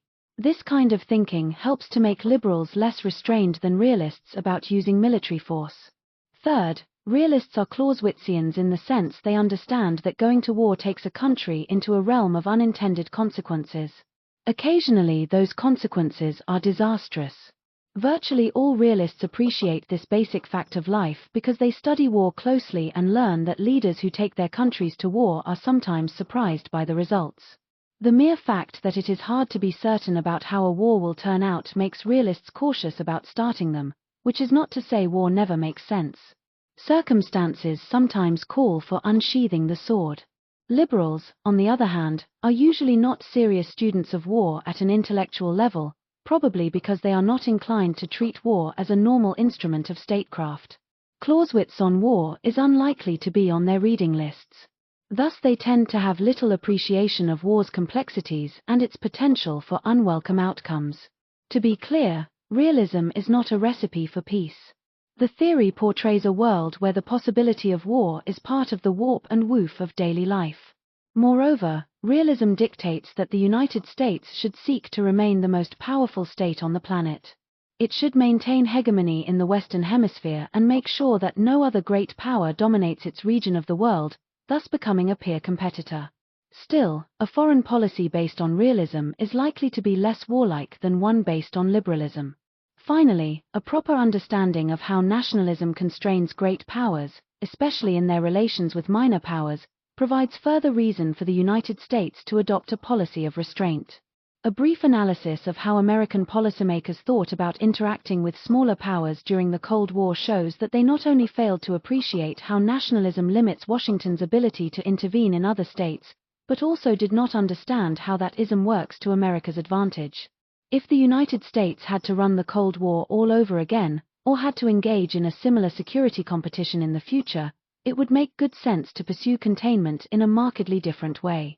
Nationalism and restraint. For much of the Cold War, American leaders worried about who ruled the minor powers in every region of the world. The great fear was that any country governed by communists would help promote communism in neighboring states, which, in turn, would cause additional states to follow suit. The Soviet Union, of course, played a central role in this story. As a great power committed to spreading communism across the globe via institutions like the Comintern, it was thought to have a relatively easy task. Communism was a universalist ideology with broad appeal.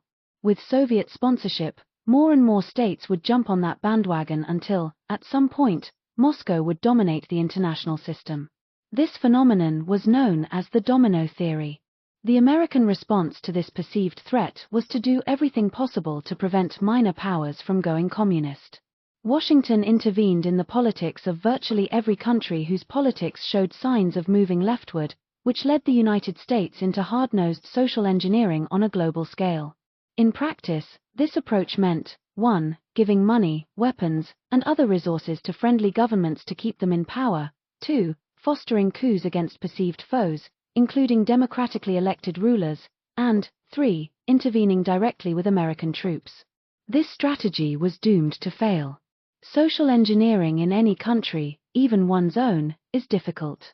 The problems are multifaceted and complex, resistance is inevitable, and there are always unintended consequences, some of them bad. The task is even more demanding when social engineering is imposed from outside because nationalism, which is ever present, makes the local population want to determine its own fate without foreigners interfering in its politics. These interventions also fail because the intervening power hardly ever understands the target country's culture and politics. In many cases, the foreigners do not even speak the local language. The problems are even worse when a country tries to use military force to alter another country's social and political landscape, as the United States has rediscovered in Afghanistan and Iraq after previously discovering it in Vietnam during the Cold War. The ensuing violence will make the invading country look like an oppressor, further complicating its efforts to promote positive change. This is not to deny that during the Cold War the United States sometimes successfully interfered in the politics of minor countries. But even some of those successes came back to haunt American leaders. For example, the 1953 coup in Iran that put the Shah back in power gave the United States an important ally for about 25 years. But it poisoned relations between Tehran and Washington after the Shah was toppled in 1979 and Ayatollah Khomeini came to power. Indeed, memories of the 1953 coup continue to mar relations today, more than 60 years later. And that was a success. As Lindsay O'Rourke shows, most U.S. coup attempts did not even achieve their short-term goals. American interventions could also prove remarkably costly for the target states. The number of citizens of other countries killed by the United States and its allies during the Cold War is stunning. Worst of all, these interventions were unnecessary. The domino theory did not describe any serious threat. It assumed that universalist ideologies like Marxism would dominate local identities and desire for self-determination. They do not. Proponents of the domino theory failed to understand that nationalism is a far more powerful ideology than communism, just as it is far more powerful than liberalism. Nationalism is all about self-determination. Nations want to control their own fates, and where sovereignty is concerned, their political leaders are jealous gods. They want to do what they think is in their country's interest and not be pushed around by other states, even those with which they share an ideology. It is not surprising that communist countries across Eastern Europe deeply resented taking orders from Moscow during the Cold War. So did China.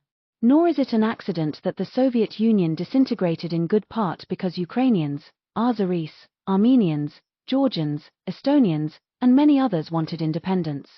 Minor powers are likely to pursue independent foreign policies and resist the influence of the great powers unless it suits their interests, which it sometimes does but mostly does not. Puppet states exist more often in name than in reality. America's Cold War policy of hyper-involvement in the affairs of minor powers was exactly the wrong strategy. Instead of trying to control their political orientation, Washington should have adopted a hands-off policy. The ideological orientation of a country's leaders matters little for working with or against them. What matters is whether both sides' interests are aligned. In almost all of the Cold War cases where the United States had serious dealings with minor powers, the smart strategy would have been to do little to influence who came to power and concentrate instead on working with whoever was in charge to promote America's interests. In the face of a rigidly controlling communist ideology, this strategy might have accomplished what decades of armed interventions could not: move popular sentiment to favor America. During the Cold War, in short, the United States should have been much more open to seeking friendly relations with communist states, just as it occasionally made sense to have unfriendly relations with democracies. In fact, Washington did have good relations with a few communist countries during the Cold War, because it made good strategic sense for both sides to get along. Chinese-American relations are a case in point. The United States and Communist China were deeply antagonistic for the first 20-plus years of the Cold War, but that changed in the early 1970s, largely as a consequence of the Sino-Soviet split, which meant that both Beijing and Washington were hostile to the Soviet Union and thus well positioned to join forces. The United States ended up working well with a communist state that it had earlier identified as a fallen domino. The case of Vietnam provides more evidence of the limits of universal ideologies like communism and the power of national interests, which, of course, are tightly bound up with nationalism. Ho Chi Minh, the Vietnamese leader, was both a communist and a fervent nationalist. He was seriously interested in befriending the United States after World War II, but the Truman administration foolishly rejected his overtures because he was a communist. America ended up fighting a long and brutal war against Vietnam mainly because of misguided fears based on the domino theory. After the United States suffered a decisive defeat in that unnecessary war, Communist Vietnam fought wars against Communist Cambodia and Communist China. Moreover, once the Cold War ended, relations between Hanoi and Washington improved significantly and today are better than ever, mainly because both fear a rising China. If the United States had not been deeply involved in the developing world, might the Soviet Union have invaded a host of minor powers and turned them into puppet states? Perhaps the Soviets might have attacked a few smaller countries, but the result would not have been a steady string of communist victories. On the contrary, the Soviets would have ended up in one quagmire after another. Just look at what happened when the Soviet military moved into Afghanistan in 1979. They were stuck for 10 years and ultimately suffered a humiliating defeat. US interests would have been well served if the Soviets had had more Afghanistans, just as Moscow would have been well served if the United States had had more Vietnams. Baiting and bleeding the other side was a smart strategy for both superpowers. Yet it is still difficult for American policymakers to think along these lines. Most of them fail to appreciate the power of nationalism and instead overestimate universal ideologies like communism and liberalism. Nevertheless, the historical record shows that the best strategy for a great power dealing with minor powers is to avoid getting involved in their domestic politics, and certainly not to invade and occupy them unless it is absolutely necessary. Aggressive intervention is what great powers should try to draw their rivals into doing. US policymakers should keep this lesson in mind if the Sino-American security competition continues to heat up. A proper understanding of the relationship between liberalism, nationalism, and realism suggests that even the mightiest powers on the planet, including the United States, should pursue a foreign policy of restraint. Any country that fails to understand that basic message and tries instead to shape the world in its own image is likely to face unending trouble. Where is the United States headed? The American foreign policy establishment would surely resist any move to abandon the pursuit of liberal hegemony and adopt a foreign policy based on realism. Both the Democratic and Republican parties are deeply wedded to promoting liberalism abroad, even though that policy has been a failure at almost every turn. Although the American public tends to favor restraint, the governing elites pay little attention to public opinion until they have to when formulating foreign policy. Nevertheless, there is good reason to think this situation is about to change, for reasons beyond the control of the foreign policy establishment. It appears that the structure of the international system is moving toward multipolarity, because of China's striking rise and the resurrection of Russian power.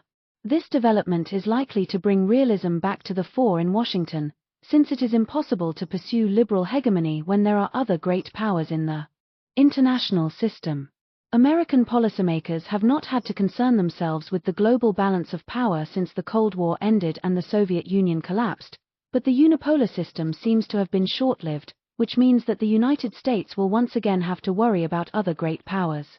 Indeed, the Trump administration has made it clear, to quote Secretary of Defense James Mattis, that great power competition between nations is a reality once again, and great power competition, not terrorism, is now the primary focus of U.S. national security strategy.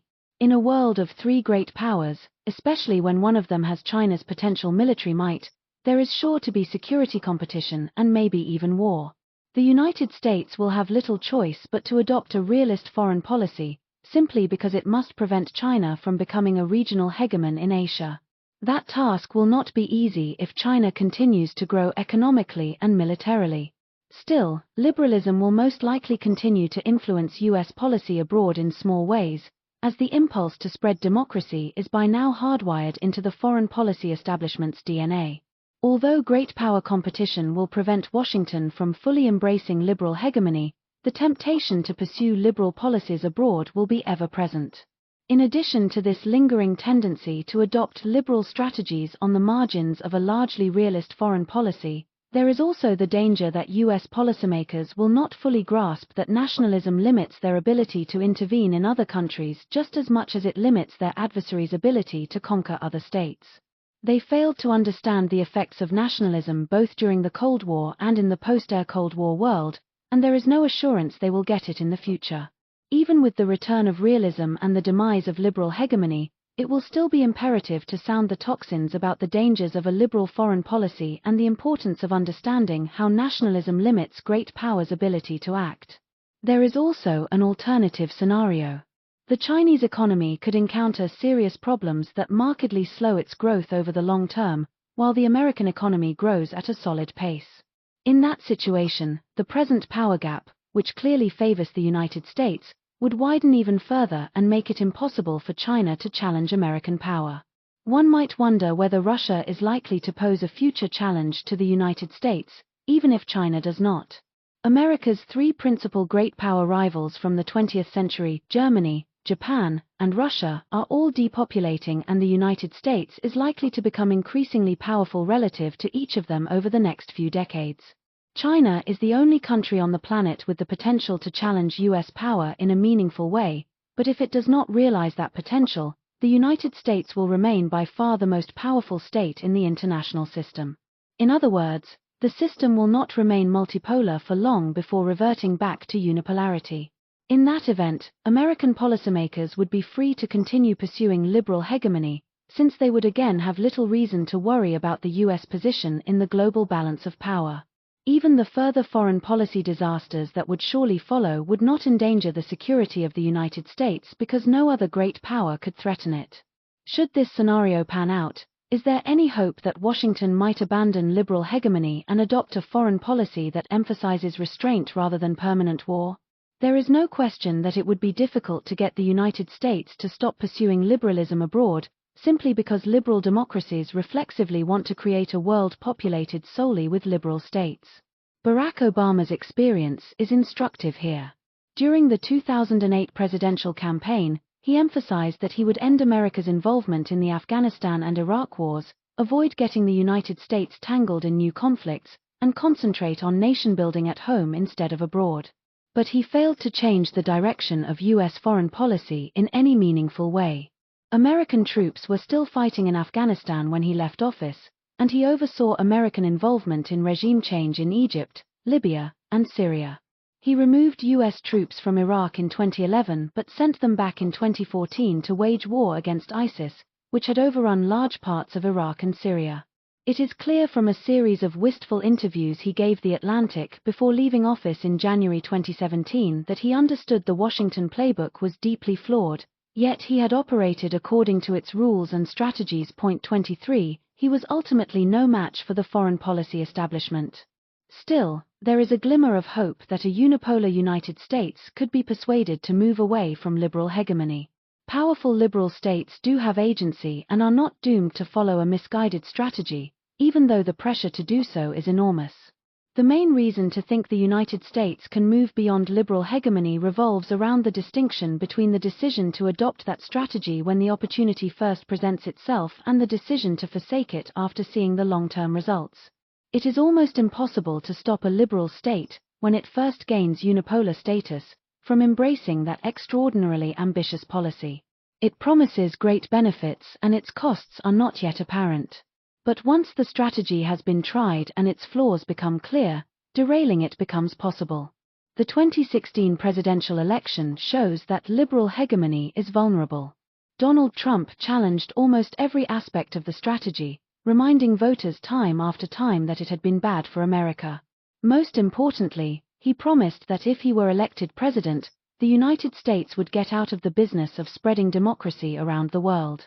He emphasized that his administration would have friendly relations with authoritarian leaders, including Vladimir Putin, the current bête noire of the liberal foreign policy establishment.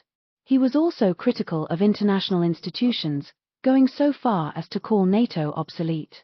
And he advocated protectionist policies that were at odds with the open international order the United States had spearheaded since the end of World War II. Hillary Clinton, meanwhile, vigorously defended liberal hegemony and left no doubt she favored the status quo. Although foreign policy was not the central issue in the election, Trump's opposition to liberal hegemony undoubtedly helped him with many voters. One might argue that Trump's campaign rhetoric is irrelevant because the foreign policy elites will tame him just as they tamed his predecessor. After all, Obama challenged liberal hegemony when he was a candidate, yet as president he was forced to stick to the Washington playbook. The same will happen to Trump. Indeed, there is already some evidence that efforts by the foreign policy establishment to tame Trump have at least partly succeeded and that his initial policies show considerable continuity with his predecessor's policies. To help ensure that the United States does not go back to liberal hegemony, should neither China nor Russia prove a sufficient rival, it is essential to come up with a game plan that is independent of Donald Trump or any particular successor. For starters, the best way to undermine liberal hegemony is to build a counterelite that can make the case for a realist-based foreign policy. The good news is that there is already a small and vocal core of restrainers that can serve as the foundation for that select group. Still, it is essential to win over others in the foreign policy establishment. That task should be feasible because most people do learn, and it should be manifestly clear by now that doing social engineering on a global scale does not work. We have run the experiment and it failed. People with the capacity to learn should be open to at least considering an alternative foreign policy. Although many members of the elite will no doubt want to stick with liberal hegemony and try to implement it more successfully, its fundamental flaws cannot be overcome. The historical record provides reason to think that much of the foreign policy establishment can be convinced of the virtues of realism and restraint. The United States, after all, has a rich tradition of elite-level restrainers, as the journalist Stephen Kinzer makes clear in The New Flag, where he describes the great debate that took place between American imperialists and anti-imperialists at the close of the 19th century. Although the expansionists carried the day, they barely won, and the restrainers remained a formidable presence in debates about American foreign policy throughout the 20th century. Thus, as Kinzer notes, Those of us who are trying to push America to a more prudent and restrained foreign policy are standing on the shoulders of titans, great figures of American history, who first enunciated the view, and to continue to make their argument is something quintessentially American. It is also crucial to win over young people who are likely to become part of the foreign policy establishment. That should be possible because those newcomers are not heavily invested in liberal hegemony and thus more likely than their elders to be open to new ideas.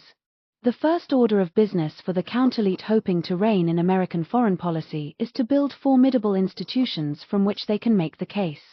This message should be aimed at the broader public as well as politicians and policymakers.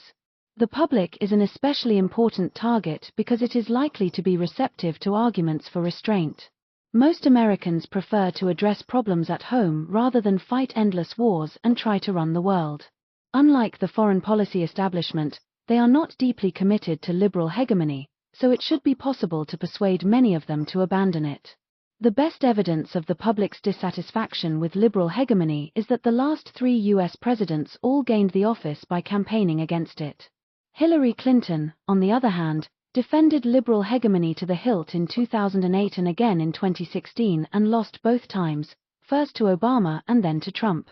The central message that restrainers should drive home is that liberal hegemony does not satisfy the principal criterion for assessing any foreign policy. It is not in America's national interest. In other words, selling a realist foreign policy requires an appeal to nationalism, which means asking Americans to think hard about what makes the most sense for them and their fellow citizens. This is not a call for adopting a hard-edged nationalism that demonizes other groups and countries. The emphasis instead is on pursuing policies based almost exclusively on one criterion: what is best for the American people. To make their case, restrainers should emphasize 3 points. First, the United States is the most secure great power in recorded history and thus does not need to interfere in the politics of every country on the planet. It is a hegemon in the Western Hemisphere, and it is separated from East Asia and Europe, the regions where other great powers have historically been located, by 2 giant moats, the Atlantic and Pacific Oceans. It has thousands of nuclear weapons, and in the scenario we are considering here, it is the only great power in the international system. Second, liberal hegemony simply does not work. It was tried for 25 years and left a legacy of futile wars, failed diplomacy, and diminished prestige. Finally, liberal hegemony involves significant costs for the American people, in both lives and money. The ongoing wars in Afghanistan and Iraq are expected to cost more than $5 trillion. Surely, if we were intent on adding that much to America's huge national debt, the money could have been better spent on education, public health, transportation infrastructure, and scientific research, just to name a few areas where additional investment would have made the United States a more prosperous and livable country. Perhaps the greatest cost of liberal hegemony, however, is something else: the damage it does to the American political and social fabric. Individual rights and the rule of law will not fare well in a country addicted to fighting wars. Restrainers will surely encounter the argument that appealing to American nationalism is selfish and that a powerful country like the United States has the resources and the responsibility to help people in trouble around the world. This argument might make sense if liberal hegemony worked as advertised. But it does not. The people who have paid the greatest cost for Washington's failed policies in the post-Air Cold War period are foreigners who had the misfortune of living in countries that American policymakers targeted for regime change. Just look at the greater Middle East today, which the United States, pursuing liberal hegemony, has helped turn into a giant disaster zone. If Americans want to facilitate the spread of democracy around the world, the best way to achieve that goal is to concentrate on building a vibrant democracy at home that other states will want to emulate. The case for a realist-based foreign policy is straightforward and powerful, and it should be compelling to a large majority of Americans. But it is still a tough sell, mainly because many in the foreign policy elite are deeply committed to liberal hegemony and will go to enormous lengths to defend it. Of course, the best way to put an end to liberal hegemony would be for China to continue rising, thus ending unipolarity and making the question moot. But then the United States would have to compete with a potential peer competitor, a situation no great power wants to face. It would be preferable to retain the unipolar world, even though it would tempt American policymakers to stick with liberal hegemony. For that not to happen, Americans must understand the dangers of a liberal foreign policy and the virtues of restraint. I hope this book will help that cause. Thanks for tuning in to the Learner's Library. Please like, subscribe, comment, and share for more.